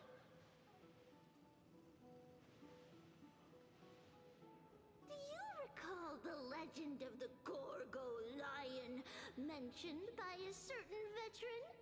The central figure, the main character, was not the sole sovereign of that land. An oryx stood as its formidable rival. Long before the dawn of Era Chrysia, The two beasts started their timeless battle on the plains of Tritos. The lion regarded the oryx as its food, while the oryx perceived the lion as a scornful, oppressive, and challenging barrier that it swore to topple with its antlers. For tens of thousands of years, without respite, the two creatures thus continued their relentless pursuit and rivalry.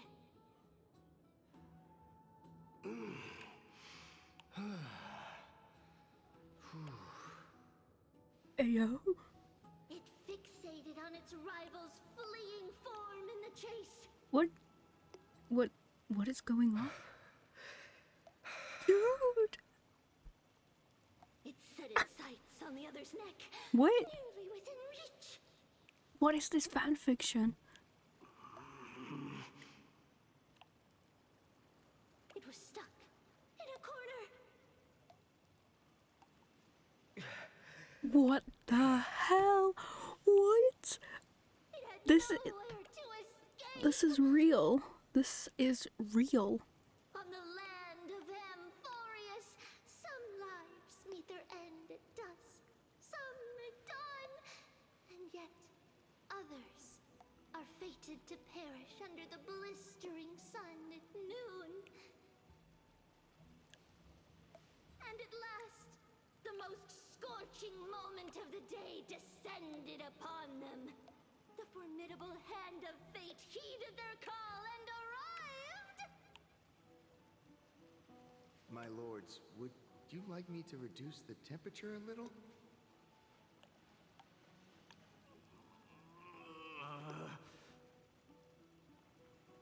What? You're chickening out already?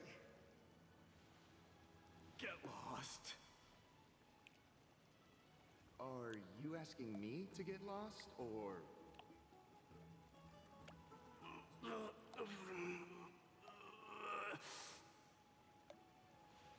Do whatever you want. Oh, please, forgive my presumptuousness, my lords.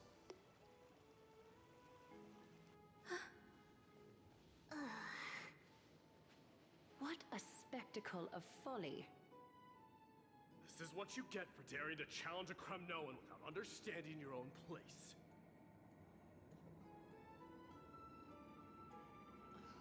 What I'm saying is, your little game dragged down quite a few innocent souls alongside you. We will personally escort back home the customers left awestruck by our formidable presence.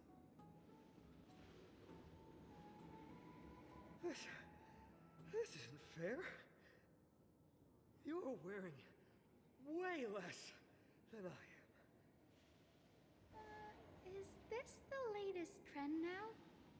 Getting into the baths while dressed in full armor? Don't look at me like that. It was he who challenged me.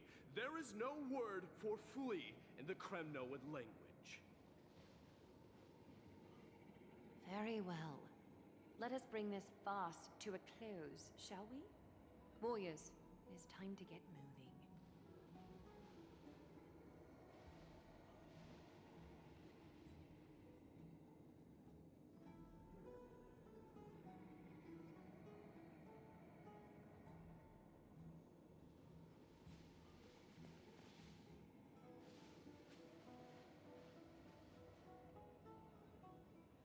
Alas, the Flame Chase journey is destined to be a lengthy one, replete with obstacles. But thanks to those two, all the gloom has vanished into thin air. Well, we just had quite the commotion. It's not every day we find the Marmorial Palace this serene. Shall we continue with our previous plans? Hyacinth, would you care to join us? Such an empty bath is indeed a rare sight. I was looking forward to unwinding after work. I'd be delighted to accept your invitation, Lady Treevee. How about we go to the biggest bath?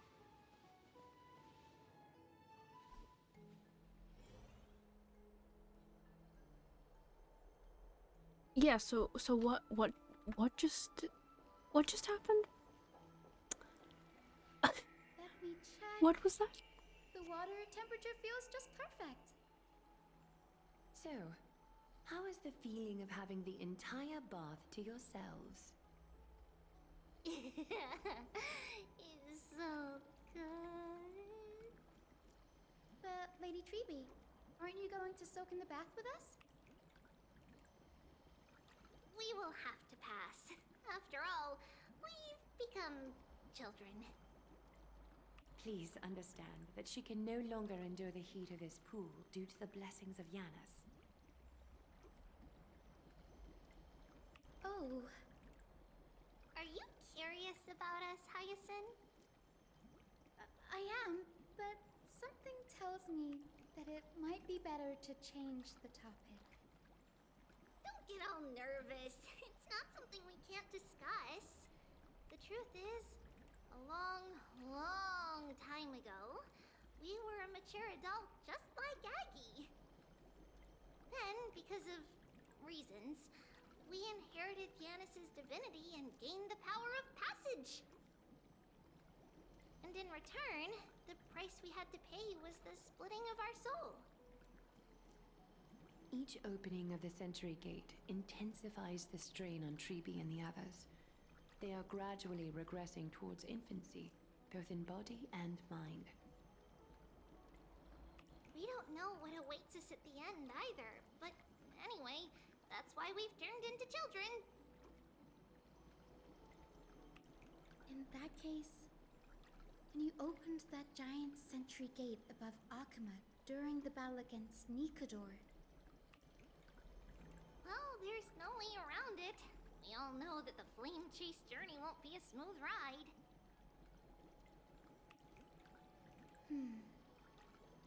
Maybe we can find a way to fix it. The primary research focus of Amphoreus is the soul. We explore its depletion and methods to restore dispersed souls.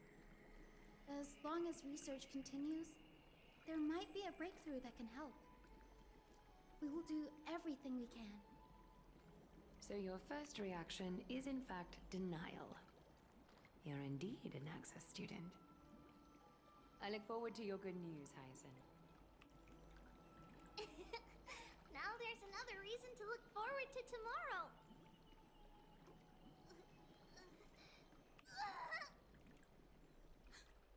Lady Treby, what's wrong? Something's off. It's that strong feeling again. Is it Trian? Wait, no. It's not Trian this time. It's Trinan. Trinan is in danger. Oh, not another one. No! My daughters. I cannot keep them safe. I win this round of escorting the bathers home. How does one contender alone make a valid competition? Offering a compliment or two wouldn't be the end of you, you know.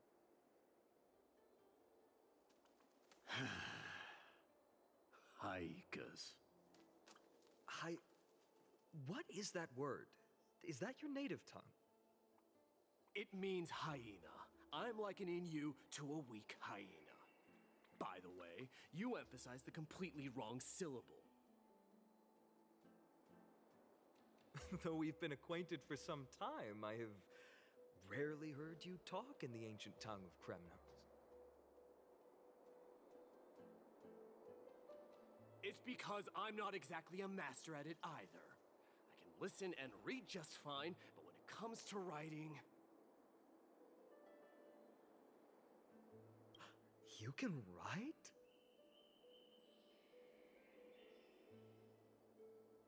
You speak as if you don't have a brain. That was in jest. I understand. After all, you spent all your childhood wandering far from home. Worry about yourself first, Deliverer. You also never mention your hometown, apart from when you need to introduce yourself.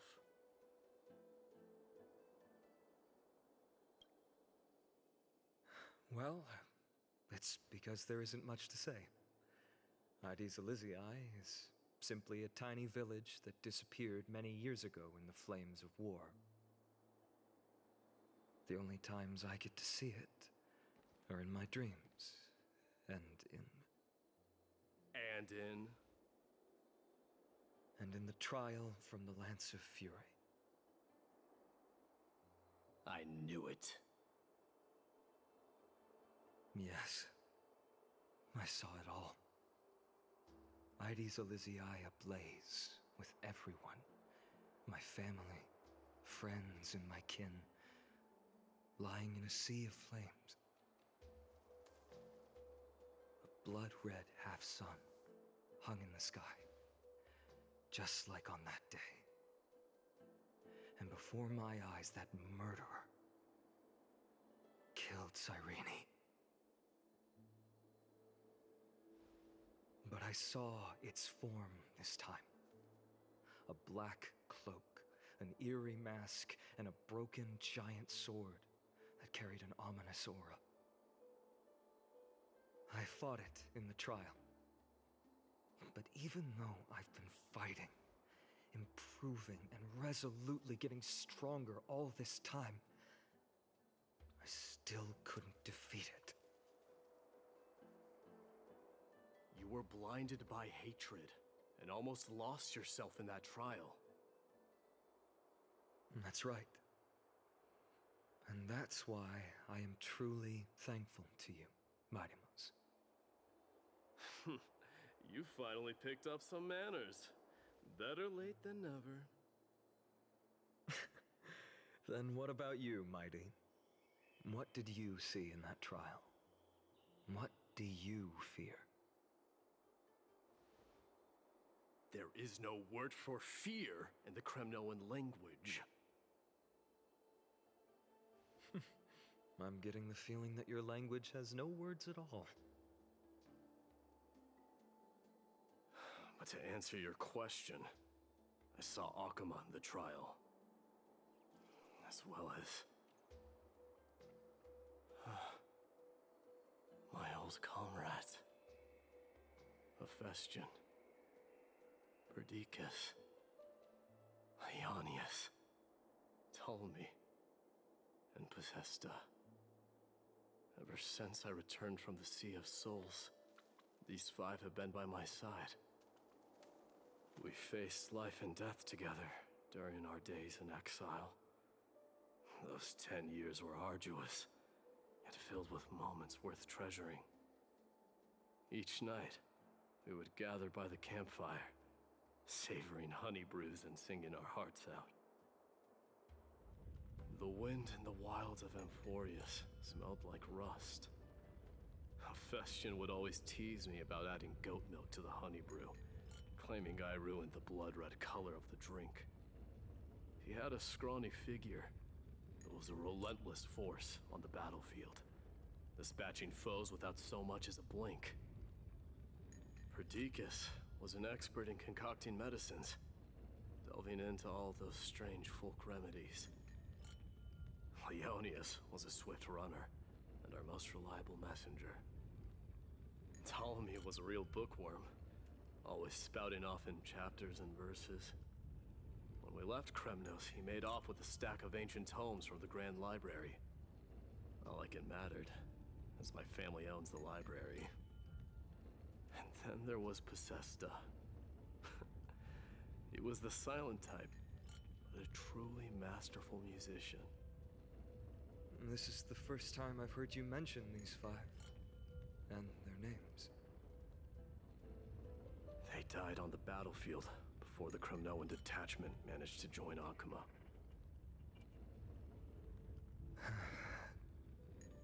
Perdiccas was the first to go.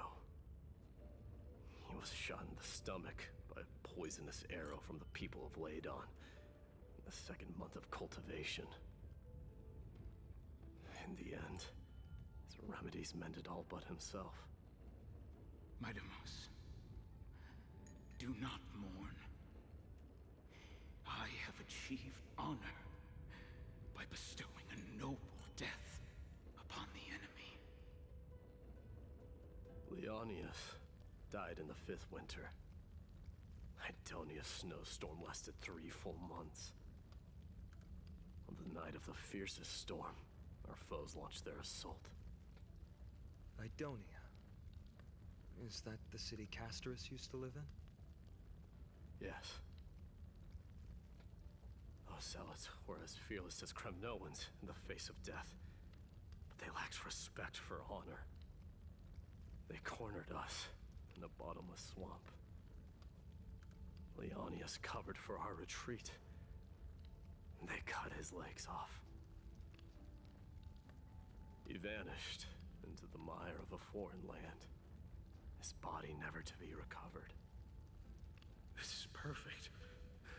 Mighty Mos, I can finally deliver the news of you ascending the throne to the Netherrealm. 20 dusks later, we finally breached the walls of Idonia and entertained the usurper's plea for peace. However, the rebels refused to surrender and set up an ambush within the city. Ptolemy and his cavalry met their end before they could even relish our triumph. Those obelisks that collapsed after being set on fire became their final resting place. Mighty Mos, please tell my family. It was not cunning schemes that vanquished Ptolemy, but the immense weight of Amphoreus' entire history. Then, it was Pacesta. He lured the enemies into the city of Aenionis with his melodies, buying us invaluable time. Our enemies, consumed by indignation when they discovered the trick, set the entire city and my soldiers on fire. His final words were recorded on a small clay tablet, fractured by the flames. Mighty Mos, don the crown. And at last, my most trusted friend, Hephaestion. He was supposed to stand by my side through it all. But a sudden relapse of his illness hit him on the eve of my duel against my father. He hid his condition from me.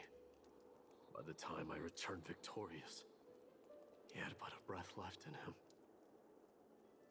A Kremnoan dying on a sickbed. I would be a laughingstock to everyone.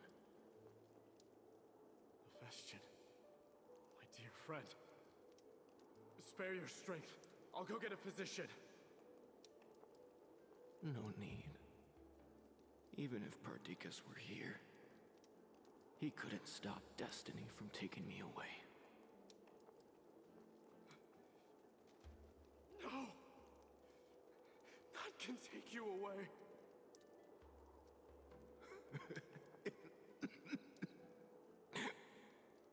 Mightimos,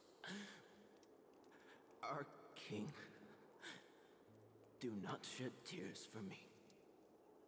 It's not befitting of your status. Farewell, my dear friend. You must lead us back home. What a grave trial indeed. Now I understand why you see immortality as a defect, or even a curse. My father threw me into the sea of souls to break the wheel of karma.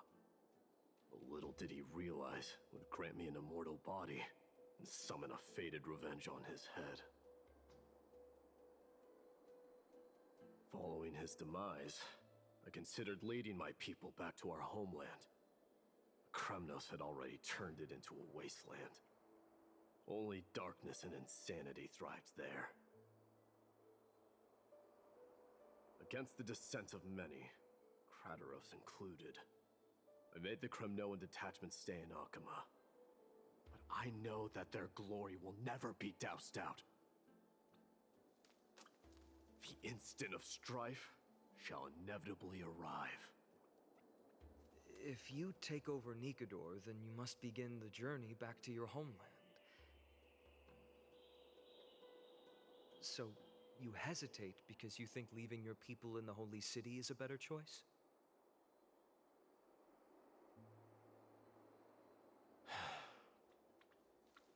I don't know. But I have never been crowned. And those 5 were never endowed with any titles. None is aware of their glory. Your predicament is truly complicated. I don't know how I can give you any useful advice. Maybe you could seek counsel from more peoples, such as the Grand Craftsman. Cartonis' peoples seem to have been through comparable dilemmas. And that teacher of yours, Krateros? Dee, we've got a big problem! Big problem! Lady Tribby, what's making you so flustered? Hurry up and go save Trinan! She got abducted by Krateros!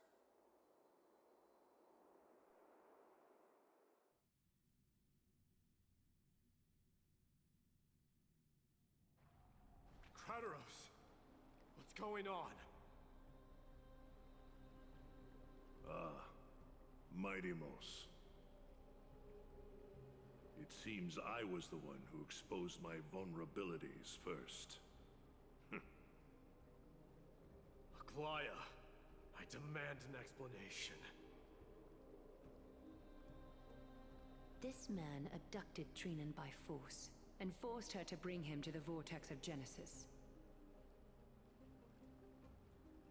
He then brazenly stepped into the trial of the Lance of Fury, and naturally failed.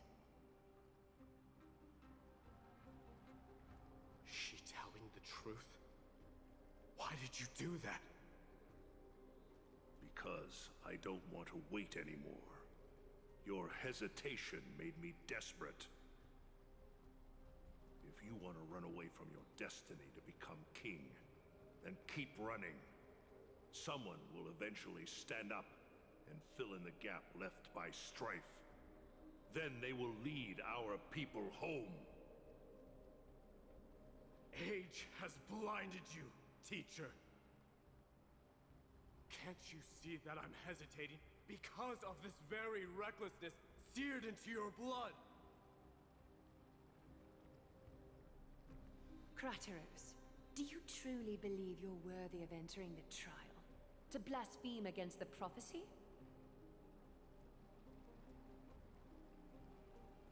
Does the mission we Chrysos heirs bear seem like child's play to you? Do you know how the Kremnoans see you, Aglaya? You're a hypocrite and a megalomaniac. The prophecy of Genesis and the Flame Chase journey are just excuses for you to seize power. Silence, Krateros. Do you even know what you're saying? Are you defending this woman, Mightimos? How many wars did people start because of her and her so-called prophecy? How many cities fell in the past millennium? Their people massacring each other. Even if this so-called Genesis really exists, will there be a place for the Kremnoans in that new world?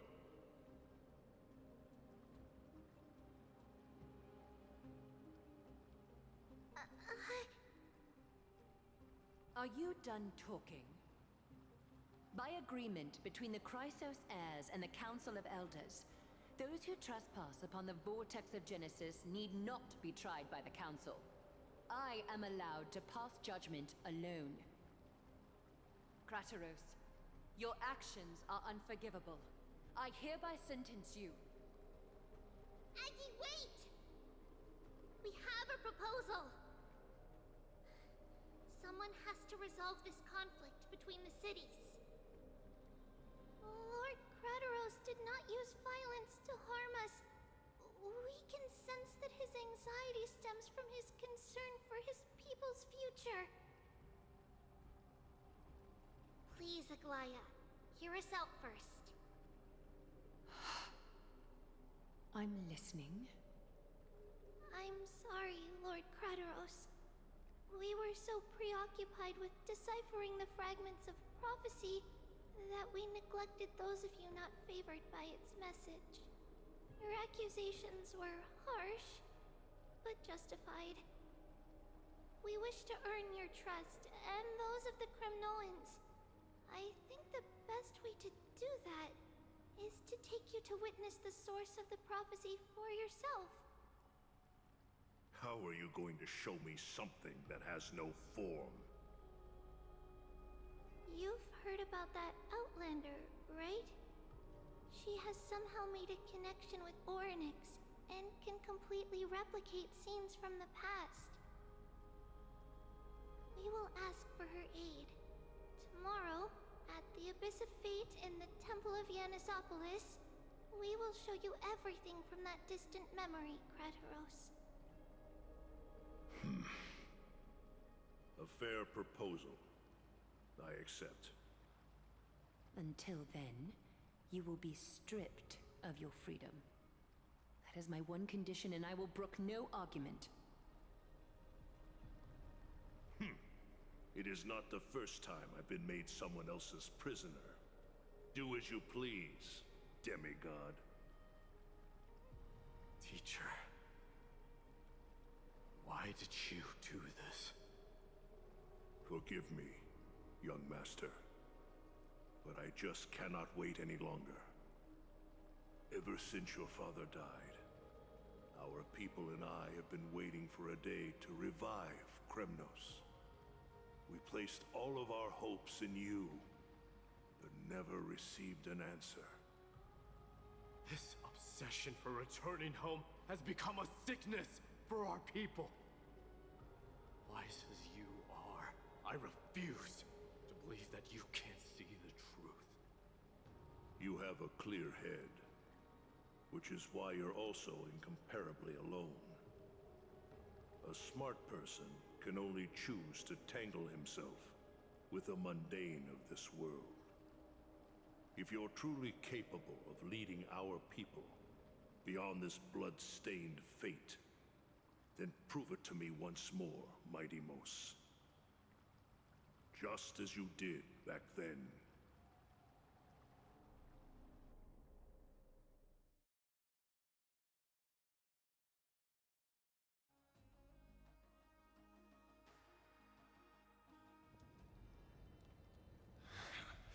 A fierce fighter.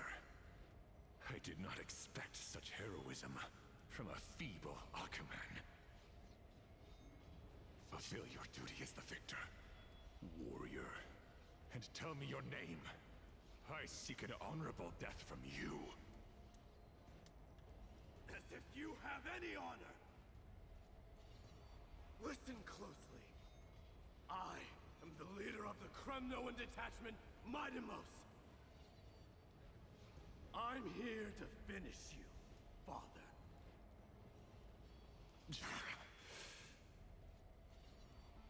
It's you. The beast spurned by all. So you did defy death. The prophecy was true. You will bring an end to my Kremnoan dynasty. Defy? You're wrong. Death fears me. It's the reason I have this body of steel. As for you, you already stand at death's door, Father. You were the one who threw me into the Sea of Souls. The one who tried in vain to enslave a Titan. And the one who desecrated the body of a god. Haikis! You're a weak king. So weak that even the lowliest hyena is a more noble existence than you. And now, fate's reckoning is upon you. Then swing your blade. Take my crown. Coronate yourself with an old king's blood. And inherit it all. Become the new rightful king of Kremnos! No. I don't want the crown. Listen. There's only one end for the kings of Kremnos. Then the crown means nothing to me. All I want is your life. To avenge Mother and my comrades. But the walls of Kremnos won't fall with me. Do you truly think you can escape fate's grasp, my son? You and I, we're both the same. We feast on strife and fear. Now kill me! The son of Gorgo is destined to be crowned in blood!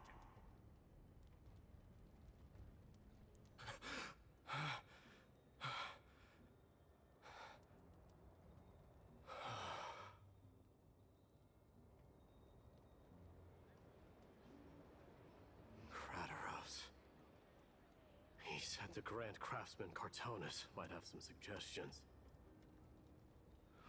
Might as well go see him. Grand Craftsman, how have you been? King of Kremnos it is. That you would come, I knew. You knew I was coming? Your matters, I've heard. The path forward you seek. Many questions you have. But before that, take this. What's this? A signet ring. For the King of Kremnos. Belonged to your mother. Recast and restore it. I did. What? Mother threw it into the Sea of Souls. A long time to fish out it took. Very fortunate we were. I can hardly imagine how much patience and courage it must have taken to find such a small signet ring in the Sea of Souls. I owe you one. Gratitude there is no need for.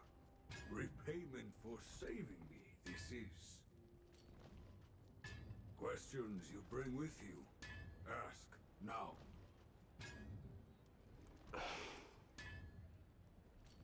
Fate I've always denied. It's finally caught up to me. By all rights, I should accept Strife's authority. It would make everyone happy. The Chrysos heirs, the Council of Elders, the Kremnoans. Even the bards who will write it all into song. Yet hesitate still you do. Hesitate, why do you, young king? Because of my people. Be they men, women, the elderly, or children. The hearts of all Kremnoans yearn for home. They've all been waiting for this day. For the day their king returns. Children of Strife would then be able to go home and embrace the old traditions. Never mind that most of them have only ever been heard in these so-called traditions and song. They would then gather around their king and throw themselves into battle. This is not a good thing, you believe. The Kremnoans have been trapped in a cycle of bloodshed for the past 1,000 years. They seek vengeance, start wars, become prosperous, and decline. How much innocent blood flowed into the River of Souls in all those years? How many needless sacrifices could we have avoided? I accept that fate and become the totem of strife. That lead my people into repeating the same mistakes. Then of course I would be terrified. I'd be terrified of becoming king.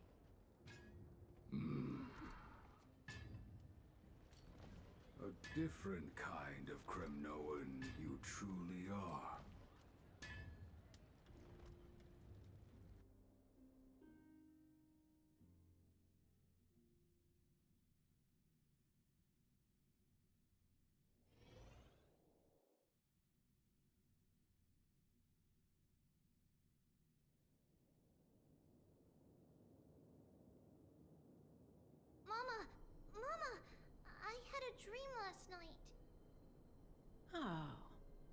What did you dream about, my darling Trebios?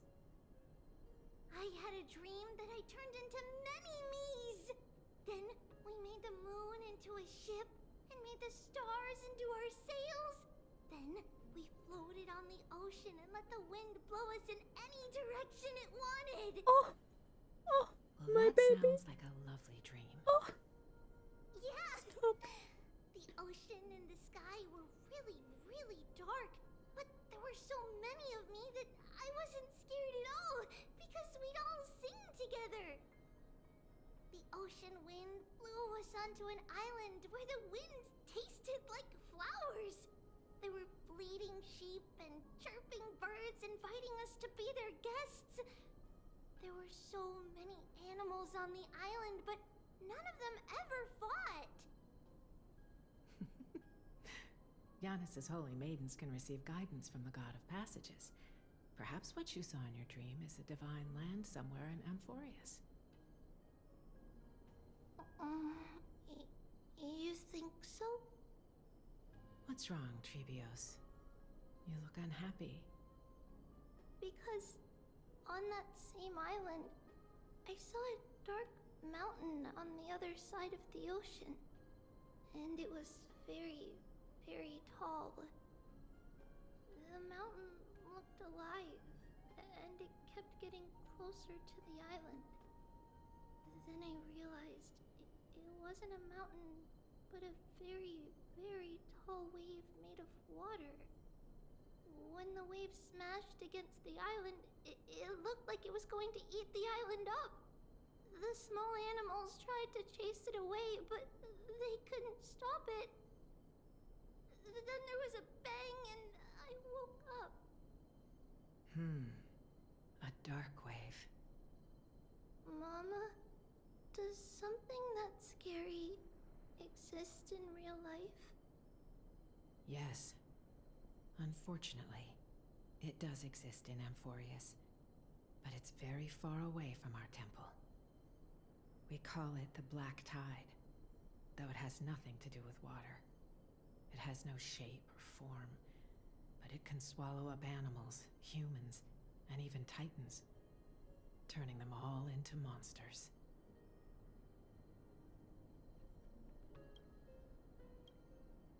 Oh, the Black Tide is a baddie. I don't want everyone to turn into its food. Can't we chase it away? Of course, my dear. You only need to behave well and listen to what the adults tell you. Study all the knowledge and etiquette you need, then grow up and become a proper holy maiden. The divine Yanis will then give you guidance and help you light the way for the people.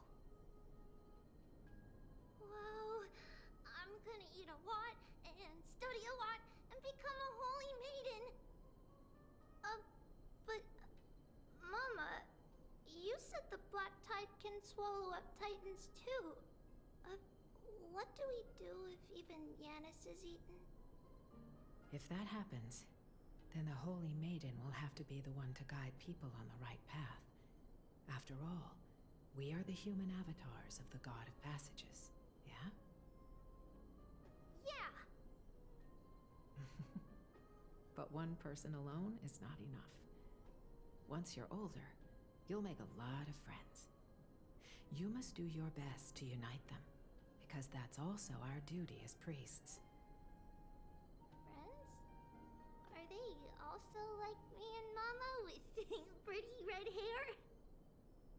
They might not, but they'll certainly be just as smart and kind as you. Mama? Am I dreaming? Don't be silly, dear. Of course you're not dreaming. I've always been by your side. What? Now be a good girl and call your friends over too. Let's play hide and seek, just like we used to, okay? My Trebios is the smartest girl. I'm sure you remember where everyone is hiding.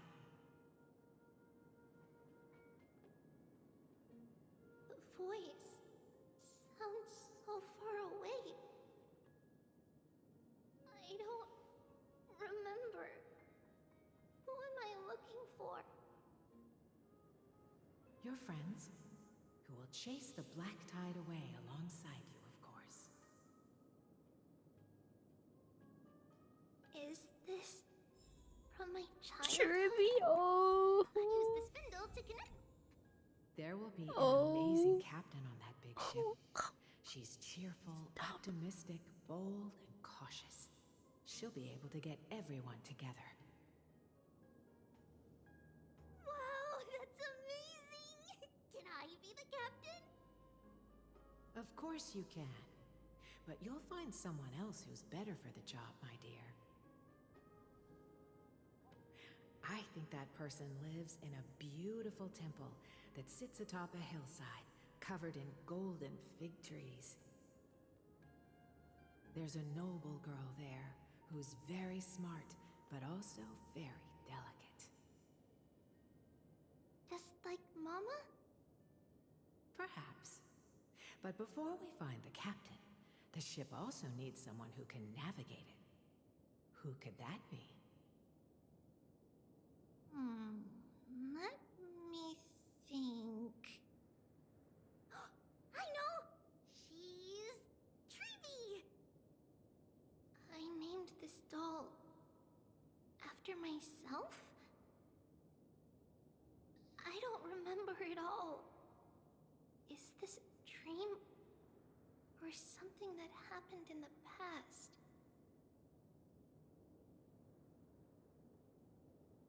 Oh, my sweet baby darling.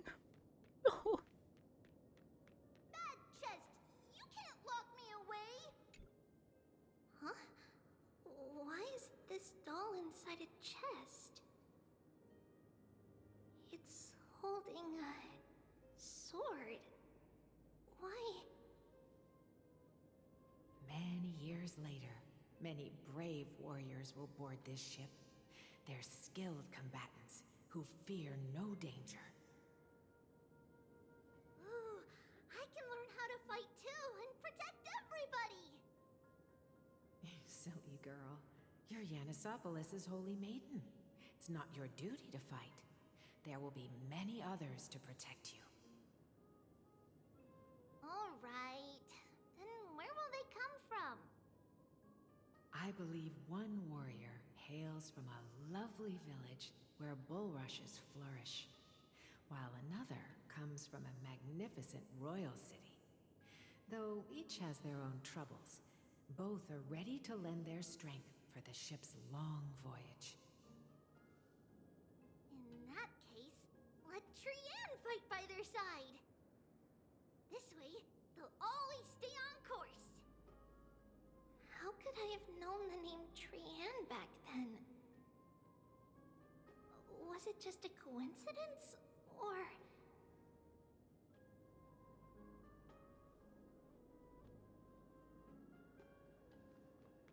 Learning can change your destiny. When navigating at sea, you need to know both astronomy and geography. Isn't Yanis's knowledge enough? Oh, sweetie. The ocean isn't like the land. It's easy to get lost. That's why it's important to learn to recognize the miracle of Aquila. Alright. Even though my brain is already super duper smart, I'll still try my very best. Circe also favors children who try their best. They will send a wise scholar as everyone's teacher to help you reach your dreams. I want to be a teacher too! Oh, wait. I'm super duper smart.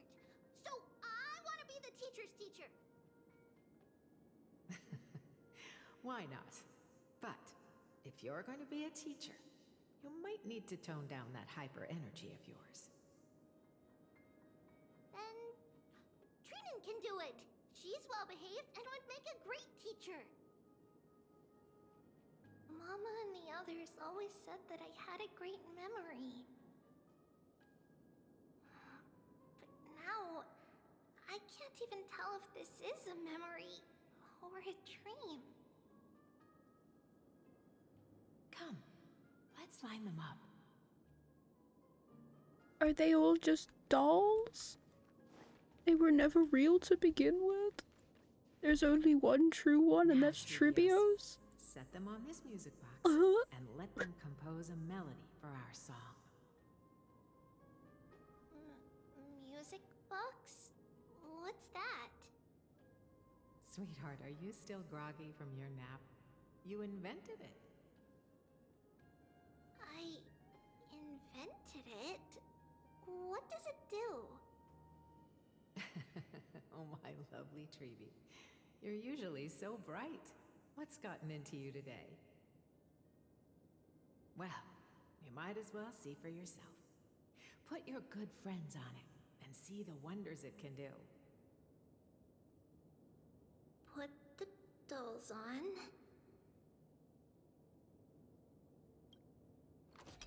It's rotating. And I can hear something.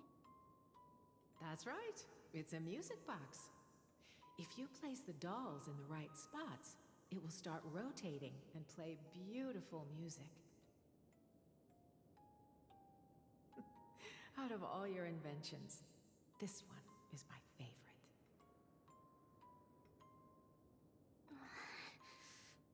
I don't remember. It's all right, my child. I'll sing along to the tune, and it will help jog your memories. Happiness abounded in this lush land by God's chosen. Giants raised their glasses in a toast, beheld by the 12 constellations. 3 carved the heavens and the earth. 3 wove the threads of fate. 3 molded life with their hands, and 3 guided calamity's gate. They declared the world too unstirring, hence wished endless laughter upon the living. Thus you and I were created, with words and song to weave, and love and intimacy to give. Thus creation was complete. Who then will bear the weight of humanity's souls, to lighten the steps of the living as a whole? O great Kephale, all-knowing Father of stature so tall, yet low does their gaze willingly fall. With light of dawn heavy upon their shoulders, golden blood spills unto the land, converging into a boiling river that flows to the heroic heirs of this world.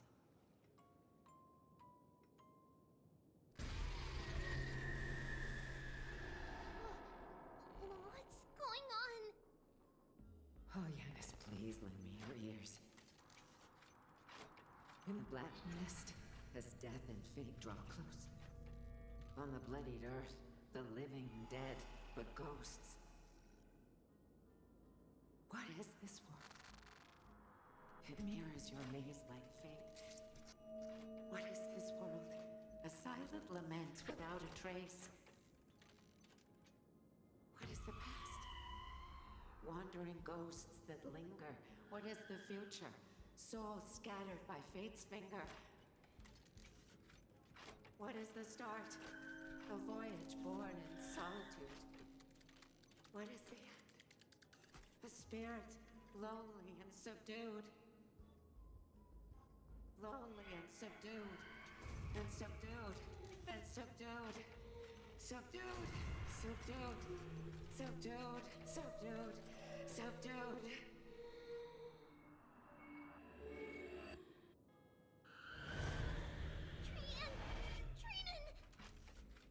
Mama, what's going on? Hurry! Run! Trivios, run! The black tide has arrived!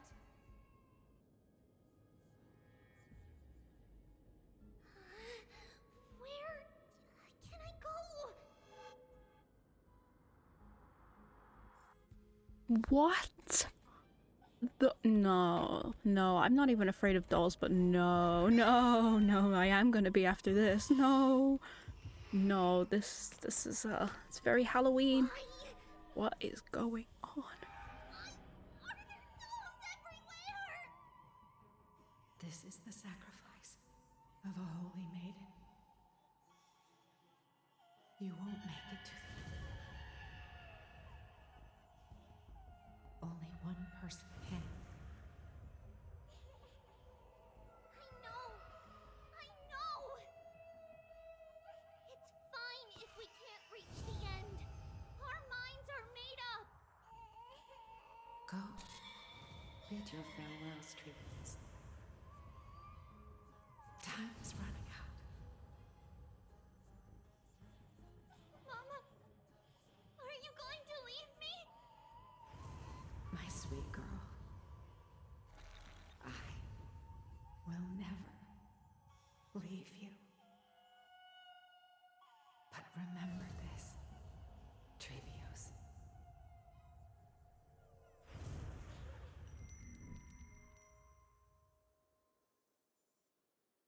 All shall bid farewell to one, and that person alone will witness the miracle. Since your mind is made up, then traverse the black tide and dispel the fog for Amphoreus. I shall see you tomorrow, my dearest Trevios.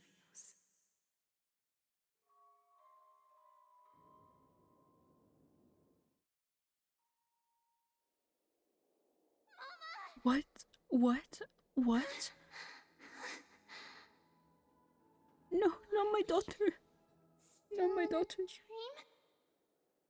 Did you have a nightmare? Maybe. But it's been a long time since we had any dreams. It's not yet the entry hour. You still have plenty of time to rest. No. Our heart is still racing. It must be that reckless Kremnoan soldier who startled Trinan. And you as well. If you want, I can pierce through his chest with the golden thread right now. Aggie, cut it out with the scary talk. I'm just kidding. If I were serious, I wouldn't have waited until now.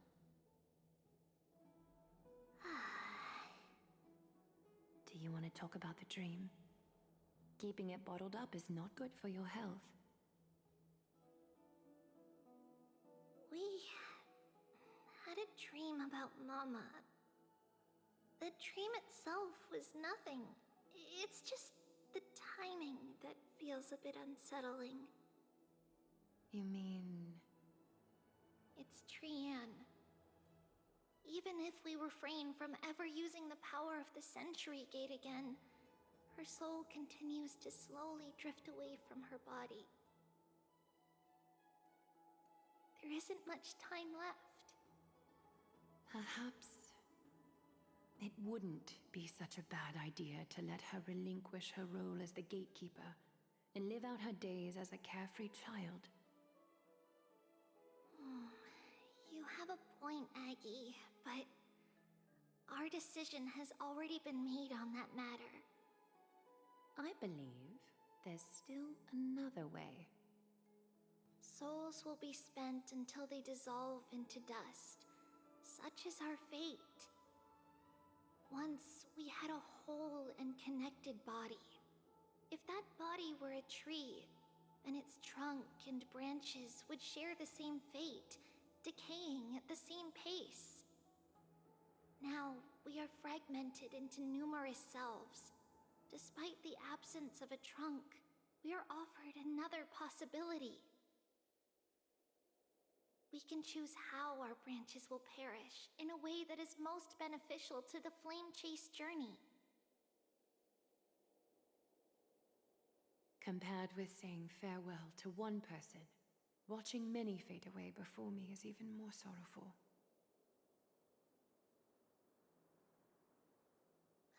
But advancing is the destined end of Yanis's trial.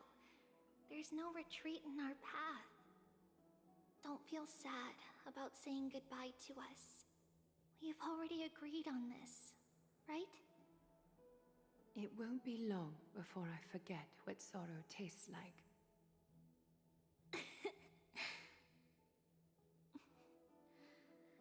So, what would you like for breakfast, Aggie?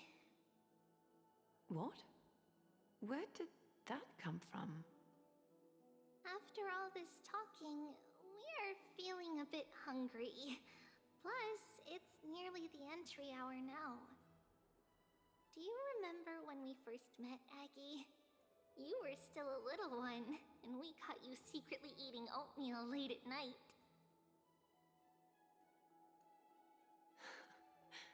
While my emotions might be fading, those memories are still as vivid as ever, teacher. Please, let me do it. What would you like to eat? It's fine! Leave it to us. You should rest for now. It won't take long, and we'll call you when it's done. In that case, thank you. Then, see you tomorrow, Aggie.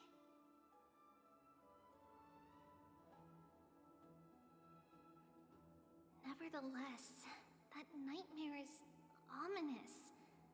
Memories are slipping away, even the image of Mama. Just as expected, another trip must be made into the abyss of fate. Hopefully Orynyx will be willing to help us.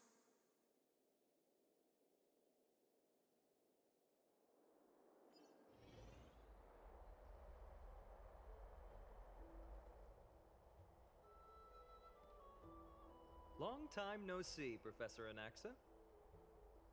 Who are you? It's been a while. I'm the one who once overthrew the entire classroom in that spiritual physics lecture. Oh, it's you. No way. Do you really still remember that, Professor? I remember that glib tongue of yours. What brings you here? Surely you're not here to reminisce. You could tell. Of course. You only beat around the bush when you have a hidden agenda. That's not true. I'm here to seek enlightenment, as always. Could you please teach me everything you know about the black-robed swordmaster? Rumors sure travel fast. Unfortunately, I too know nothing about it. I can only tell you that it is clad in a black robe and wields a greatsword. At least, it looks like a greatsword. It's shaped like a twisted half-sun, and a peculiar dagger resembling a crescent moon. By the way, take this with you. I got it from the sneak attack. It's yours now. I was right. It is this thing. The one who torched Aedes Elysiae to the ground. And killed everyone. Don't try to be a hero. No one in Akama stands a chance against that thing right now. Is that what the Titan said as well? Not at first. But the god relented after having had a taste of its power. Even with the god possessing me, I couldn't fight against that blade. That incredible power doesn't seem to be granted by any Titan. Are you suggesting that it originates from beyond Amphoreus? It's possible. Much like the Black Tide, no? Nonetheless, it's an enemy we must overcome. We? Drop the pipe dream, Phynon. No one wants to see you fall by their blade. Their mere presence will endanger the Holy City and the Flame Chase. You know that I don't believe in... You don't believe in the so-called prophecy, I know. However, I'm here to seek your assistance, not at the request of Aglaya or Treeby. I just want to eliminate a threat to the city I pledged to protect. That's all. The tragedy at the Grove must never happen again.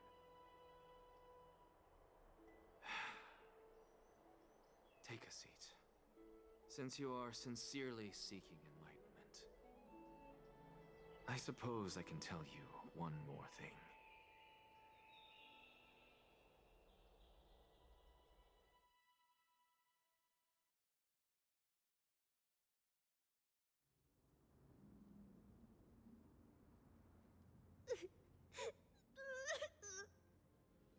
What's wrong, Trian? Nothing. Just remembering what happened at the Grove. Monster in the black cloak. So scary. Everyone in danger. Nightmare. I can't forget. Don't be scared. There are no bad guys here. Didn't you save everyone with the Century Gate, Trian? Trian threw it away. Far, far away. It's never coming back. We got back safe from the Grove because of you, Trian. You're the reason the Flame Chase journey can continue.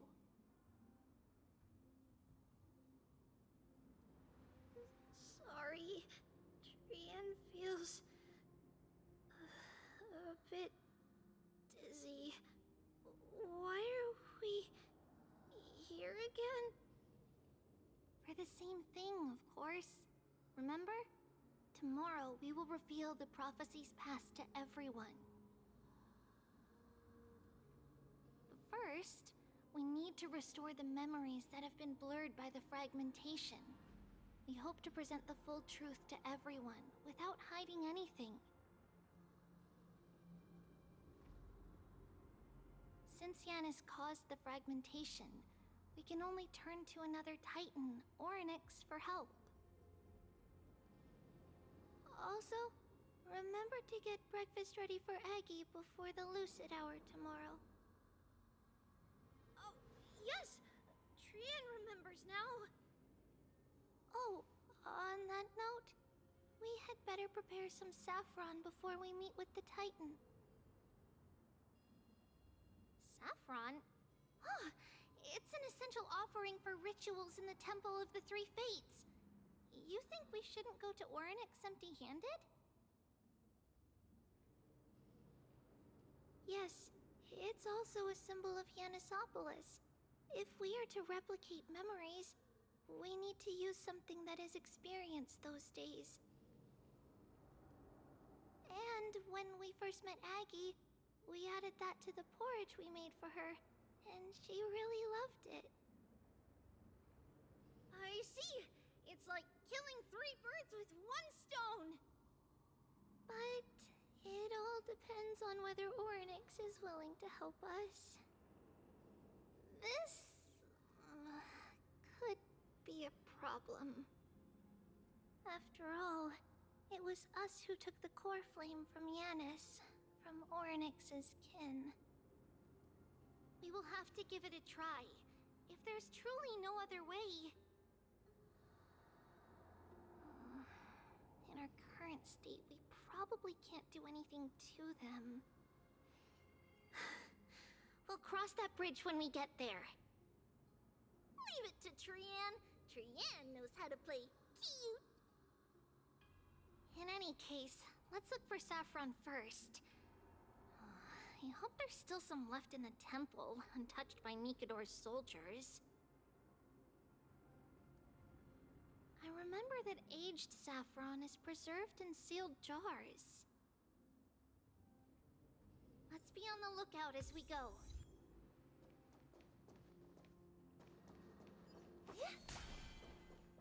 Oh, my daughters. I cannot. Turn back, teacher. Terrifying. Absolutely terrifying. No, it's an solution.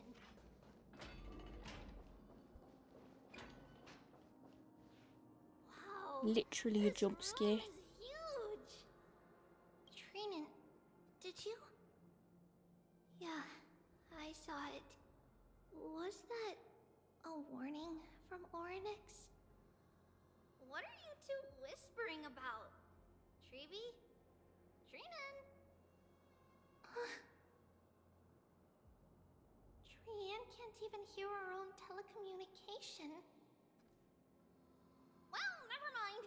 Trian suddenly feels like this place is quite familiar. Oh, there's a whiff of safari in this room. It's right over there. Over here! Follow Trian! Trian, slow down!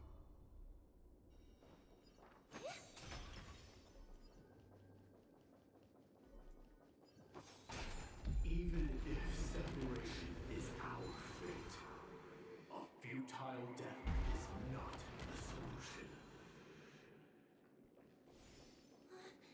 It appeared again! Right here! I summon thee, Orynyx! Stir up ripples of past reverie! Something's appeared! Wait, we should read it first.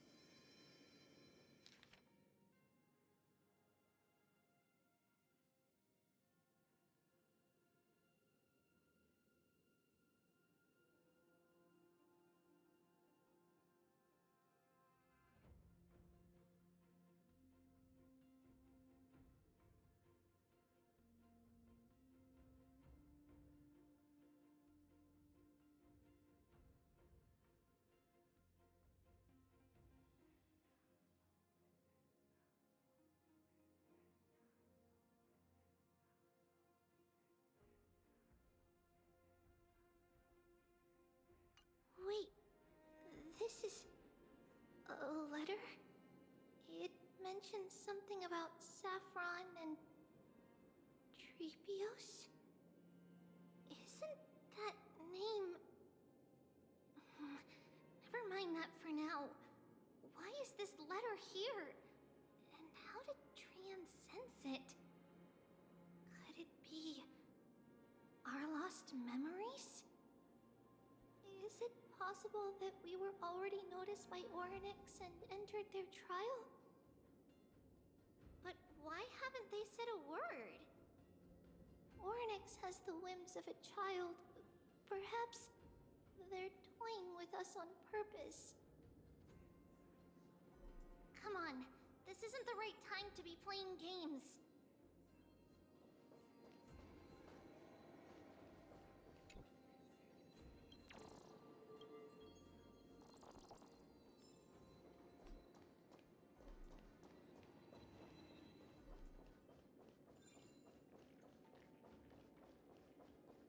Separation and death, reconciliation doesn't come easily for a mortal.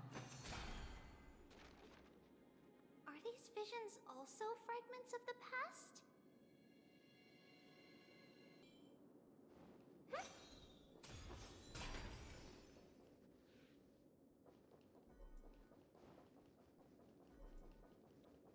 LOL. Very far away. LOL. Treeby! Trinan! Look what I found! Is this the safari? Coming! We'll take a look. But Trian, there's nothing in here. What? It was right in this dolium. Huh? There's really nothing here.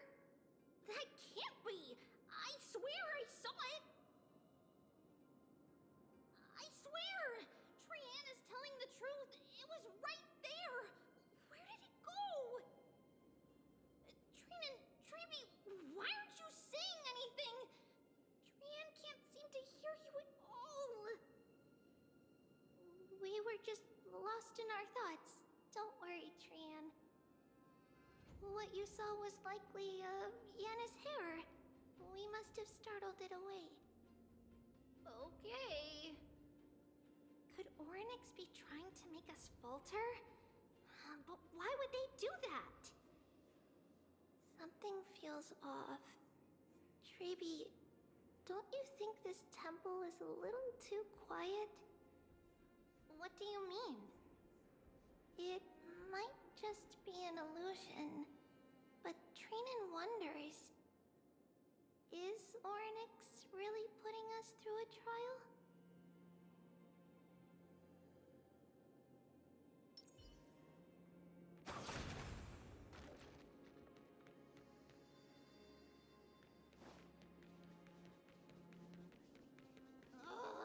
Still no luck finding any safari. I suppose we can do without it. Let's try to convince Oryx. At least they didn't toss us. Whoa, Treeby, Trinan, look at this. Stop. So cool. No, it's creepy. It's creepy. Many of us now. It's really quiet in here. Do all Titans live in dark places like this?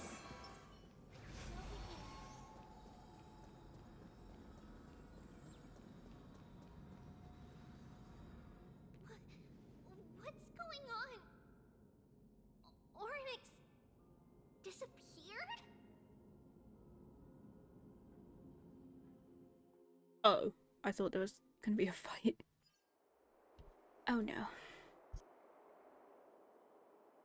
Are you saying that the black-robed swordmaster is not just tied to the Black Tide, but is also hunting for core flames everywhere? This is the most plausible possibility. First, it has a vessel that can hold core flames. Second, I'm one of its targets. Let's start with the first premise. Its peculiar ceremonial blade can interact with a core flame, as evidenced by the pull I felt when it stabbed into my chest. I hypothesize that the blade can sense, absorb, or even retain core flames. The second premise is even more explicit. When it was engaged in fierce battle with many of us and was heavily distracted, it remained consistently focused on me. Or rather, on the Titan Cersei's inside me. So it's plundering the flames. But if your argument holds up, wouldn't they be headed to Akama soon? The vortex of Genesis is full of the Titan's core flames. Not necessarily. Let's call that person the Flame Reaver for now. If my presumption holds, that person has 3 targets.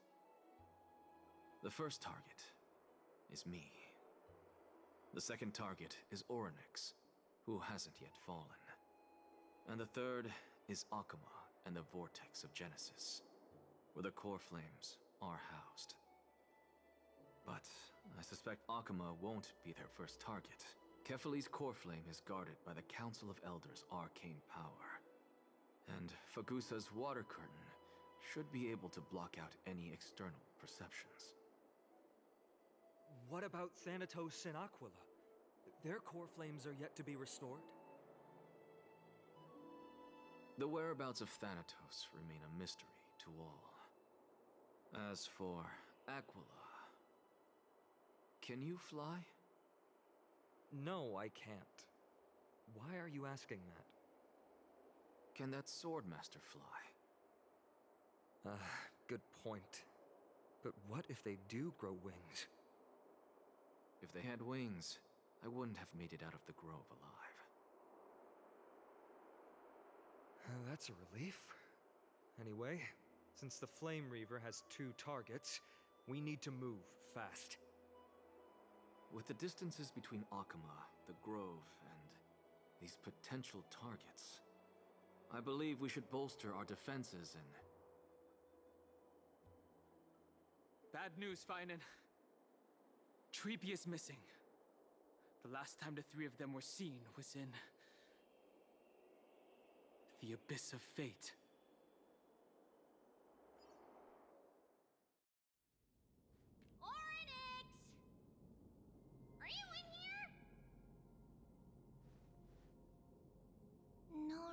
response at all.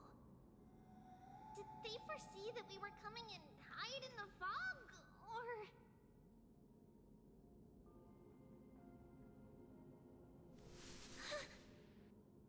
Treeby, we should leave. This temple has other people in it. What? Oh. Listen, footsteps.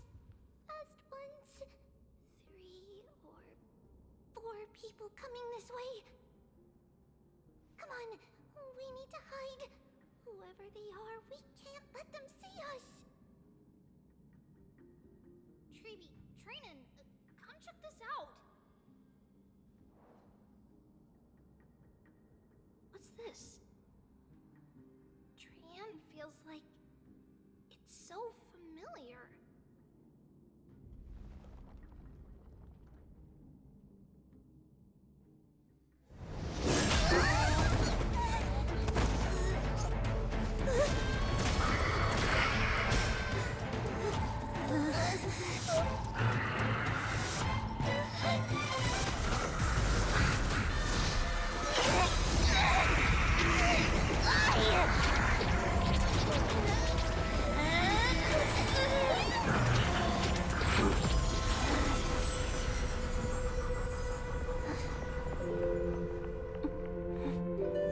Treeby? See you tomorrow.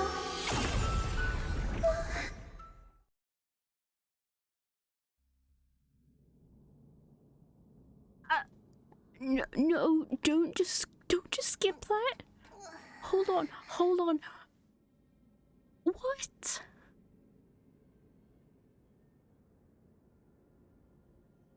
Brienne? No. No, not Daughter, not another one. Oh no. Why does this always happen to the harmonies? First it was Tingyun, then it was Robin for a little bit, and now it's Trian. Like, stop. Stop. How dare you? Where am I?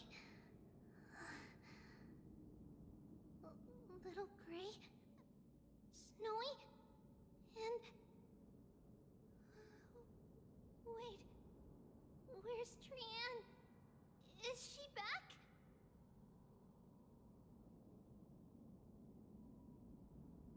We only saw the two of you collapsed on the side of the road when we arrived. Danny and I looked around, but we couldn't find any traces of Lady Trian. What about the black-robed swordmaster? Blast it! Of course it's them. Oh, I swear, when I get that guy, when I get you, how dare you, when I get you. Then Lady Trian... She doesn't have much divine power left. We can barely sense anything.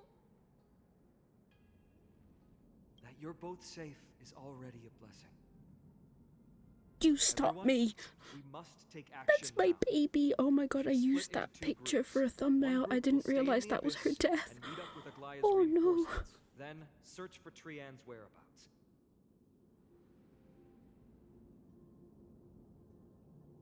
The other group will come with me to pursue the black-robed swordmaster and recover the core flame.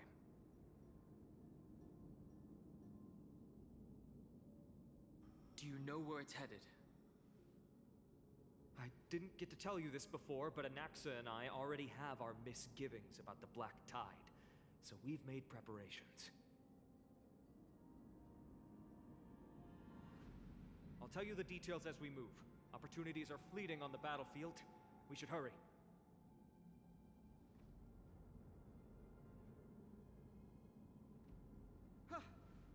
Lord Finan! Ah, Lady Treeby and Lady Trinan. I'm glad you're all right. Did Aglaya's people get here? Yes. Lady Aglaya already knows about the situation and sent along a message. Finan, I understand that Swordmaster is of great importance to you. But if you charge in without a plan, I fear that you won't be the only one who dies in vain. I understand. Hatred is a hero's deadliest poison. I have no intention of fighting alone. If that Swordmaster really is related to the Black Tide, the Chrysos heirs must not take them lightly. I have indeed planned to return to the Holy City and discuss the strategy with Aglaya. We'll need all the help we can get for this encirclement. Why don't we split up as previously discussed? Hyacinth and I will stay to regroup with the reinforcements. You go back to the Holy City with everyone else and tell Aglaya about your plan.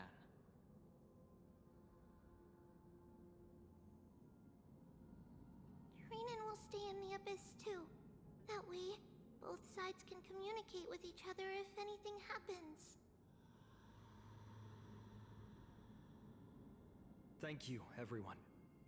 Partner, Treeby, let's go. No. It's bleak. It's bleak. We're back, Aglaya. You should have come to me first, Finan.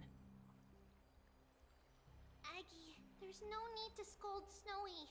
Akuma is currently in grave danger. I know. It's beyond my imagination that the only two titans humankind can still rely on fell in such quick succession. I've never seen the golden thread pulled this taut, as if it could snap at any moment. Finan, tell us your plan. Time is of the essence.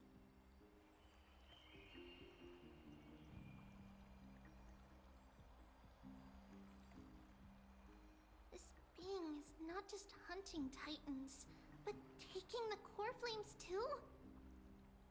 Yes, just like the Flame Chase journey is doing. Professor Anaxa thinks the Flame Reaver's arrival is likely a sign the Black Tide has spread further. Regardless of whether you're right, this being is still far more aggressive than we expected. But its madness is also an opportunity for us. If its goal is the core flame, then that means us humans can lure it into a trap. Anaxa had already left the Holy City with Circe's core flame while we were on our way to the Abyss, so he can make preparations for the battlefield.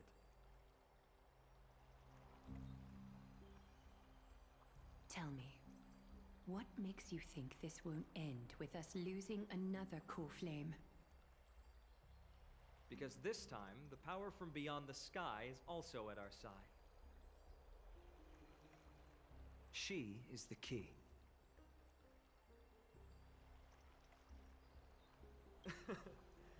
We need your other companion too. Ma'am, do you mean me? I see. Finan, that battlefield you mentioned, is it Castrum Kremnos? Yes. I'm sure everyone remembers the astonishing miracle our partner here performed with her companion during the battle with Nikador, and how they awakened Castrum Kremnos' past. That will be the key to our victory. We will use Orynyx's power to once again open a passage to the past and lure our enemy inside. Then, we'll seal the Flame Reaver in the maze of time. Impressive. Orynyx has fallen, and Yanis's divine power already belongs to Akuma. Once we take back the core flame, the Swordmaster will have no means of escape. It's very clever, using the element of surprise instead of brute strength. Can you do it, little one?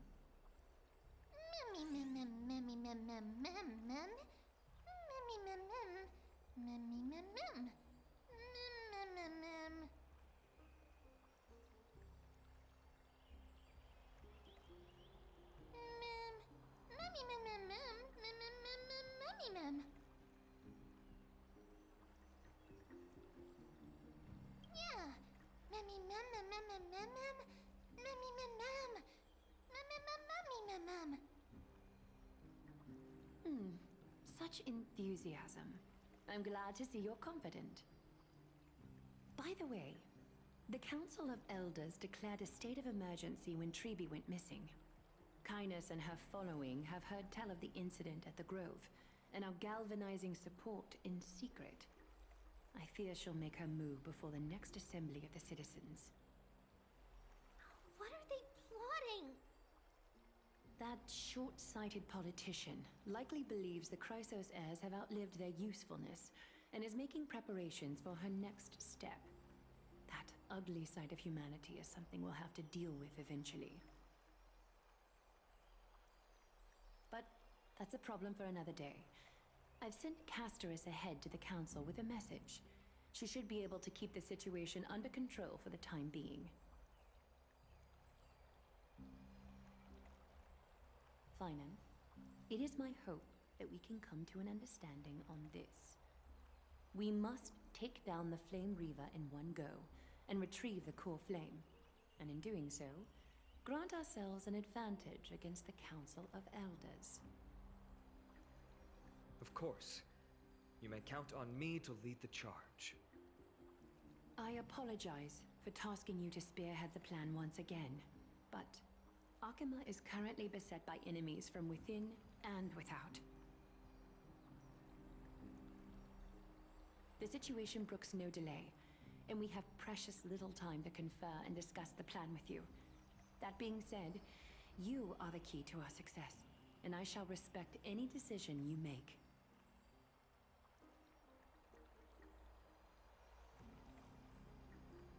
I may not be as masterful as Trian when it comes to the Century Gate, but even I can open a nice big gate if I have enough time. As for whether we can take back the core flame, that will be up to Anaxa's capabilities. Based on what I know of him, he can do it. I'll be honest, we can't. But the Flame Reaver will have to step over my dead body if they wish to do you harm.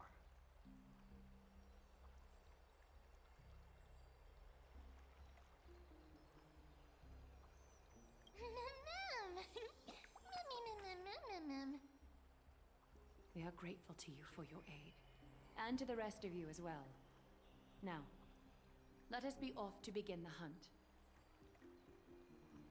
May carefully sharpen our gaze and grant us victory over the enemy.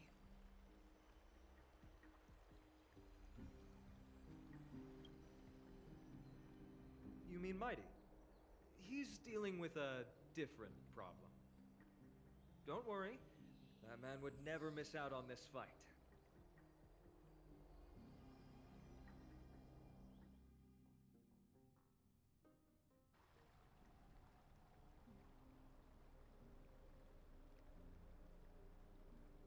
Farewell, my dear friend. You must lead us back home. You and I, we're both the same. We feast on strife and fear. If you're truly capable of leading our people beyond this blood-stained fate, then prove it to me once more, Mighty Mos.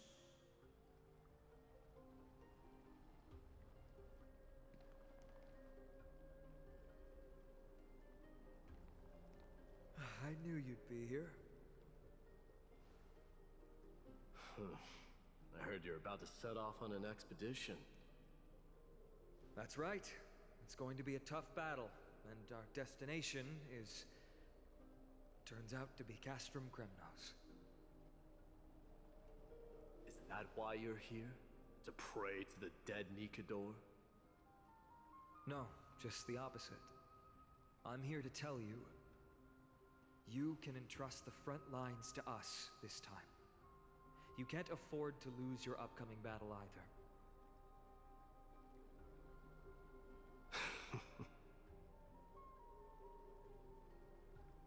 Have you heard the story of Geocles the Mountain Breaker? Sounds like you've spoken with Cartonus. That's the name of the legendary mountain dweller, right?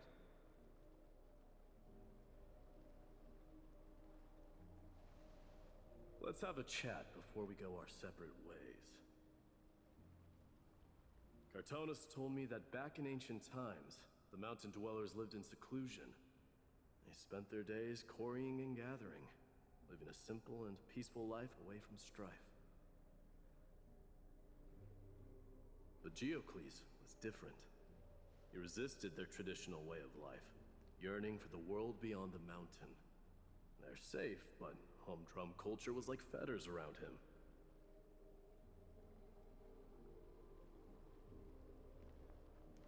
He sounds a lot like you.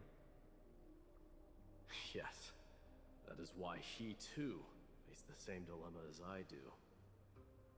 One day, during one of Geocles' many ventures beyond the mountain, he spied a battalion of Ladonians stationed at the foot of the mountain. The Ladonians were at war with their arch-enemies, the Companions, and they used the mountain as a base to carry out guerrilla warfare operations.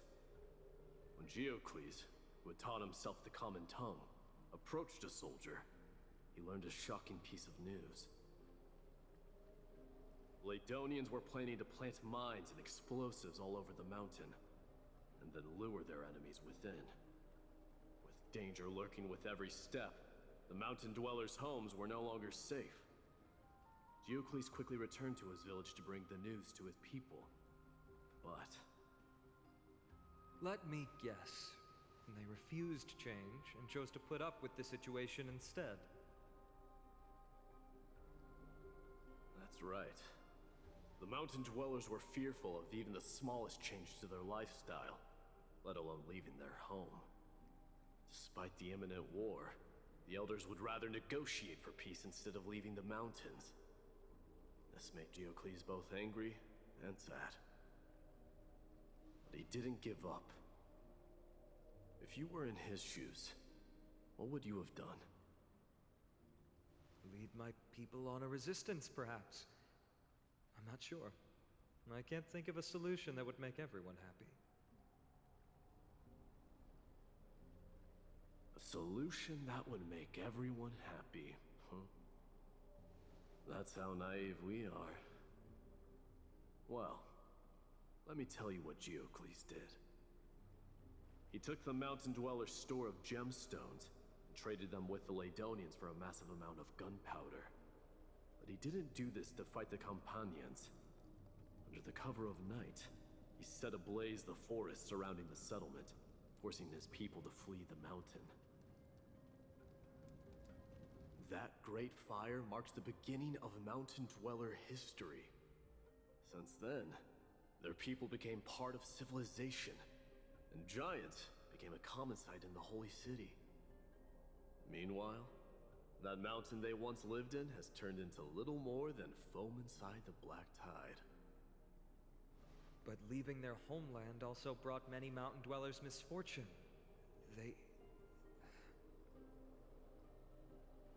They were hunted by Kremnoans or enslaved. Indeed, that is undeniably also part of their history. But that is Geocles for you. The merits of his actions, or lack thereof, have been scrutinized by many, but historians nevertheless hail him as the Mountain Breaker. Why do you think that is? It's simply because he took action and enacted change with his own hands. He didn't try to make everyone understand him, nor did he even waste time trying to make everyone happy. He started a great fire and burned the shackles of tradition to ashes, and then forced everyone to march toward the coming of a new era. You've made up your mind, haven't you?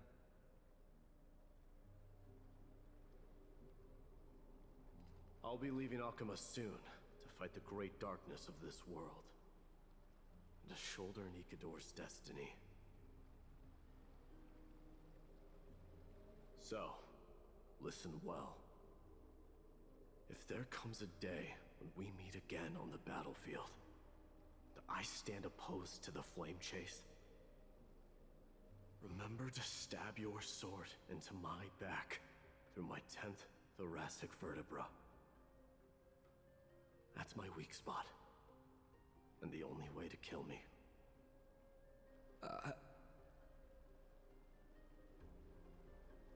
You have my word.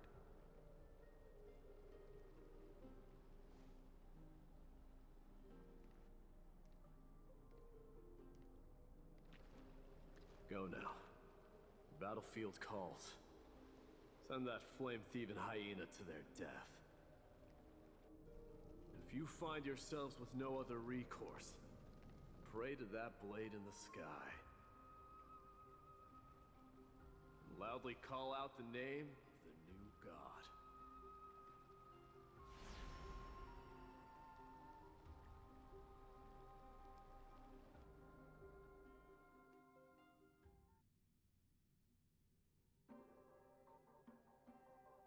That's the sound of an all-out war. Not the kind of ruckus Professor Anaxa can raise on his own. Let's hurry. The battlefield is just ahead.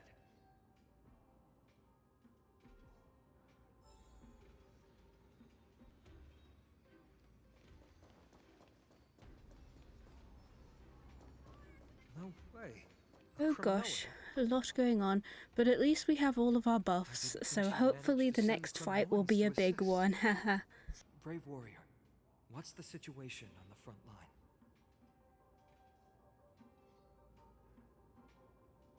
Ackerman, why are you here?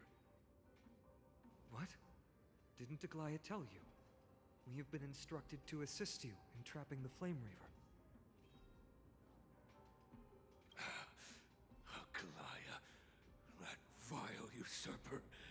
I spit on her name. Our king will be back soon. He'll be able to deal with you and that black road.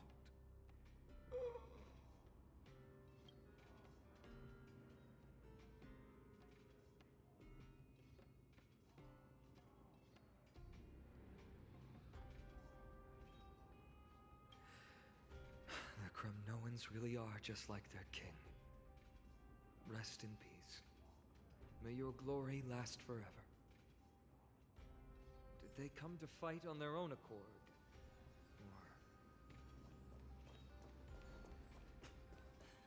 I can still become king. We're almost there. See. Once we take back the core flame, Yanis's passage will open. When that happens, you must evacuate immediately. Don't stay behind. The rest will be up to how well we work together. But remember what Mighty said before? Cast aside all distractions once you're on the battlefield. Let's go, partner. Today, destiny shall stand with us!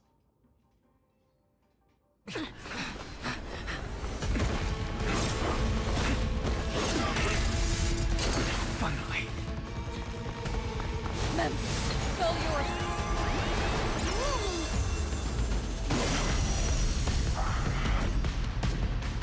Repent in the memories of the dead! Executioner! When I get you, when I get you, when I get you, I'm about to get you right now. Come on, guys. You're putting that on the wrong person. There we go. Oh, the break effects are wrong. That's fine, that's fine. We have Tribby.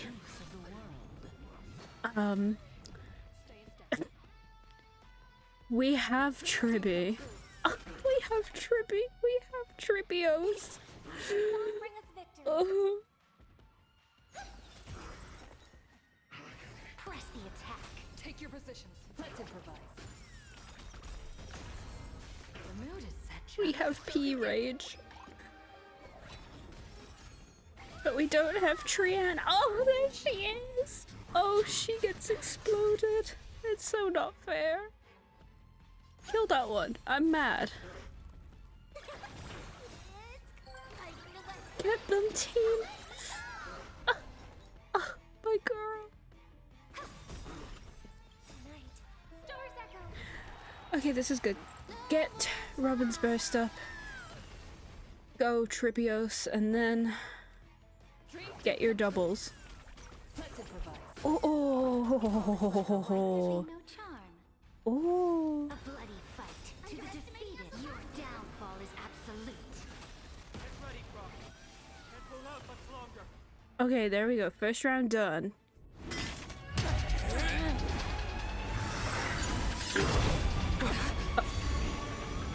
At long last.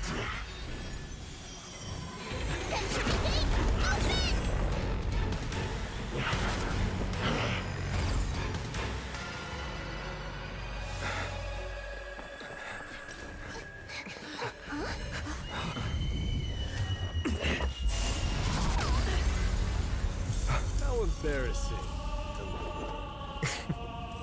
You didn't come down from the sky? This city is mine anyway. So why shouldn't I go through the front door?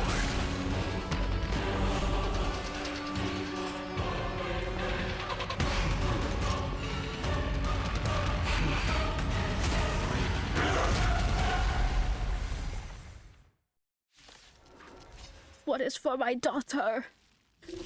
Because you dare hurt her.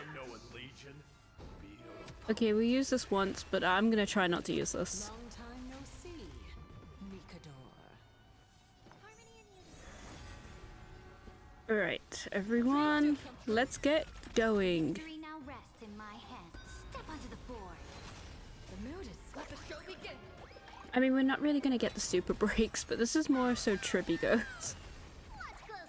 Trippios. Sorry, it's literally the saddest thing ever. Let's improvise. If all is black or white, there'd be no charm.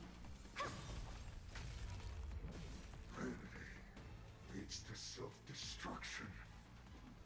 Shut up, bro. Shut up. No one asked. Oh. Oh. You're literally so weak. Like, you're literally the weakest guy I've ever known. Victory now rests in press the attack. To the defeat, your downfall is absolute. Ooh, wait, the 100K? It's time to end this. Easy.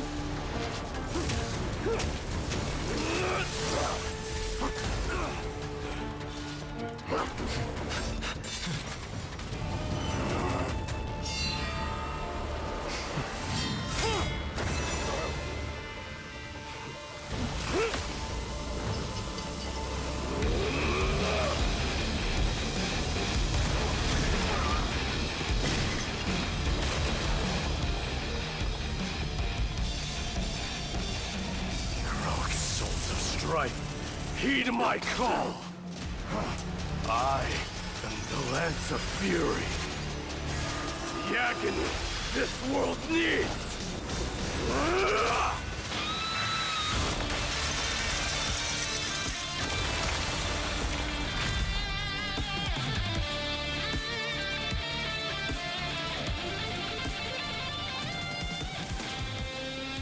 Witness this. New God has come to Castrum Kremnos. I just know he got sand in his eyes.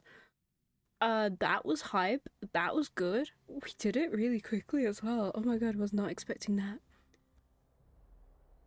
That one was for Trian. Look! For my baby. But are the rumors true? Has Ornyx fallen? It's as the Also, Council of Elders Phynon And his weapon, like the thing at the end of it, looked kind of like. Oh, there's something about that the shadow guy, whatever his name was.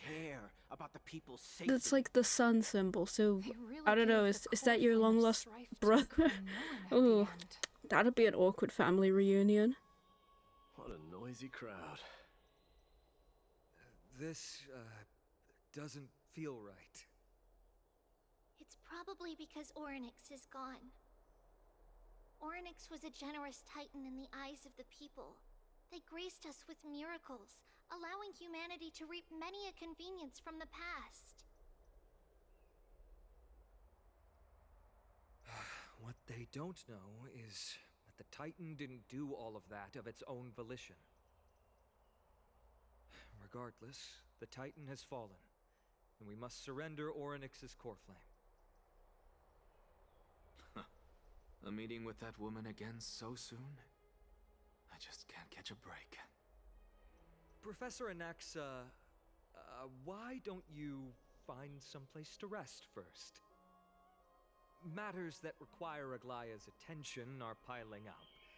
You two meeting again will, forgive my honesty, only distract her.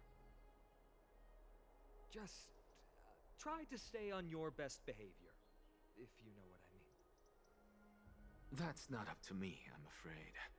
I've been trapped in her prison the moment I set foot in this holy city. The price of having a Titan living in my head, I suppose. Don't worry, I don't want trouble either.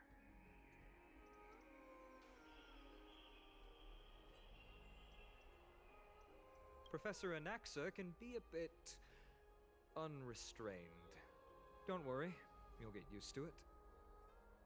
I'm sure you don't need my help handling Orynyx's core flame. So I'll be off. I have some personal matters to attend to.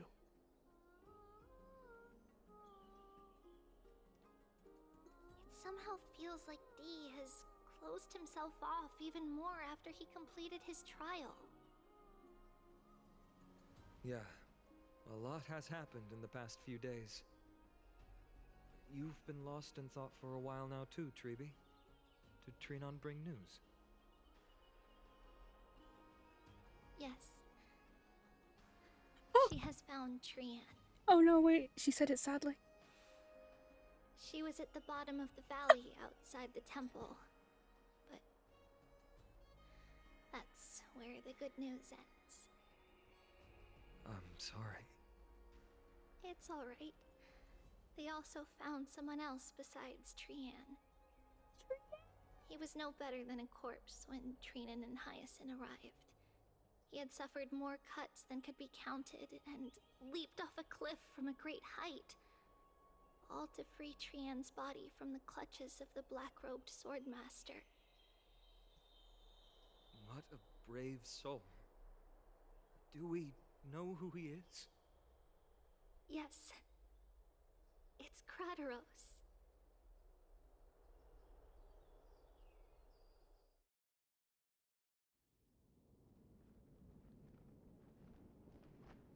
Stop!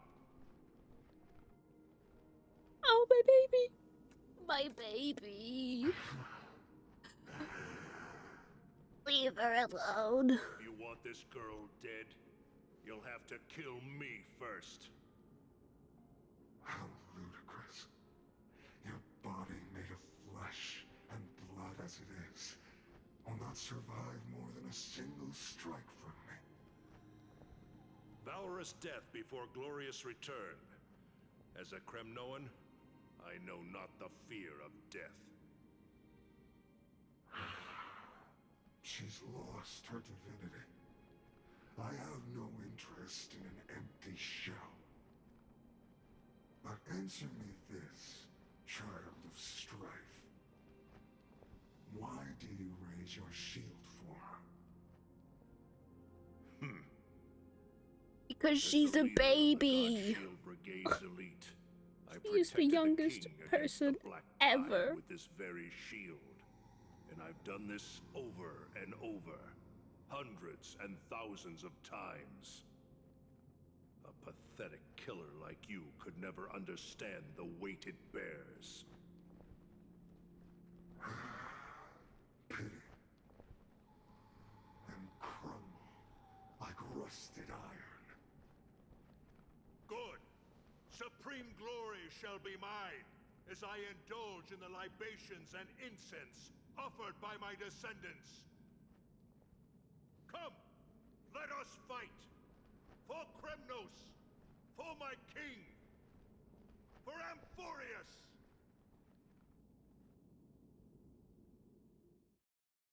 Godspeed, brother. Thank you. But, oh, daughter? Daughter.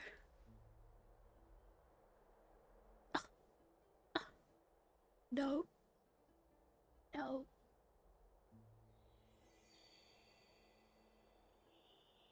She didn't deserve this that. cruel parting 1,000 years ago.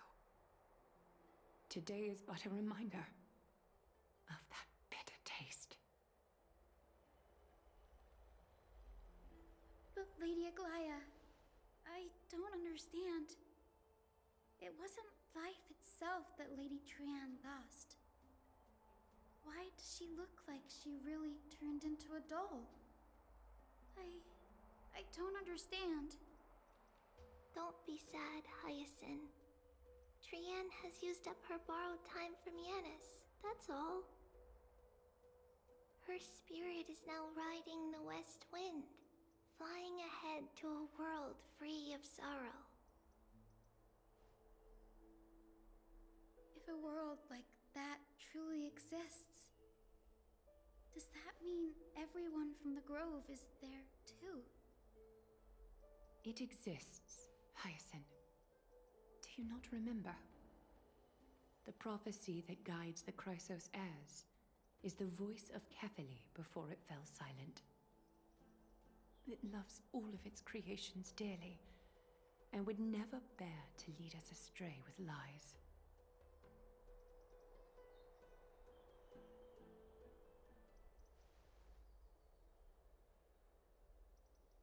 What about the Kremnoan veteran?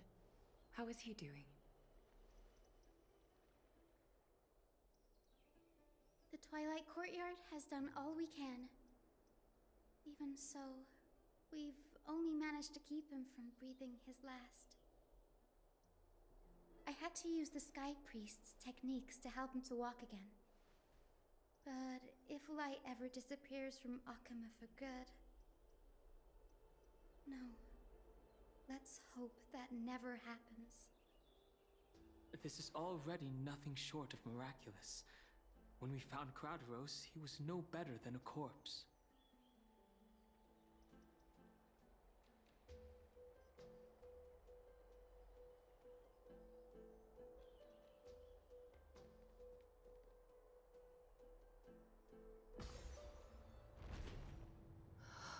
The parting hour is upon us. Yet the golden thread runs slack. The heroes have returned with their spoils. Everyone, please take this opportunity to rest and prepare for what awaits us. You've returned unscathed and brought tidings of triumph. Truly a moment worthy of celebration. No.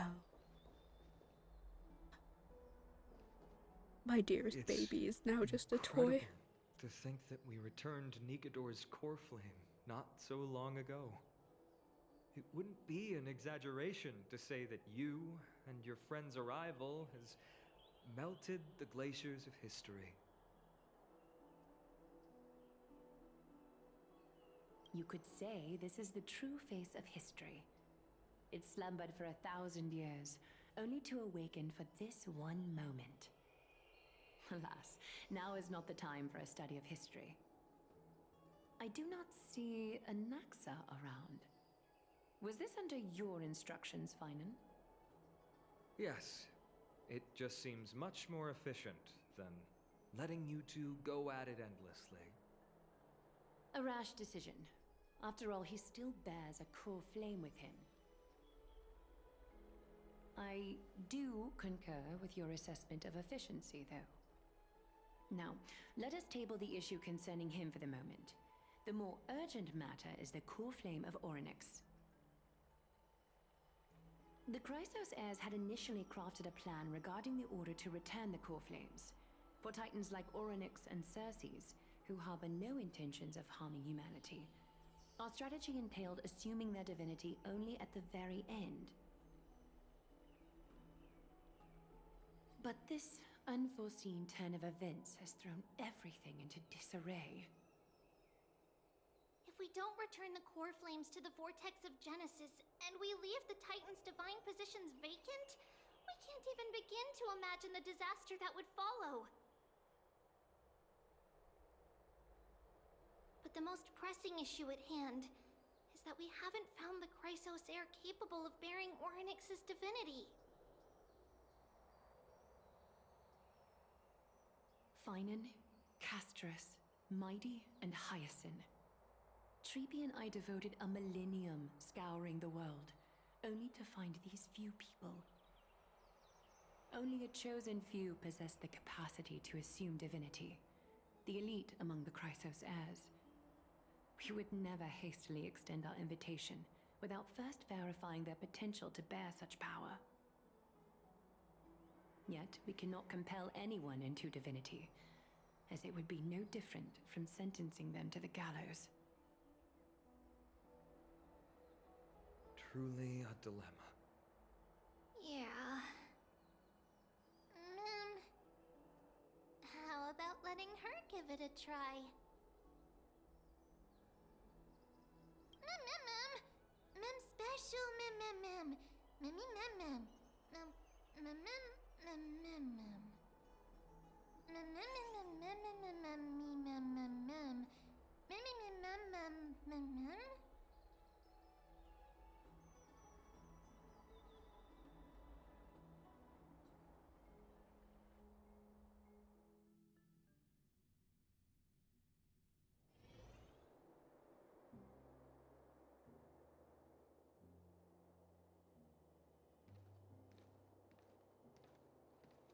I see the Reaper has forsaken you too, teacher. It simply put my life in the hands of the Twilight Courtyard. That priest girl's medical talents are truly exceptional. She might be far from the ordinary girl we envisioned. But this isn't about me, Mighty Mos. I saw it. You finally decided to embrace your own fate. Power of strife is stirring a tempest within me as we speak. My bones have turned into steel, and my blood is seething in a blaze. Past rulers of Kremnos could only aspire to this might, yet I have merged with it. I've made history, and henceforth divinity and kingship shall coexist as one. Indeed, you've realized the aspirations of every former king of Kremnos. And now, you can at last bring our people home and reforge the glory of Kremnos. Unfortunately, I harbor no such desire. What? What do you mean by that? Over 2 millennia past, devotees of Nikador's might banded together beneath their feet and erected a city of their own. Ever since then, Kremnoans have served as the blades wielded by the god of war, following the Titan's path in its conquest. Yet, gazing upon our history through the lens of my newfound divinity, I now see it with unprecedented clarity. This history is sheer absurdity and inferiority. People surge onto the battlefield like ants, plundering and slaying for their own greed, only to be trampled upon like ants. The city and the beliefs that Kremnoans hold so dearly alongside the supposed tradition. Mere anthills that could be crushed with a single touch in the eyes of the Titan. You! Are you trying to strip Kremnoans of the pride we've amassed over thousands of years with mere words? That pride holds little significance, Krateros. Now that I've assumed the divinity of strife, my next step will be to renounce the title of king. No. No! Convey my message to every Kremnoan. This is an order. Do not do this, Mighty Mos. I beg you.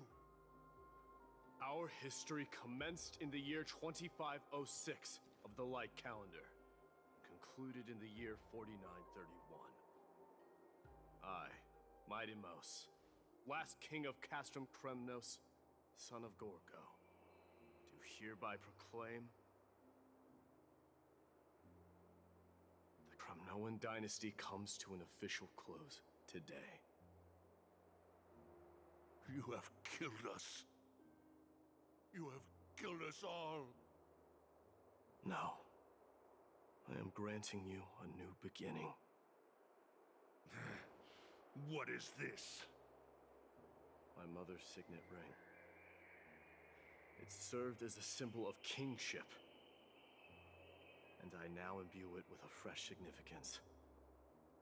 Take it, and rally those who have lost their identities. Convey the words of Mighty Mos, now ascended to divinity. You no longer need to chase fleeting honors or face death on the battlefield as if it were your sole destination. However, you must adapt to fit into the city you once observed with indifferent eyes. A cruel fate awaits Amphoreus. No matter how illustrious a dynasty may seem, crumbles to rubble and gravel before formidable foes. Yet, you shall tread the only path out, one that leads to a brand new world at its end. Why task me with being your messenger? Why not explain all this to them yourself? Because only humans can guide the path to be trodden by humans. It's not the lot of humans who crave the power of gods and spiral into madness for it. But humans who stand ready to raise their shields high to protect the lives behind them.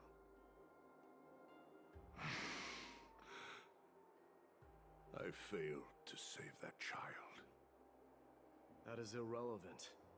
As demigods, they have long been prepared for it. What truly matters is that you showed up there and shielded her. The one who persuaded Aglaya to set me free that night. Was that you, Mighty Mos? Yes. She's not one to easily make a concession. What did you offer her? I staked my mother's name to guarantee the integrity of your soul to her. And I promised her that I would dedicate all I have to the Flame Chase journey. And what is next, Mighty Mos? Where will you be headed now? To the place where I belong, to fulfill my promise. The madness that has plagued Nikador and the darkness that has consumed Amphoreus. It's now my turn to fight against it. There are some people to meet with before I leave. Let's go.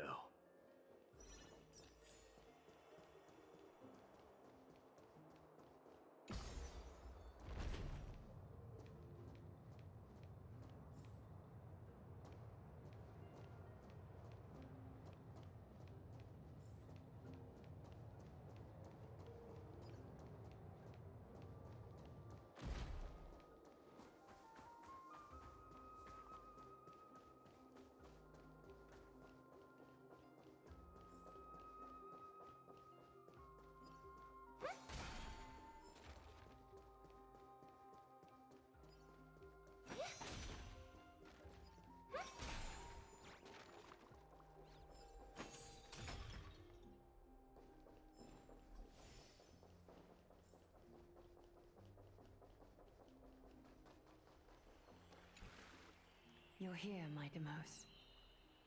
It seems that you are prepared. Yes. You aided Akuma through yet another trying ordeal, and my gratitude knows no bounds. Isn't that exactly what you wanted? Not everything unfolds according to my plan. In the current state of the world, I can only proceed one step at a time. Furthermore, you are ready to dedicate all that you have, regardless of the promise you made to me, aren't you?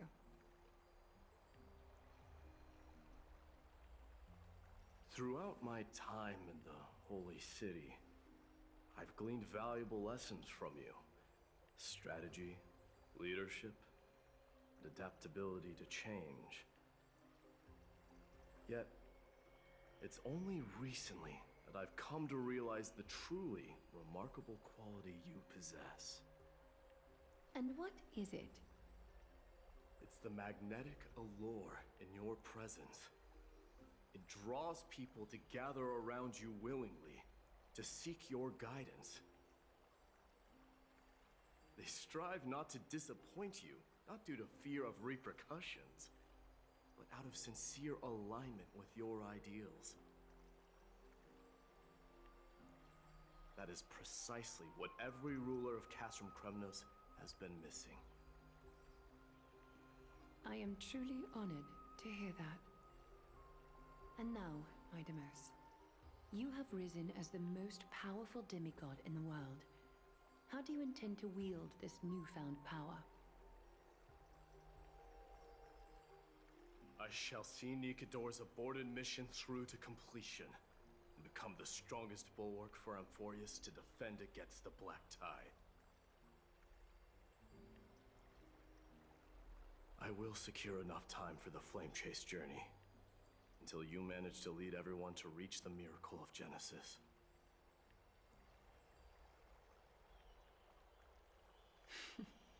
My Demos, a new chapter awaits Amphoreus. Yet, the one who guides the people to the destination need not be you and I. Huh. What did you see after assuming Nestia's divinity?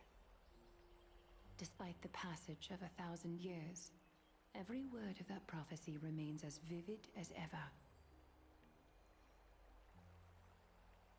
You shall have your final bath in warm and radiant gold. Just as cryptic as all the other prophecies. What's the reason for the laughter? I was just thinking, if an ordinary person encountered these words, they would probably stay away from the baths for the rest of their life.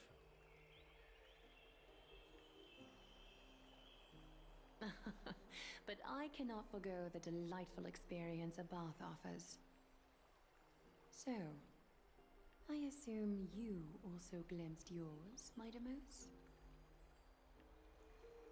One day, you shall die with a wound in your back. Well, that is a rather straightforward scenario. If I were to be terrified by drivel with no basis, I would not have attracted your gaze and joined the Flame Chase journey in the first place.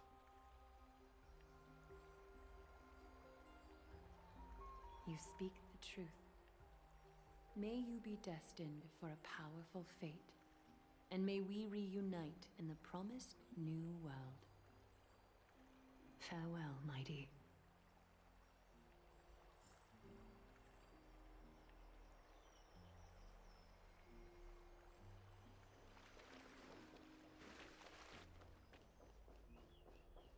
You must bid farewell to Tribby.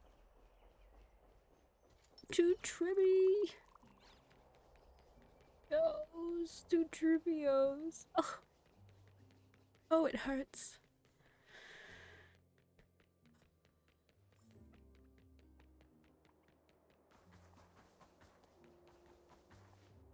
Is Tribios. Lady Trebios not here? Tribbios. Oh. Lord Mighty! I just wanted to see her. So you are the physician Krateros spoke of. It's no wonder then that he was pulled back from the brink of death. You have my gratitude.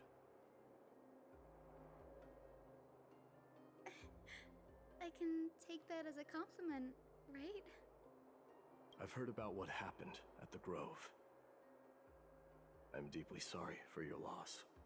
I've heard far too much about death and grief recently.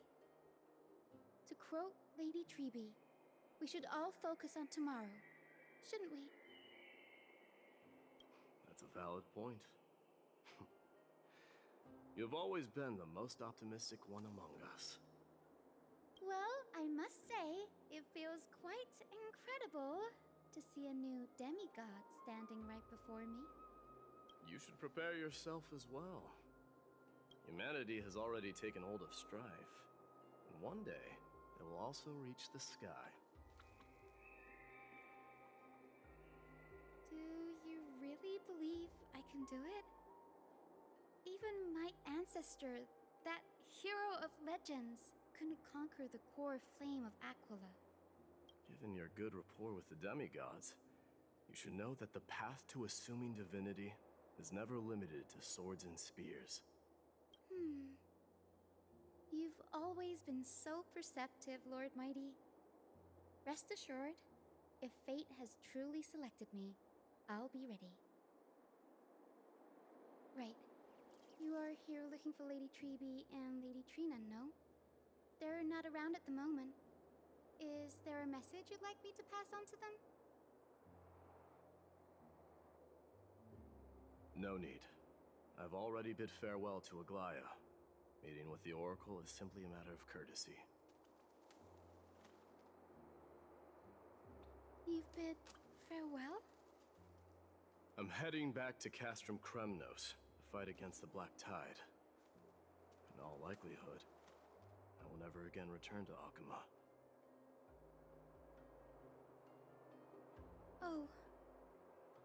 On second thought, there is something that I'd like you to help me convey to them. I'm all ears, Lord Mighty. I'll make sure to convey every single word. Tell them that there is no longer a need to send scouts behind enemy lines.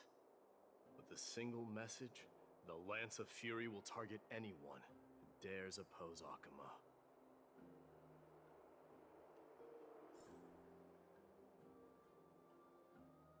Where is Treby? Where is my baby?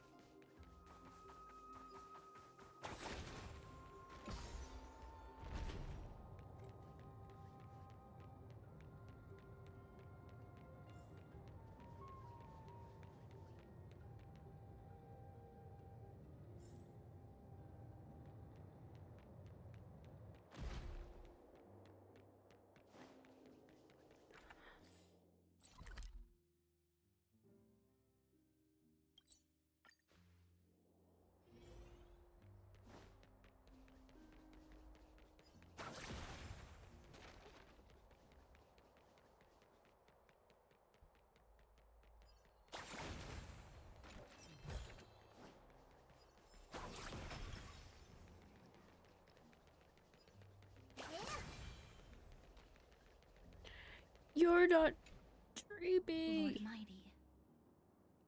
I'll be embracing my destiny before you do, Amphoreus. Can you feel Thanatos right now? I don't feel them at all, regrettably. You have been painstakingly seeking that Titan for so long. But have you ever considered reaching out to me for help?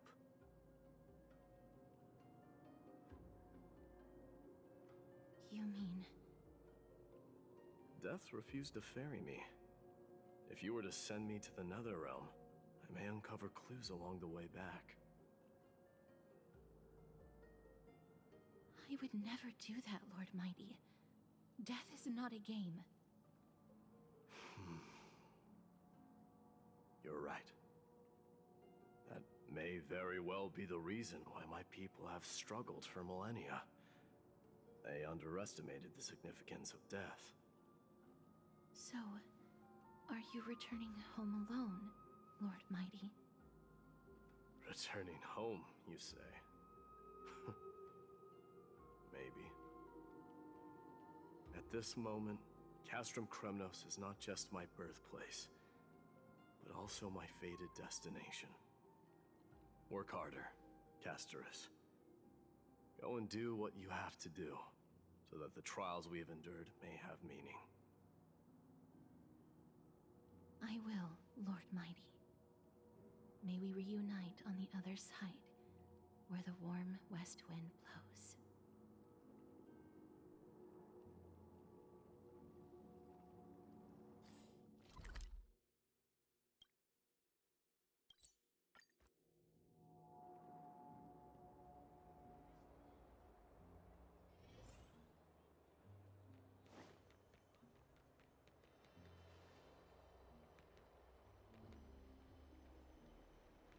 Where is she? Is she not even here? What is even the point? But looking more like a king now. I'm no longer the king, Grand Craftsman. Matters not the title. Surpassed all former kings your achievements have. I will honor your trust and liberate the world from the clutches of fear. Nevertheless, I must request that you continue to watch over Phainon, Cartonis. I have a feeling that his fate will weigh heavier than all of ours combined. Keep Phainon in mind, I will. Return to your home, brave king. Together with everyone, I shall remain here. That thunder from Castrum Kremnos we wait to hear.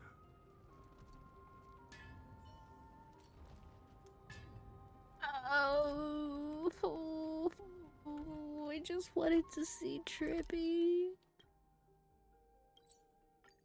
Curse this cruel life.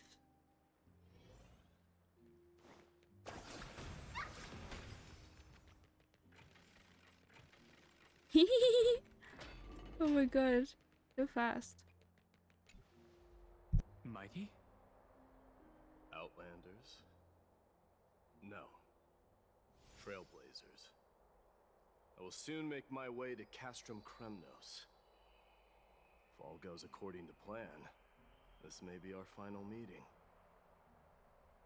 I just want to let you know that I appreciate everything you have done for Amphoreus. Reflecting on the past and moving forward to the future. A challenge I faced as well.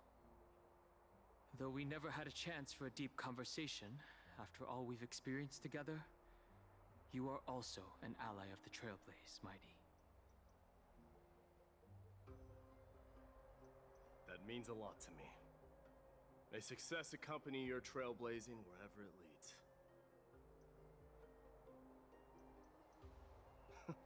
How about you let me guess what's on your mind? Are you gonna say something insane again, Trailblazer?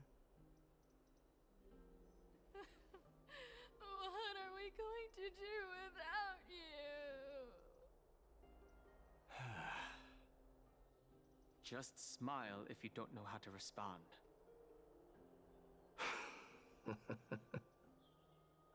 Now that I bear the divine within me, I can get the vague feeling that you have a great significance for the future of Amphoreus. With this departure, I fear that I will never again return. Can I entrust you both to watch my back? And to continue supporting the Flame Chase journey in my absence? Rest assured, we'll do everything we can. You have my gratitude. Then, farewell. Hold on. Yes? Let's at least snap a photo together to capture this moment. Shall we? Sure, let's do it.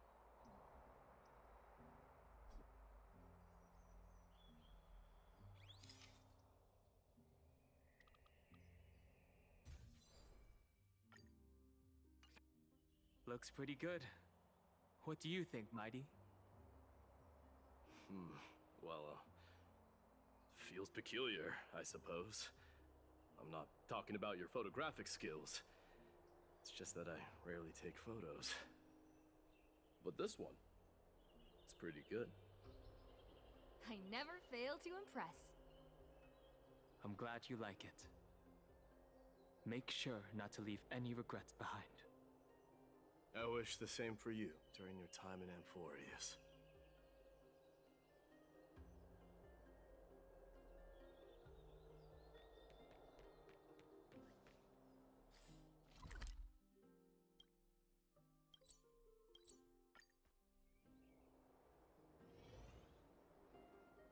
The prince is here! Run! Hold on!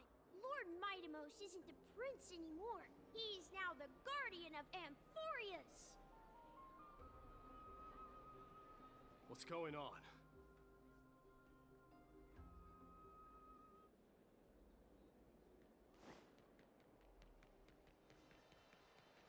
Yeah! We salute the guardian of Amphoreus!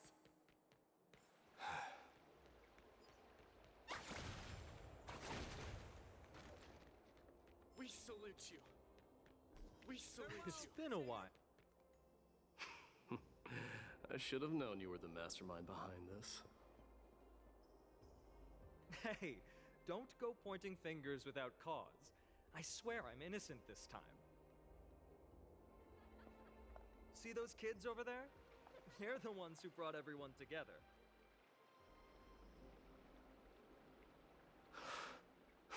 I admit, that took me by surprise. Were you seriously just going to sneak off without a word with me? Well, I was actually on my way to bid farewell to you, but ended up running into this.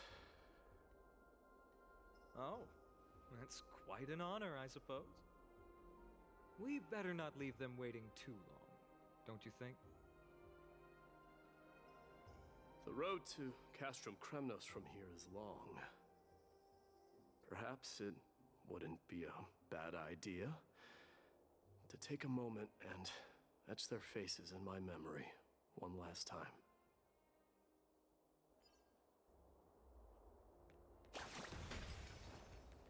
I think I see more than just the Kremnoans here. I'm thinking maybe it's about time the god of strife gets a new name.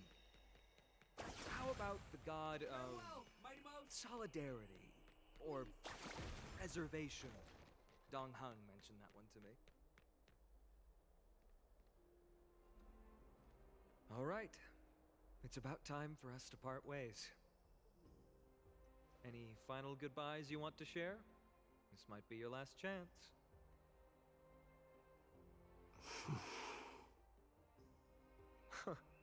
Why so quiet? I thought divinity would wash away some of your sentiments. Do you truly feel as carefree as you seem? Or is this just a facade you wear? You know what? You sound just like a Gly at this moment. But you're not off the mark.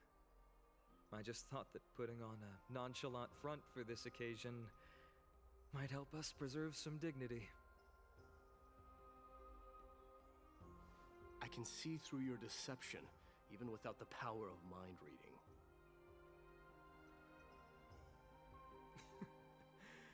Am I really that terrible at controlling my facial expressions? Well, with that said, thank you for aiding me in defeating my archenemy, Mightimos. No need to thank me. This triumph brings no delight, nor does it signify closure. You understand that more than me. Indeed. In the end, I still haven't unraveled the mystery behind that black-robed swordmaster. And I can't even ascertain their demise. Maybe I've never managed to cut off my destiny. But that matters not. Pain may be cured, but scars remain. And this should not be effaced. Even with the divine might of Ornyx, you cannot stop the past from leaving its marks in our blind spots. Can you genuinely let go of everything as soon as that Swordmaster is dead? That's impossible. Revenge is merely an obligation that must be carried out, and no one can find mental fulfillment through it. You're right. Look forward. Chew up and swallow your past. And make sure emptiness and bitterness are not the only flavors you know.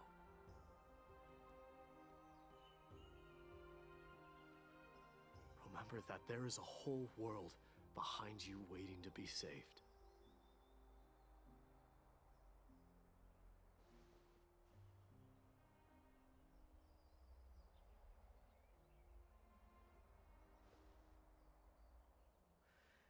I will keep that in mind.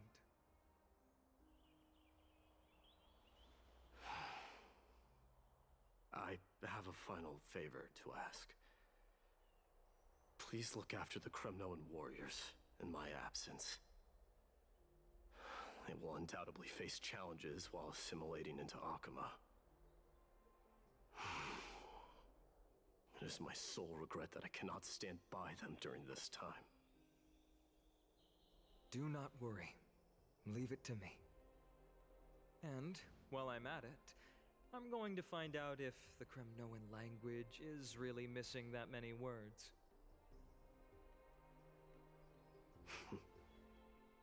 The Kremnoan philosophy can never be encapsulated in a mere dictionary. But if there's a chance in the next life, you should come visit my library.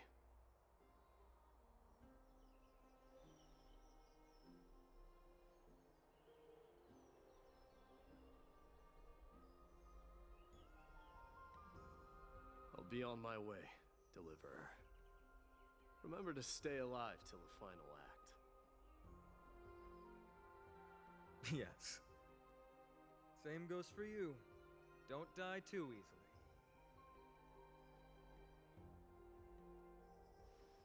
May triumph always be yours, Midamos.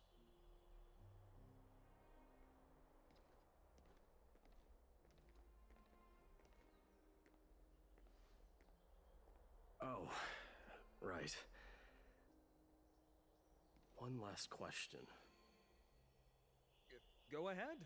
You better not leave any regrets behind. Are you the one who told Cartonis about the signet ring? Well...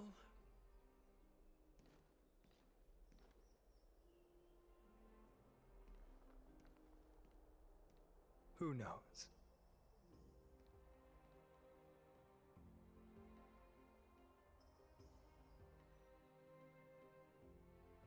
Gay rights.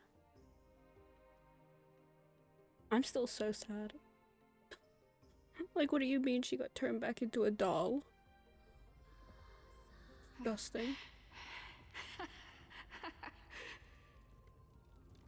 Get up, my son. You showed great courage in today's training. Let's wrap it up for now. Yes, Mother.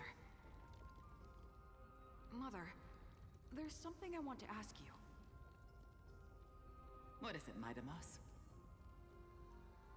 Why must we learn to fight? It is for glory and honor, my son. For Kremnoans, mastery of swords and spears is ingrained from birth. And the battlefield is our destined end. Is that really the way it is, Mother? What makes you say so? Because you don't sound entirely sure. You're right, Midamos. I once believed those words, without question. Until your father cast you into the Sea of Souls. It was at that moment I realized how everything I believed in was utterly hollow.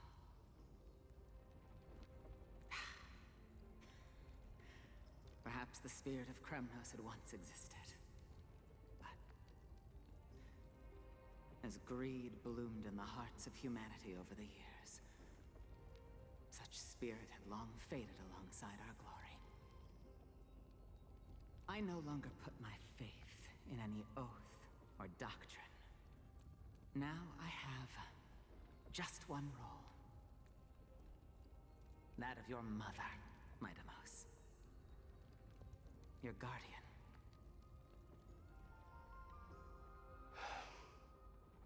That dream always ends there. The journey back to Castrum Kremnos is proving to be longer than expected.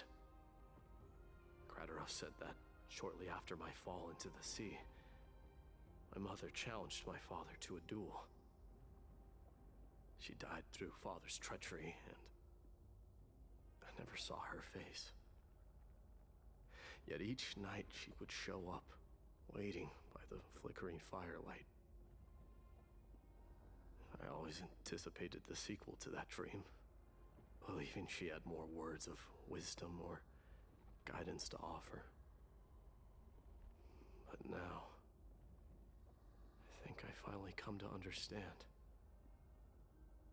That is all she wished to tell me. And now, I too am left with but one role.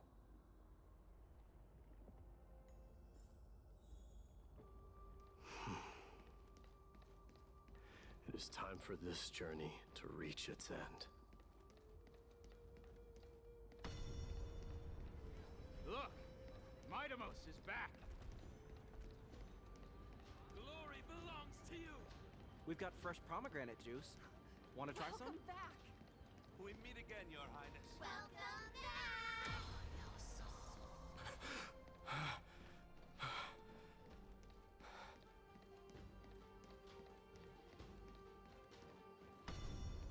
How was your training? Ooh, say, come and check out what looking well. I just wrote. Midamos! Did you just come back from training? It's I'm been a gonna while. meet you at the festival. Welcome home, Midamos. Have you found something?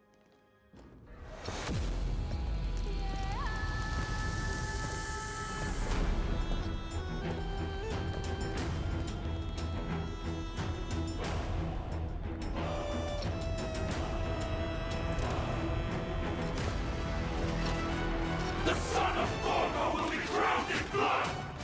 The son of Gorgo will be crowned in blood!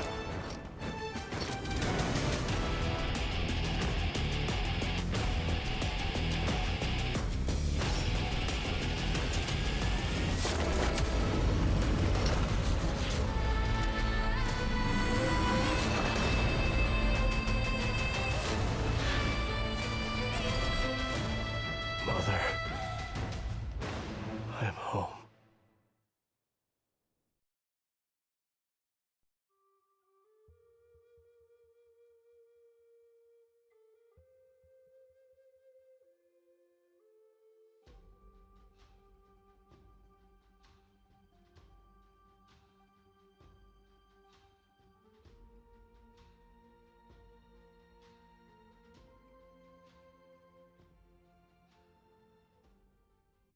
Kid named Rupert.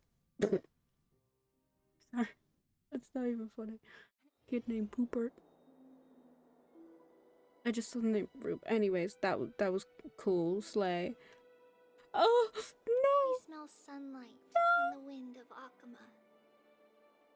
This was your favorite spot, wasn't it, Trianne?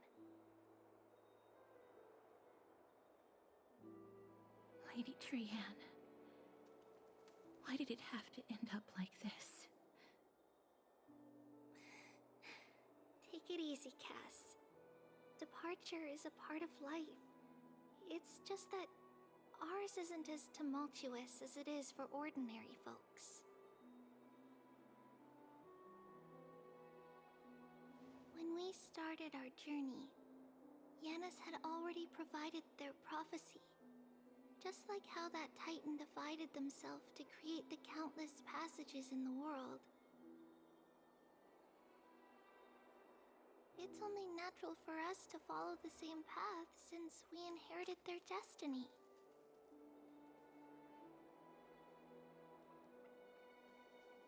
If you don't mind, Treeby, are you still willing to unveil that past for us? The past regarding the prophecy?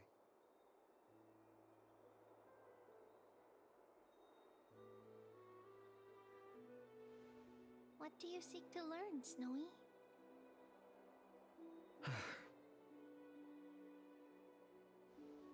Midimos has left the city to face his own fate.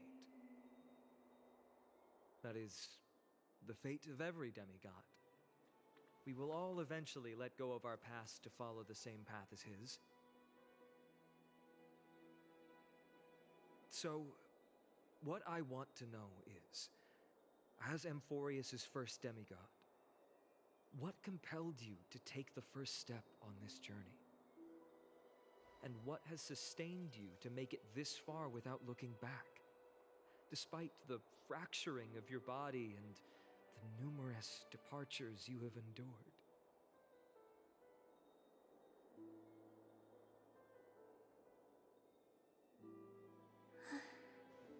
All right. Teacher, are you sure about this? Dee is already doing what he has to do. What reason do we have to keep it from them? Let's go, everyone. Let's go to the Abyss of Fate and see how it used to be.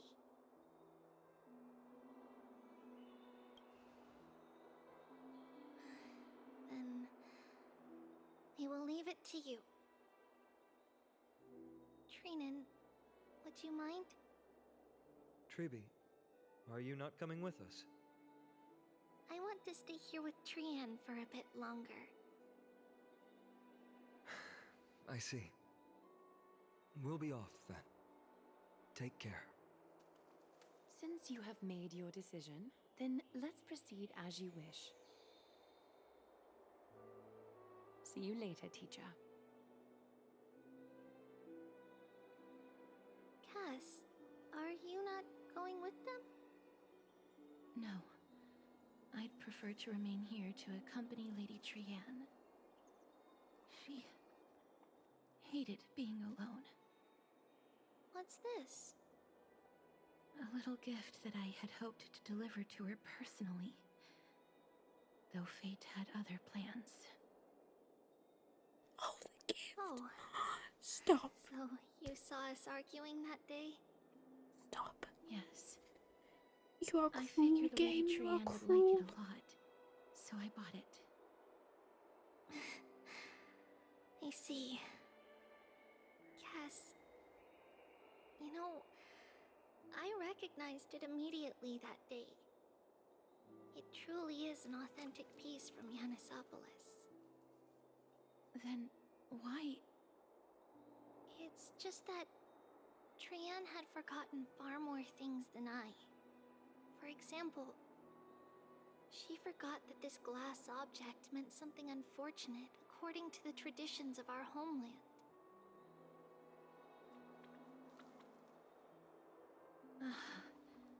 I'm sorry, Lady Treeby. Should I... No need to apologize, Cass. At that time, I simply didn't want her to be trapped by our past, especially considering how much time had passed since we left home. But now... it might just be the perfect gift for Trian. All shall bid farewell to one, and that person alone will witness the miracle. While you and I have long accepted this absurd fate, they remain fresh and inexperienced.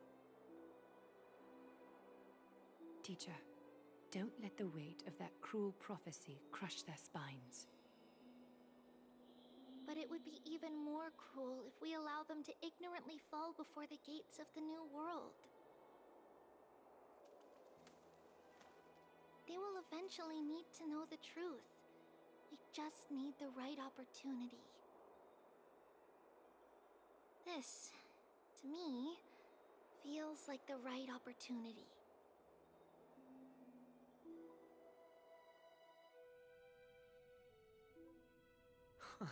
So, this is how the Temple of the Three Fates looked back in the day.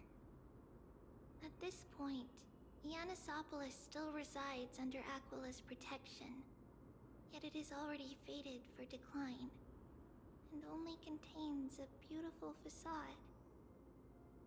Is it because Amphoreus has entered Arabellica? Yes, strife remains distant from this part of Amphoreus right now. But in 5 years' time, at the same entry hour, this temple will become the source of another war. Then, where are you at this time? Right over there. Why does she look somewhat different? It's because we don't quite recall how we used to look. Oh, my apologies. Please don't. We should be the ones apologizing. Come, everyone. It's time to witness our last conversation with Orynyx.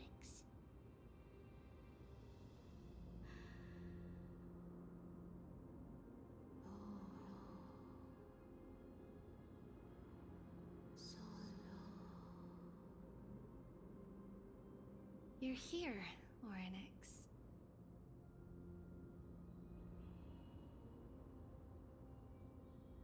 This is our memory, so your senses are also aligned with the Trebios of that moment.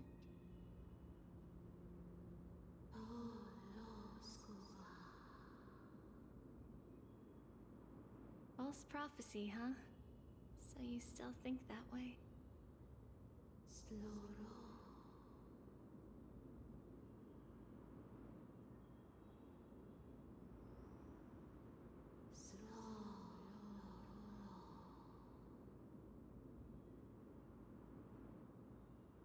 But the Black Tide has already arrived, and Yanis remains in slumber. If even the God of Passages, known for guiding mortals, cannot resist this catastrophe, then what can we do against the incoming destruction?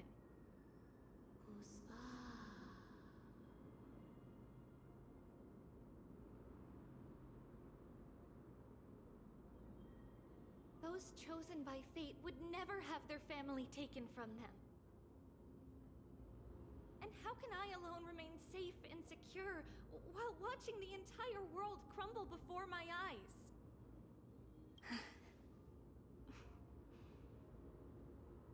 This might be our last conversation, Orynyx. I will do everything I can to protect you from the Black Tide.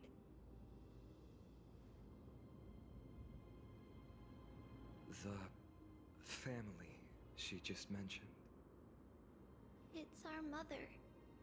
She fell from the spot into the valley a long time ago. It was during a grand ceremony held to seek Yanis's guidance. But things took an unexpected turn. It was Kefali who responded instead. Did something go wrong with the ceremony? Yes, but those two occurrences were in fact unrelated. Kefali's response was simply a coincidence. On that frosty night with treachery abound, as the Holy Maiden of Yannisopolis met her demise, the world-bearing Titan also fell in another corner of the world. Let's keep up with her. This story... she should be the one to tell it. That thing ahead. It's the altar of Talantin. But that's not our destination. Also, was that not just We're heading to the left. Ruby's model? This place used to be fascinating. Yeah, this one looks different. It looks like a tribby. Crazy how that works.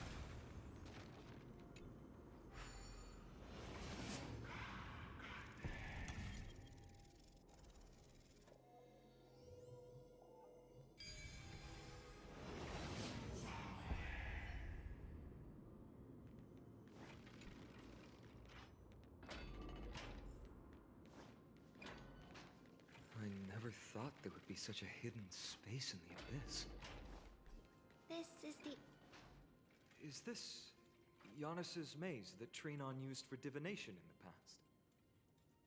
Not only that, it also serves as a lock. Our childhood abode lies sealed within. This is the largest puzzle I've ever laid eyes on. And it even acts as a door lock. Should have expected something like this in the homeland of puzzles, I suppose. So, how are we going to solve it? Just follow the designated path and let the stone ball fall into the pool twice. Seems pretty straightforward. Even Mighty might be able to complete it in a single try. Notice how no one even mentioned Mighty, and he's always on your mind? Yeah, exactly. That's not talking smack. It's clearly a compliment. Mighty. If he were still here, we'd probably take a lot fewer detours to solve our issues. Enough with the talking. Let's just get started.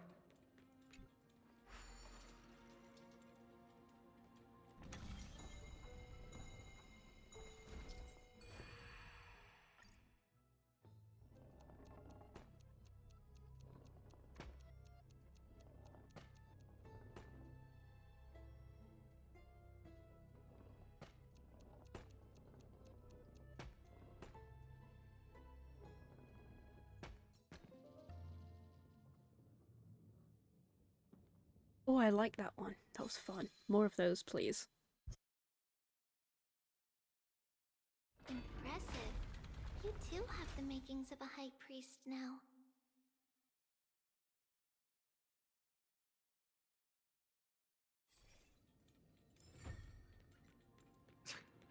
Getting that stone ball to the endpoint looks pretty tough.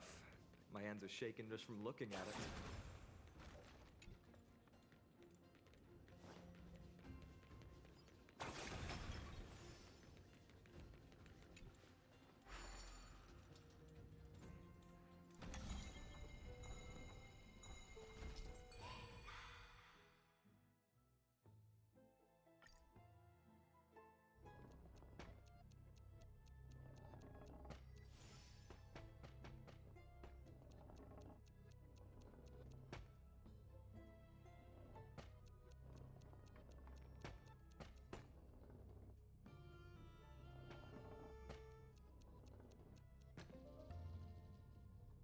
Not the Wi-Fi almost completely messing me up. How rude of it.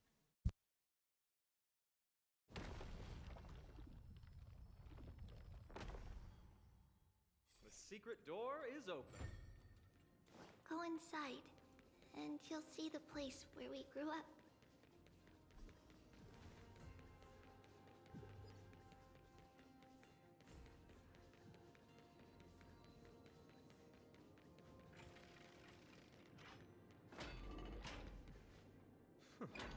You grew up in a place like this?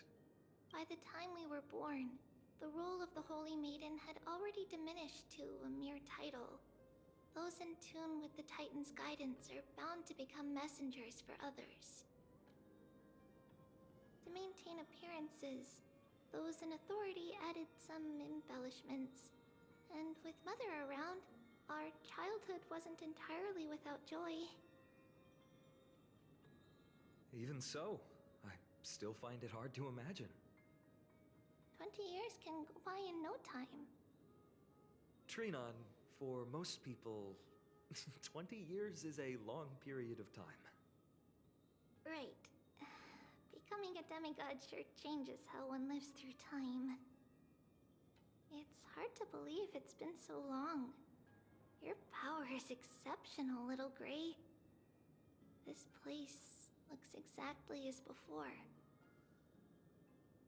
Let's explore the room a bit.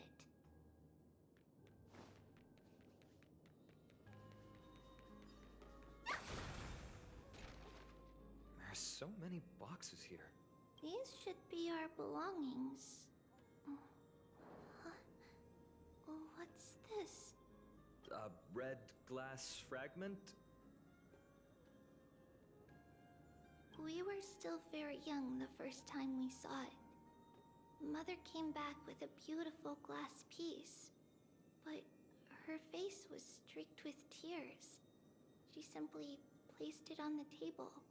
It looked so sparkly that we couldn't resist playing with it, but we ended up breaking it by accident. Mother didn't get angry.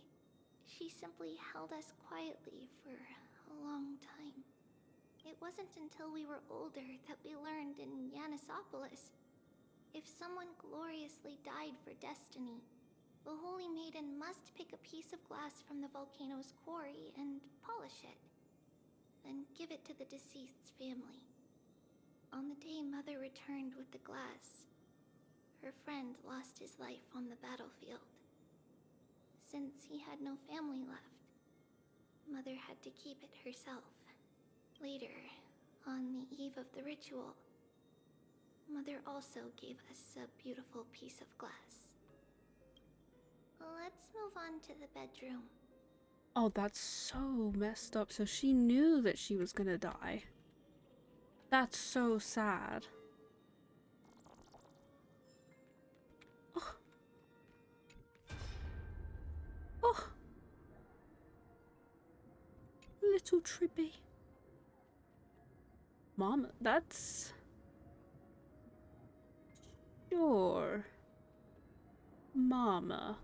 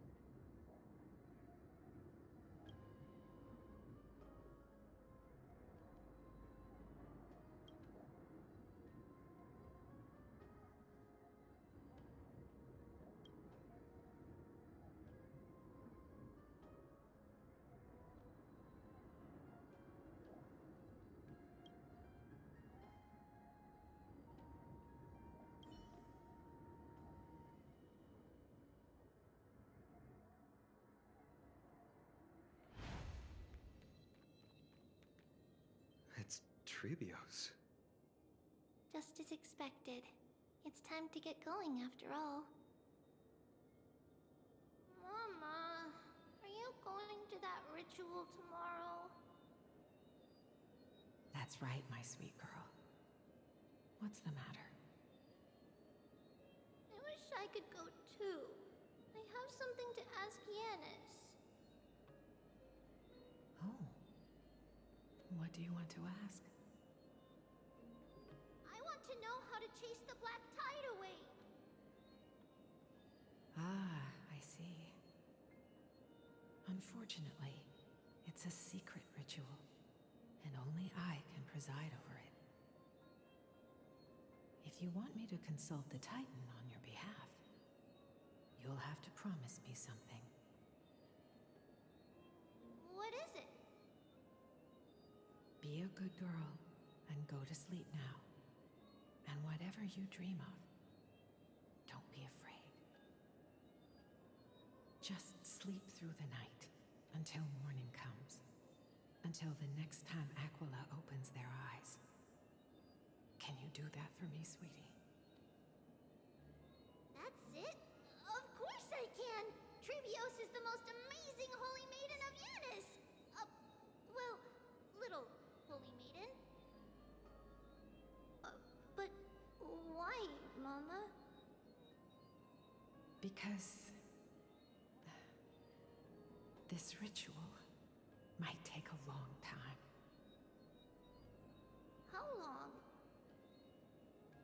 Tomorrow, my sweet child. I'll be back tomorrow. If not tomorrow, then the next tomorrow. If not, the tomorrow after that. But if I still haven't returned for a very long time, that means the ritual has succeeded. It means I found a way to chase away the black tide and reach the new world on the other side. But for various reasons, I can't return to bring my sweet girl with me. But I'll be waiting for you there. As long as you stay brave and kind, we'll meet again in that new world. It's the end of the West Wind, the black tide's other shore. A radiant sea of flowers, blessed and protected by the gods. In the rosy horizon, you'll see a silver-white shoal. It marks the end of your voyage. A haven, free from storms, cold, and heavy rains. No sorrow can linger there. That is where I'll be, waiting for you. Wow, that sounds just like the island from my dream. Oh, I know. I'll turn the moon into a ship and the stars into sails to go find Mama. Pinky promise? Pinky promise. As long as you sail toward tomorrow, as long as the sun will rise for the next day, our wishes will come true together. If the final murmurs of the Titan are true, if such a place really exists on the shore beyond the black tide at the end of Genesis, then our promise still stands. Please, wait for me, Mother.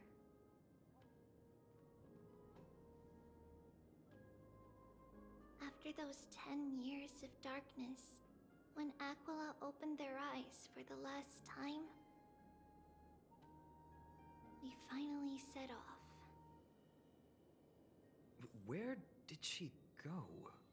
That's why Triad said see you tomorrow. Oh, my sweet baby. A little star. This way. This is so Now, messed up. We'll go through this shelf. But how? With Yanis's power?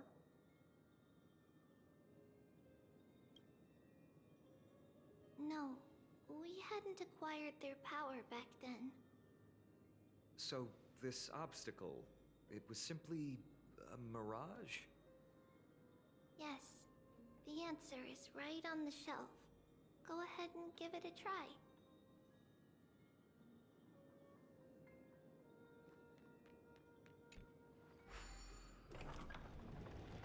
It's a secret passage. It was a secret passage prepared by the Holy Maiden's supporters for Mother and me as a precaution.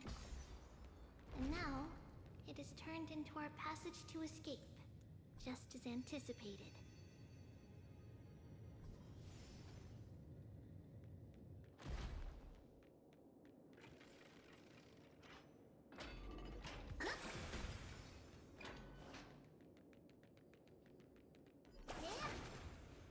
The path to the temple was in quite a state. Did someone do it on purpose? No surprise at all. Some people caught on to what we were planning and tried to intercept us, while others were willing to clear the way for the Holy Maiden. I can't move it. Time Titan? Someone will help me. Just like this. Regardless of our actions, the past will remain unchanged. It was someone else who helped Trebios in the actual events of history. We don't remember the details. As for why memory recreated the past to be like this, It must be because it's closer to the answer within our heart. The passage is now cleared.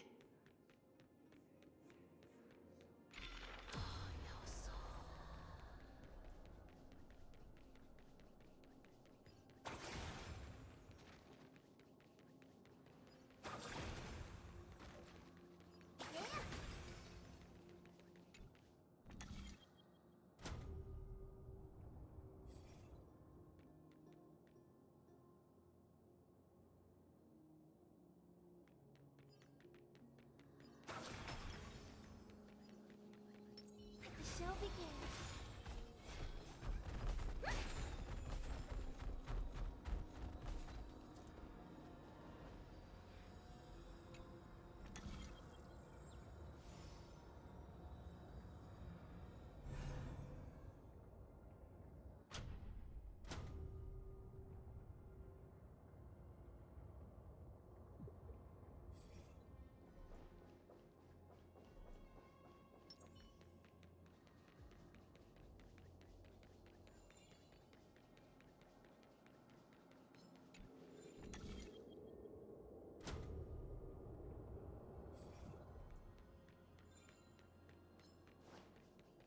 I have no idea what I'm doing.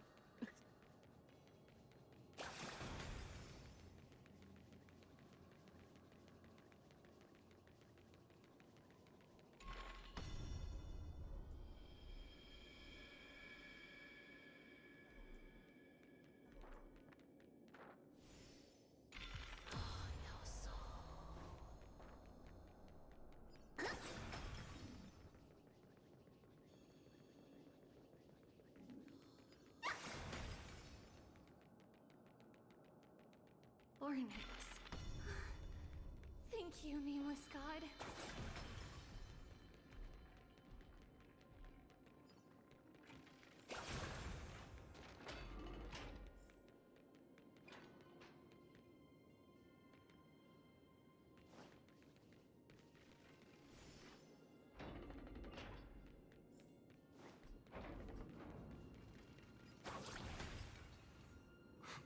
Whoa!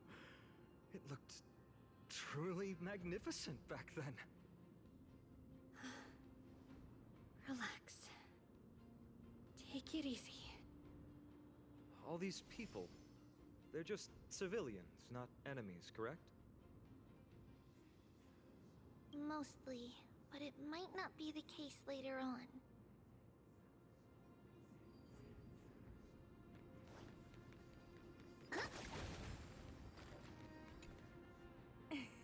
Hey, little ones. How did you sneak in here? Please keep it down. We had to be really sneaky to get in here. Okay. But what did you sneak in here for? I heard there's a lovely holy maiden living in the temple, and I want to meet her. I couldn't stop her, so I had to think of a way to sneak her in. Oh, really?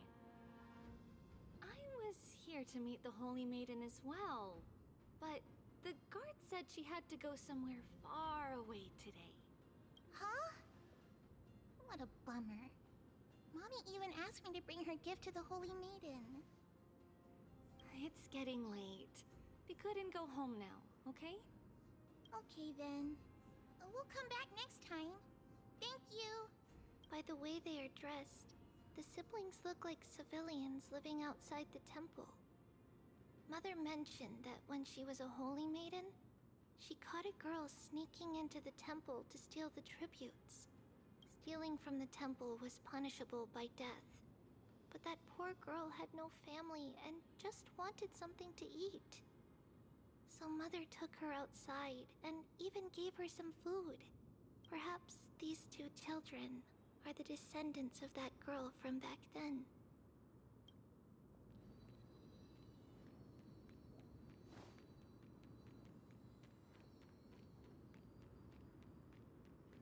Ah, Lady Maiden.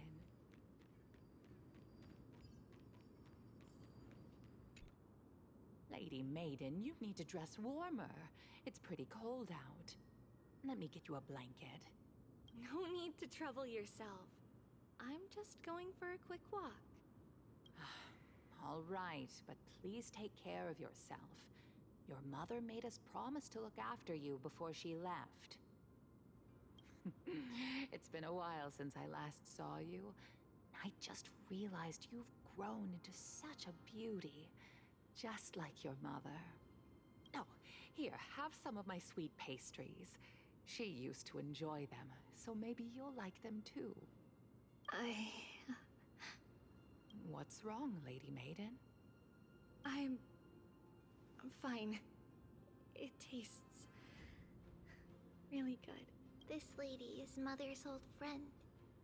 When we were little, we sometimes got to eat the sweet pastries she brought back.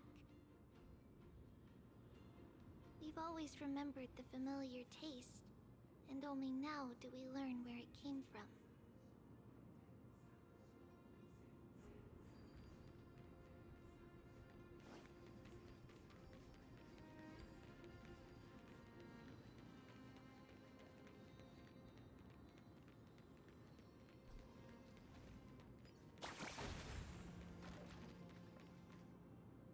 Apologies, Lady Maiden, but the Yanis Vault is under maintenance today.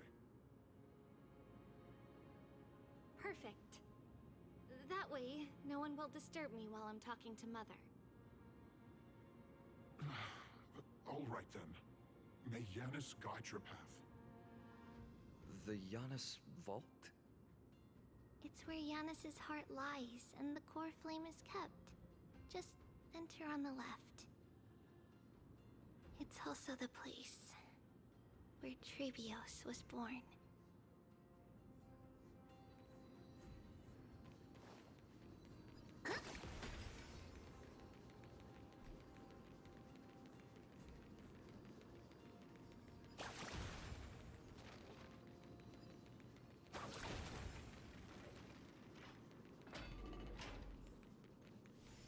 Trebios.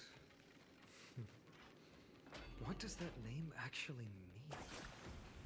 The one with 3 lives. Mother believed our birth was blessed by the 3 titans of fate. She named us thus to express her gratitude. Looking at how things have unfolded, fate might have had a role in it. Finally, the Yanis Vault is right ahead.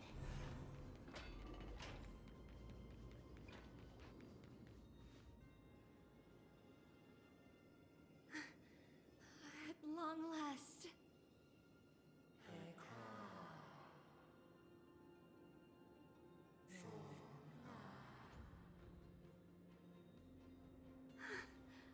I knew there was some sanity left in you, Yanis.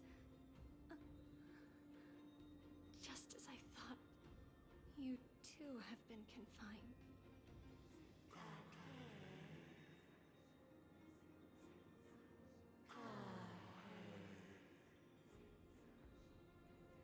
No, Yanis. I've come here to take on your fate.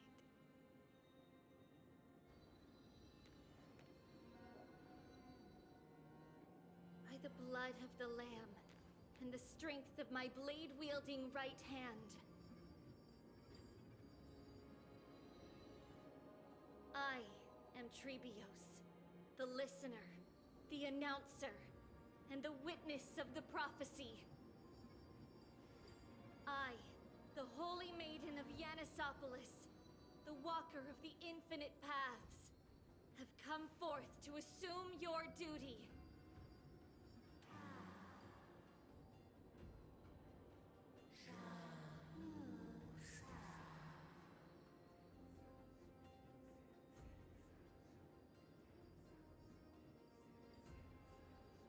Just as I wished.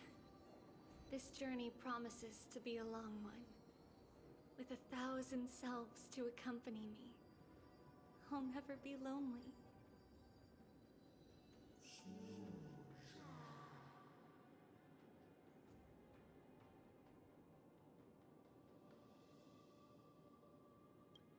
No matter. My hands are not made for bearing arms. But my feet are destined to embark on a journey for the benefit of all.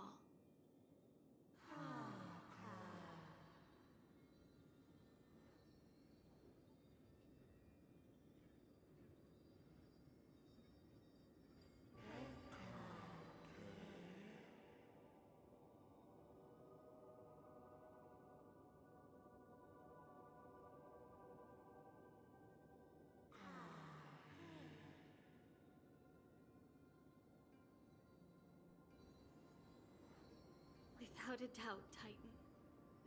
Let the prophecy shatter me, so that I may open a myriad of paths for this imperiled world.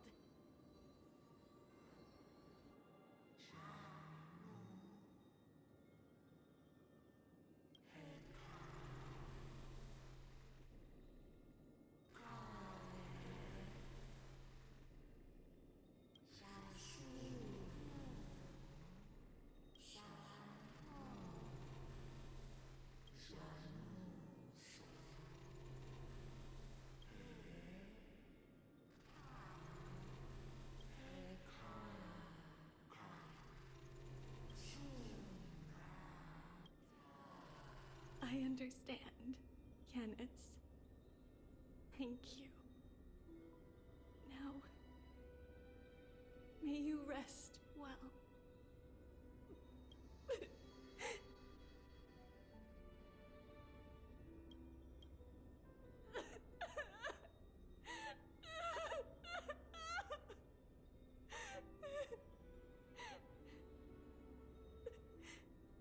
Mother, did you see that? I have assumed my duty and stand ready to set out. We will step over the gods' corpses and wander among humanity. And thus, we shall sweep apart Amphoreus' pitch-dark fog. May we...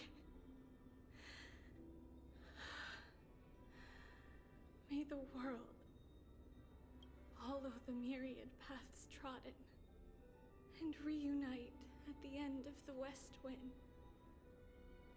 where flowers bloom in spring. Mother,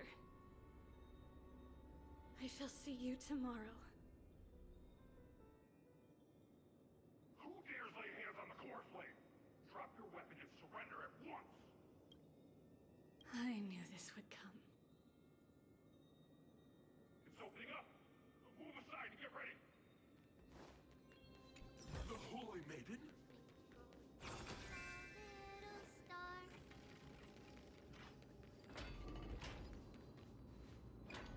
What's happening here? Lady Maiden, where's the thief who stole the core flame? Look at what she's holding, you buffoon! She is the thief! Take your positions and ready your arms! We're taking back the core flame! Bring it on! What? Come forth, loyal guards. At least do it properly. Pierce me in the chest. What are you scheming? This is your last chance. If anyone wants to earn a promotion and rise through the ranks, I'm right here. You all know who I am. Go ahead. However, if there's still any loyalty within you, step aside for the Holy Maiden. Otherwise, by the decree of the Holy City's Codex, anyone who dares to harm the Holy Maiden shall face execution! Captain, what should we do? Do it. Kill her! If any of you want to get rich, then come with me. Take this traitor's head and wealth will be ours! We can't just stand by and do nothing. Let's move, partner. Oh yeah, it is on. You will not be hurting my little Tribby today. Stars echo!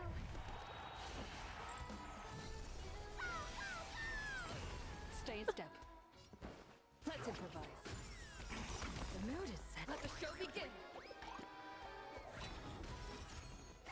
Let the show begin. Loads of people are saying let the show begin. Robin says it, Trailblazer says it, Barbara says it. I know she's not in this game, but she says it. That possible? Could the Titan actually be on her side? That woman is the traitor! I should go. Let's keep up. The path is opening up for me. Oh, Yanis, protect me.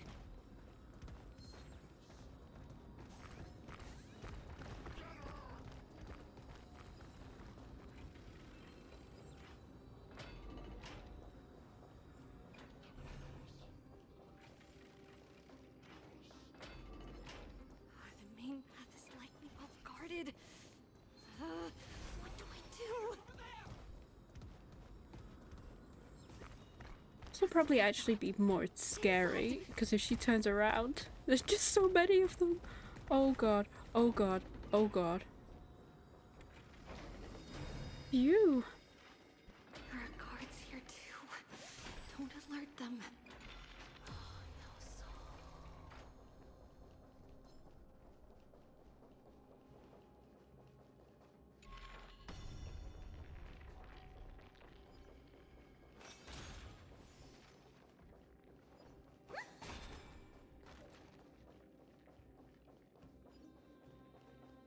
I'll come back to this. Long last.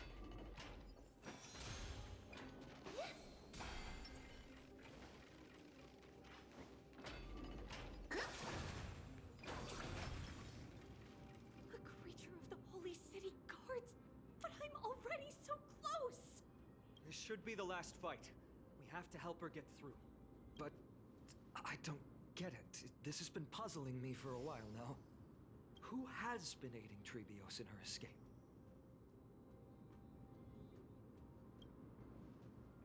Well, history might be blurred by memories.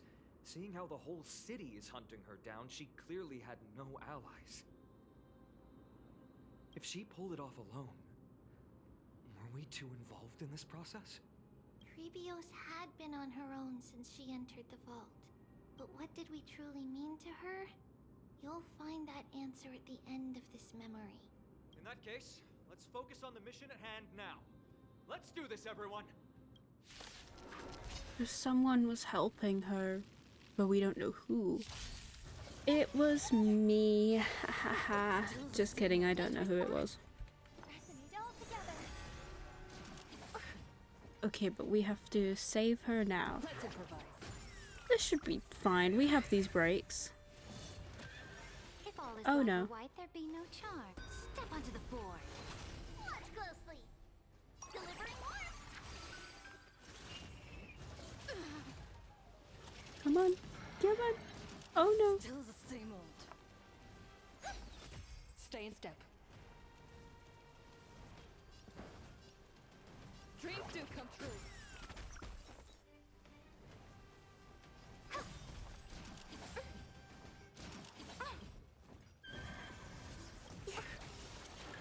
Ribby! No! No, no, no, no, no. Oh, Robin too! Oh god. Everyone's gonna be down. Let's improvise. Oh, I shouldn't have done that because Tribby won't be able to do anything. Victory now rests in my hand. To the defeated, Oblivion, your downfall is absolute. Oh! Love that damage. Underestimating us will cost you. It's coming. Hiding the West Wind. Away we go. My baby.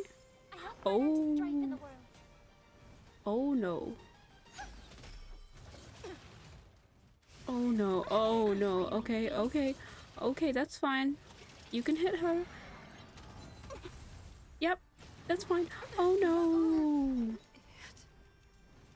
Oh no. Okay, this is fine. This is fine. Come on, we're so near the end. Do not make me fail now. Phew. That was scary.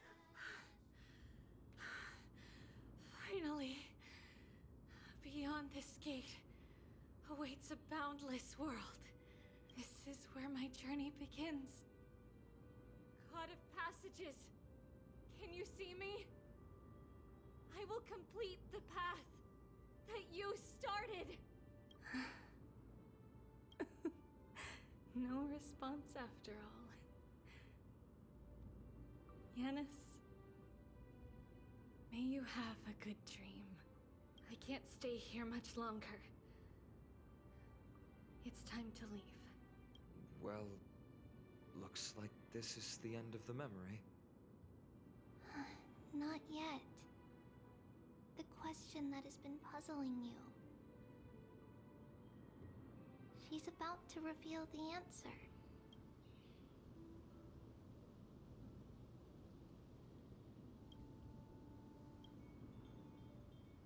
But nothing happened.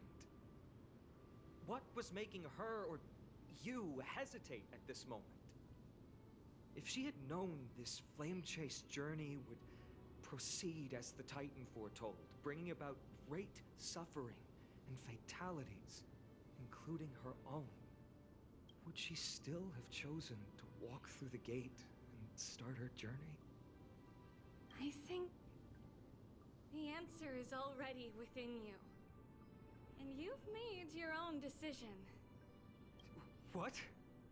You can hear us? Not really. She can neither see nor hear us. Yet she knew that one day, someone would return to unveil this dust-covered memory. We can never know for sure who helped us back then. But that kindness was forever engraved in our hearts, motivating us to move forward. Time has modified this memory into a special letter, so that we do not forget our original intent. It's a letter written by Trebios of the past and sent to her future self.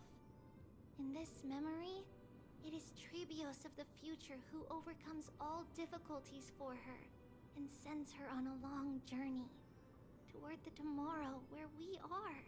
Yes, you'll remember it all. And then find your way back to the gate where everything began. Here, I will set sail toward the distant horizon. Here, you have traveled far on your way home. Such is the maxim that unveils Trebios' fate. You shall shatter into 1,000 fragments and wither on the soil of foreign lands.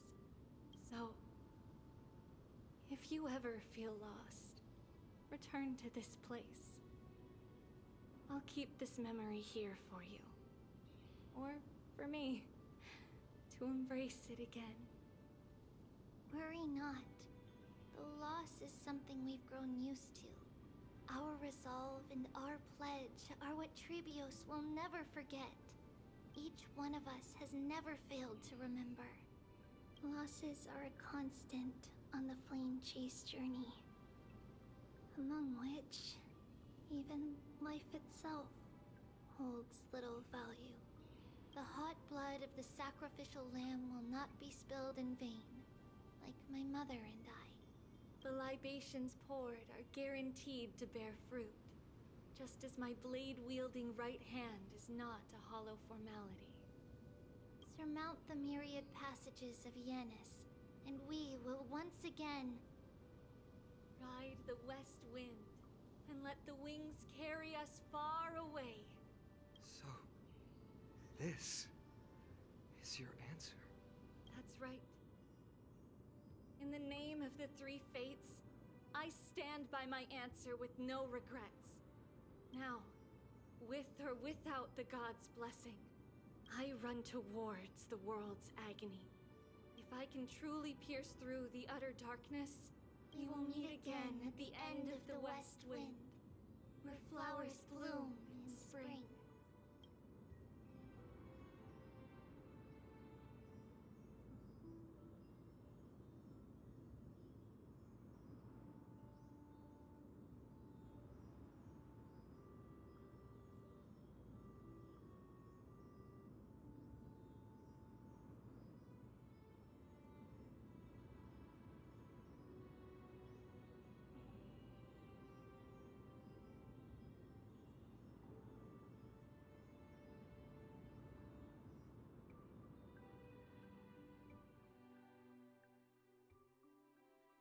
Aww. I think. I'm honestly, I'm gonna be so honest. I'm lost. Lady Treby, do you still think that everything will be fine tomorrow? Yeah, that's what Trianne would say as well. With all due respect, Lady Treby, you know perfectly well that see you tomorrow is nothing but a white lie. I hope your toughness is not a mask hiding a lonely heart. Cass, that's not a lie. See you tomorrow is the greatest prophecy in the world. Prophecy? Listen, in every corner of this land, every heartbeat carries a prayer for that prophecy to come true. It may be that only a few heroes will bring tomorrow to the new world, but the prophecy of leading everyone to tomorrow belongs to all in Amphoreus. But not everyone has the chance to see tomorrow. How can such words be called a prophecy? Because people believe it will come true, and they are trying hard to hold on to that belief. Even as the world teeters on the brink of collapse, everyone is pressing forward, longing to reach farther and move toward tomorrow. And that is why a holy maiden exists to lead the world toward tomorrow, and why Yanisopolis' prophecy unfolds as passages. Fate is not about the outcome, but the journey. It's not the flowers that bloom at the end of the road, but rather the paths that lead beyond the gate, where people tread toward the sea of flowers.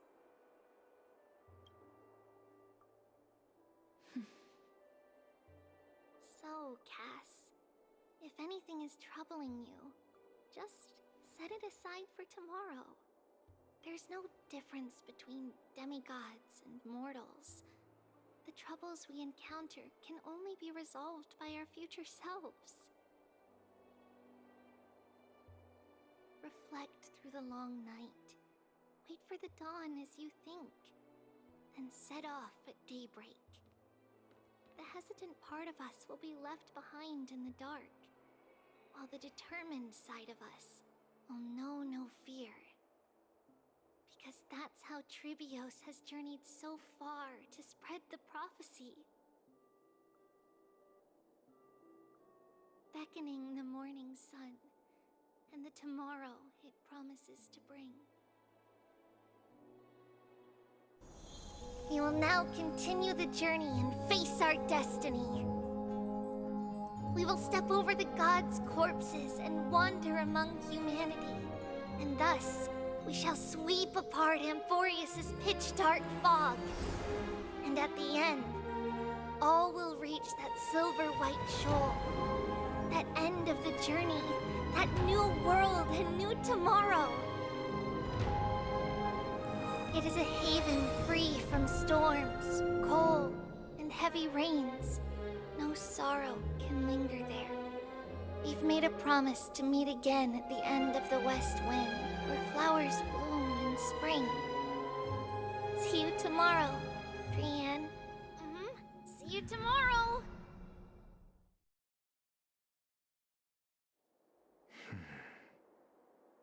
Child of humanity, surely you are not waiting for the arrival of night. Nights do not fall upon Akama. That's why it's futile for you to wait here. Honestly, I didn't expect the renowned Reason Titan to behave like this. And that's all thanks to you. If your soul weren't as prickly as a hedgehog, I wouldn't have to act this way. If you were more accommodating, you wouldn't be opposing me all the time, and I could teach you more freely instead. It was you who insisted on implanting the core flame in me. Forget it.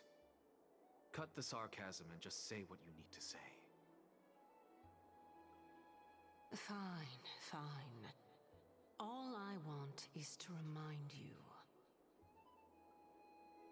There's not much left in your soul. If you don't do something soon, I will have to take over this body. If I'm not worried, why should you be? I know what you're planning. You just want my help answering the question. What exactly are we? Correct? It's good that you remember. Thus, equivalent exchange. It's only fair. Then rest easy. The answer will soon be revealed, and you'll have to return my body shortly. Is that true? Certainly. I initially thought this extremely frail state would hinder me from getting my body back. But I didn't expect the answer to be right within it. That saved me a lot of trouble. I don't even need the black-robed swordmaster's ceremonial blade. That's certainly worth celebrating. Regrettably, I can't carry out the upcoming experiment alone. The girl who's walking with death, is she fully prepared? Be patient, Titan. If we're always so guarded, how can death reach us easily? Unfortunately, on behalf of Okima, I must ask you to slow your pace. I forgot about you. My apologies. A child's words are always carefree.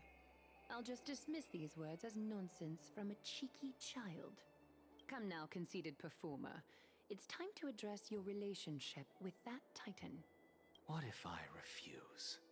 Provocation will only tip Talantan's scales further toward your demise. There's no need to go to such lengths. Oh, monster neither human nor divine. Don't forget that you won't dare kill me. If you snuff out the core flame of reason, what else can you use to stand against the Council? Do you two mind if I cut in? I warned you. Do not interrupt me. I just have been meaning to ask. Does death really matter to you? What do you mean? What I mean is, before I implanted the core flame into your heart, you were already a silent, cold corpse. I'm back. Whew. Finally have a moment to catch my breath. Want to chat? It's unusual to see Mem isn't with you. Since they're not here, let me ask you. Are you really sure you want to take on the trial of Orynyx's core flame on behalf of the Chrysos heirs? We've ended up at this point after all. This is probably a fate that trailblazing can't evade. You should be extra cautious and watch out for yourself. Based on the experiences of those before you, the trial is no walk in the park. But what concerns me even more is that you'll further bind yourself to Amphoreus. If you truly assume that Titan's divinity, do you believe that you'll be able to lay it down again? Forget it. We'll deal with that when the time comes. No matter what happens, I'll be right there with you.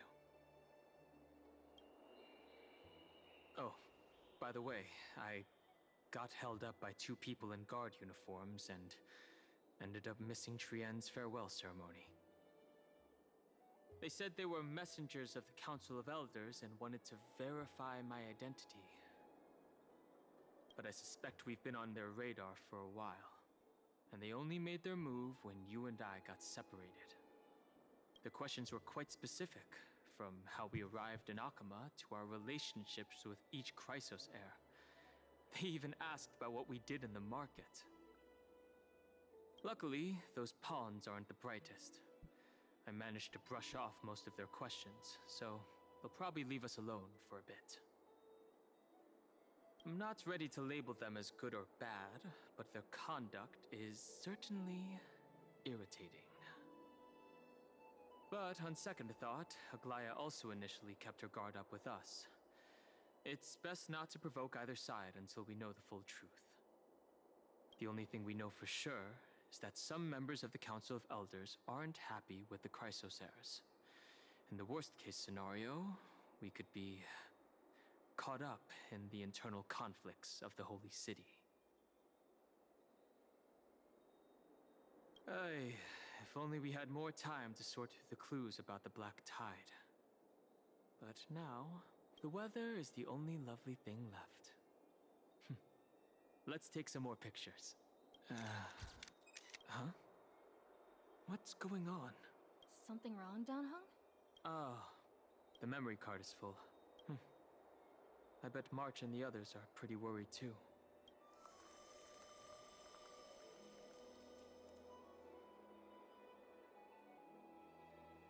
And so, this long day passed for Akama. Some people arrived, and some left forever. Just we have long been prepared. If we are to chase the flames, then we must grow used to farewells. And yet, no one back then could foresee death.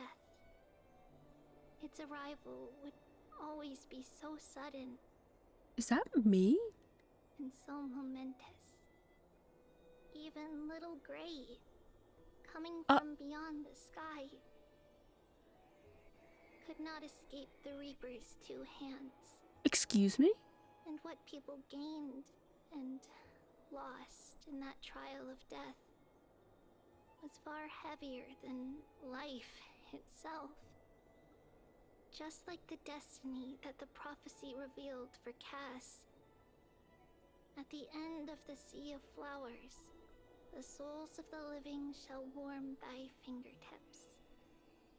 And after an embrace, there shall be eternal separation. Excuse me? Oh! I swear, it's like yap, yap, yap. And then you think, okay, I'm kind of done now. I'm kind of ready for this to be over. Oh! And then they just throw that on you. Oh my god. Okay, this has been so long. First of all, yeah. Oh, my baby, my sweet baby. Okay, let's do this and then I'm done for the day because oh my god, 7 hours? Are you kidding me? This is only the second part as well. I think there's like 3 more after this. I got a whole day's worth of stuff to do. Oh, this isn't about Tribby. I don't care. Like Loki, do I care? No. Keep in those, but his. I mean, it was interesting that he's like a corpse, but you know who else is a corpse? Trianne. Excuse me. That's not supposed to happen. Like, that's my baby. Like, hello?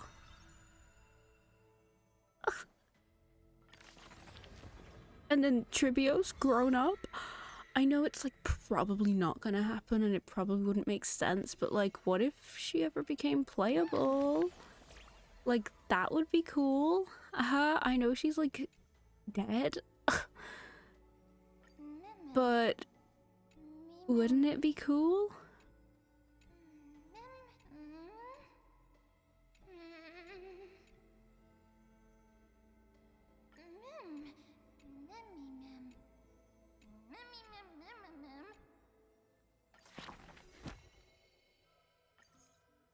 Dude, oh my god. Oh my god, there's another one? Oh, is this one Tribby?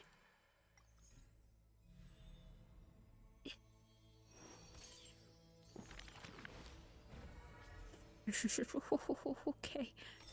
Okay, we're skipping these. Sorry if you care. You can read it really quickly. Look. Oh, quick reading, everyone. This is your test. There is no other as Lion. the journey, not one yet. Journey.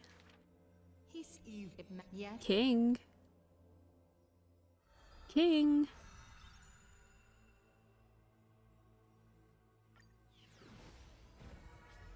Okay, wait, can I do this one so I can skip it and then we can end it on Trippies?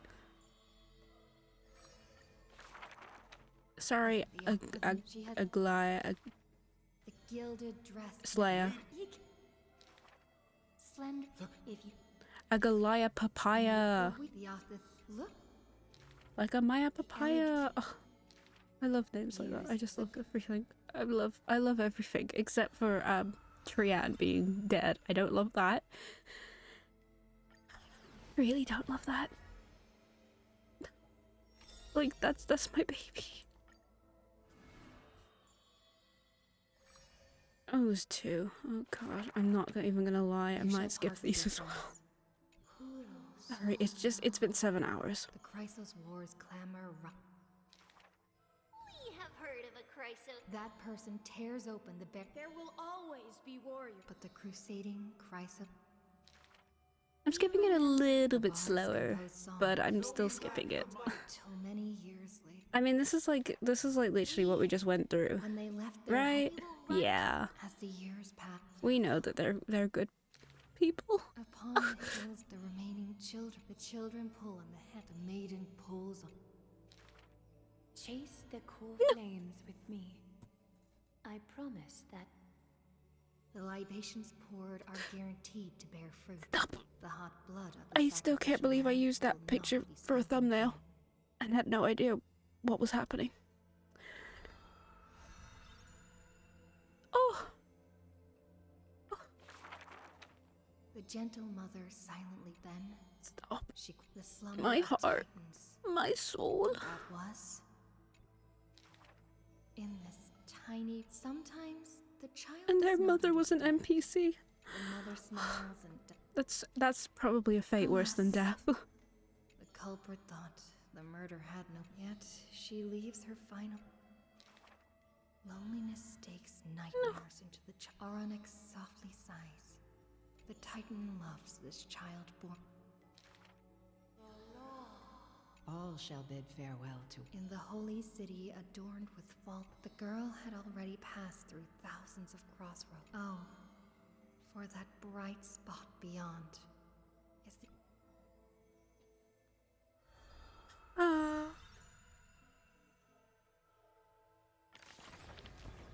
My girls. My girls. Well. Ma'am, I don't. It's been so long. It's been so long. I'm a newborn. What?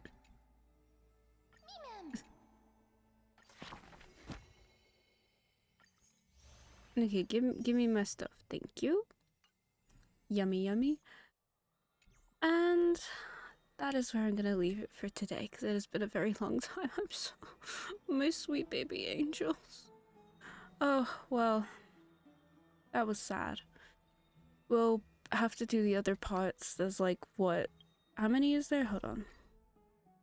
We just did... Oh! We just did that one. And then we have this 1, 2, 3 more to do until we're caught up. So that's probably another 24 hours. So stay tuned for that. And thank you for watching. I will see you next time. I'm gonna go have a sleep now. Good night. I mean, goodbye. I actually didn't mean to say good night. Oh my god, you can't take me anywhere. Goodbye.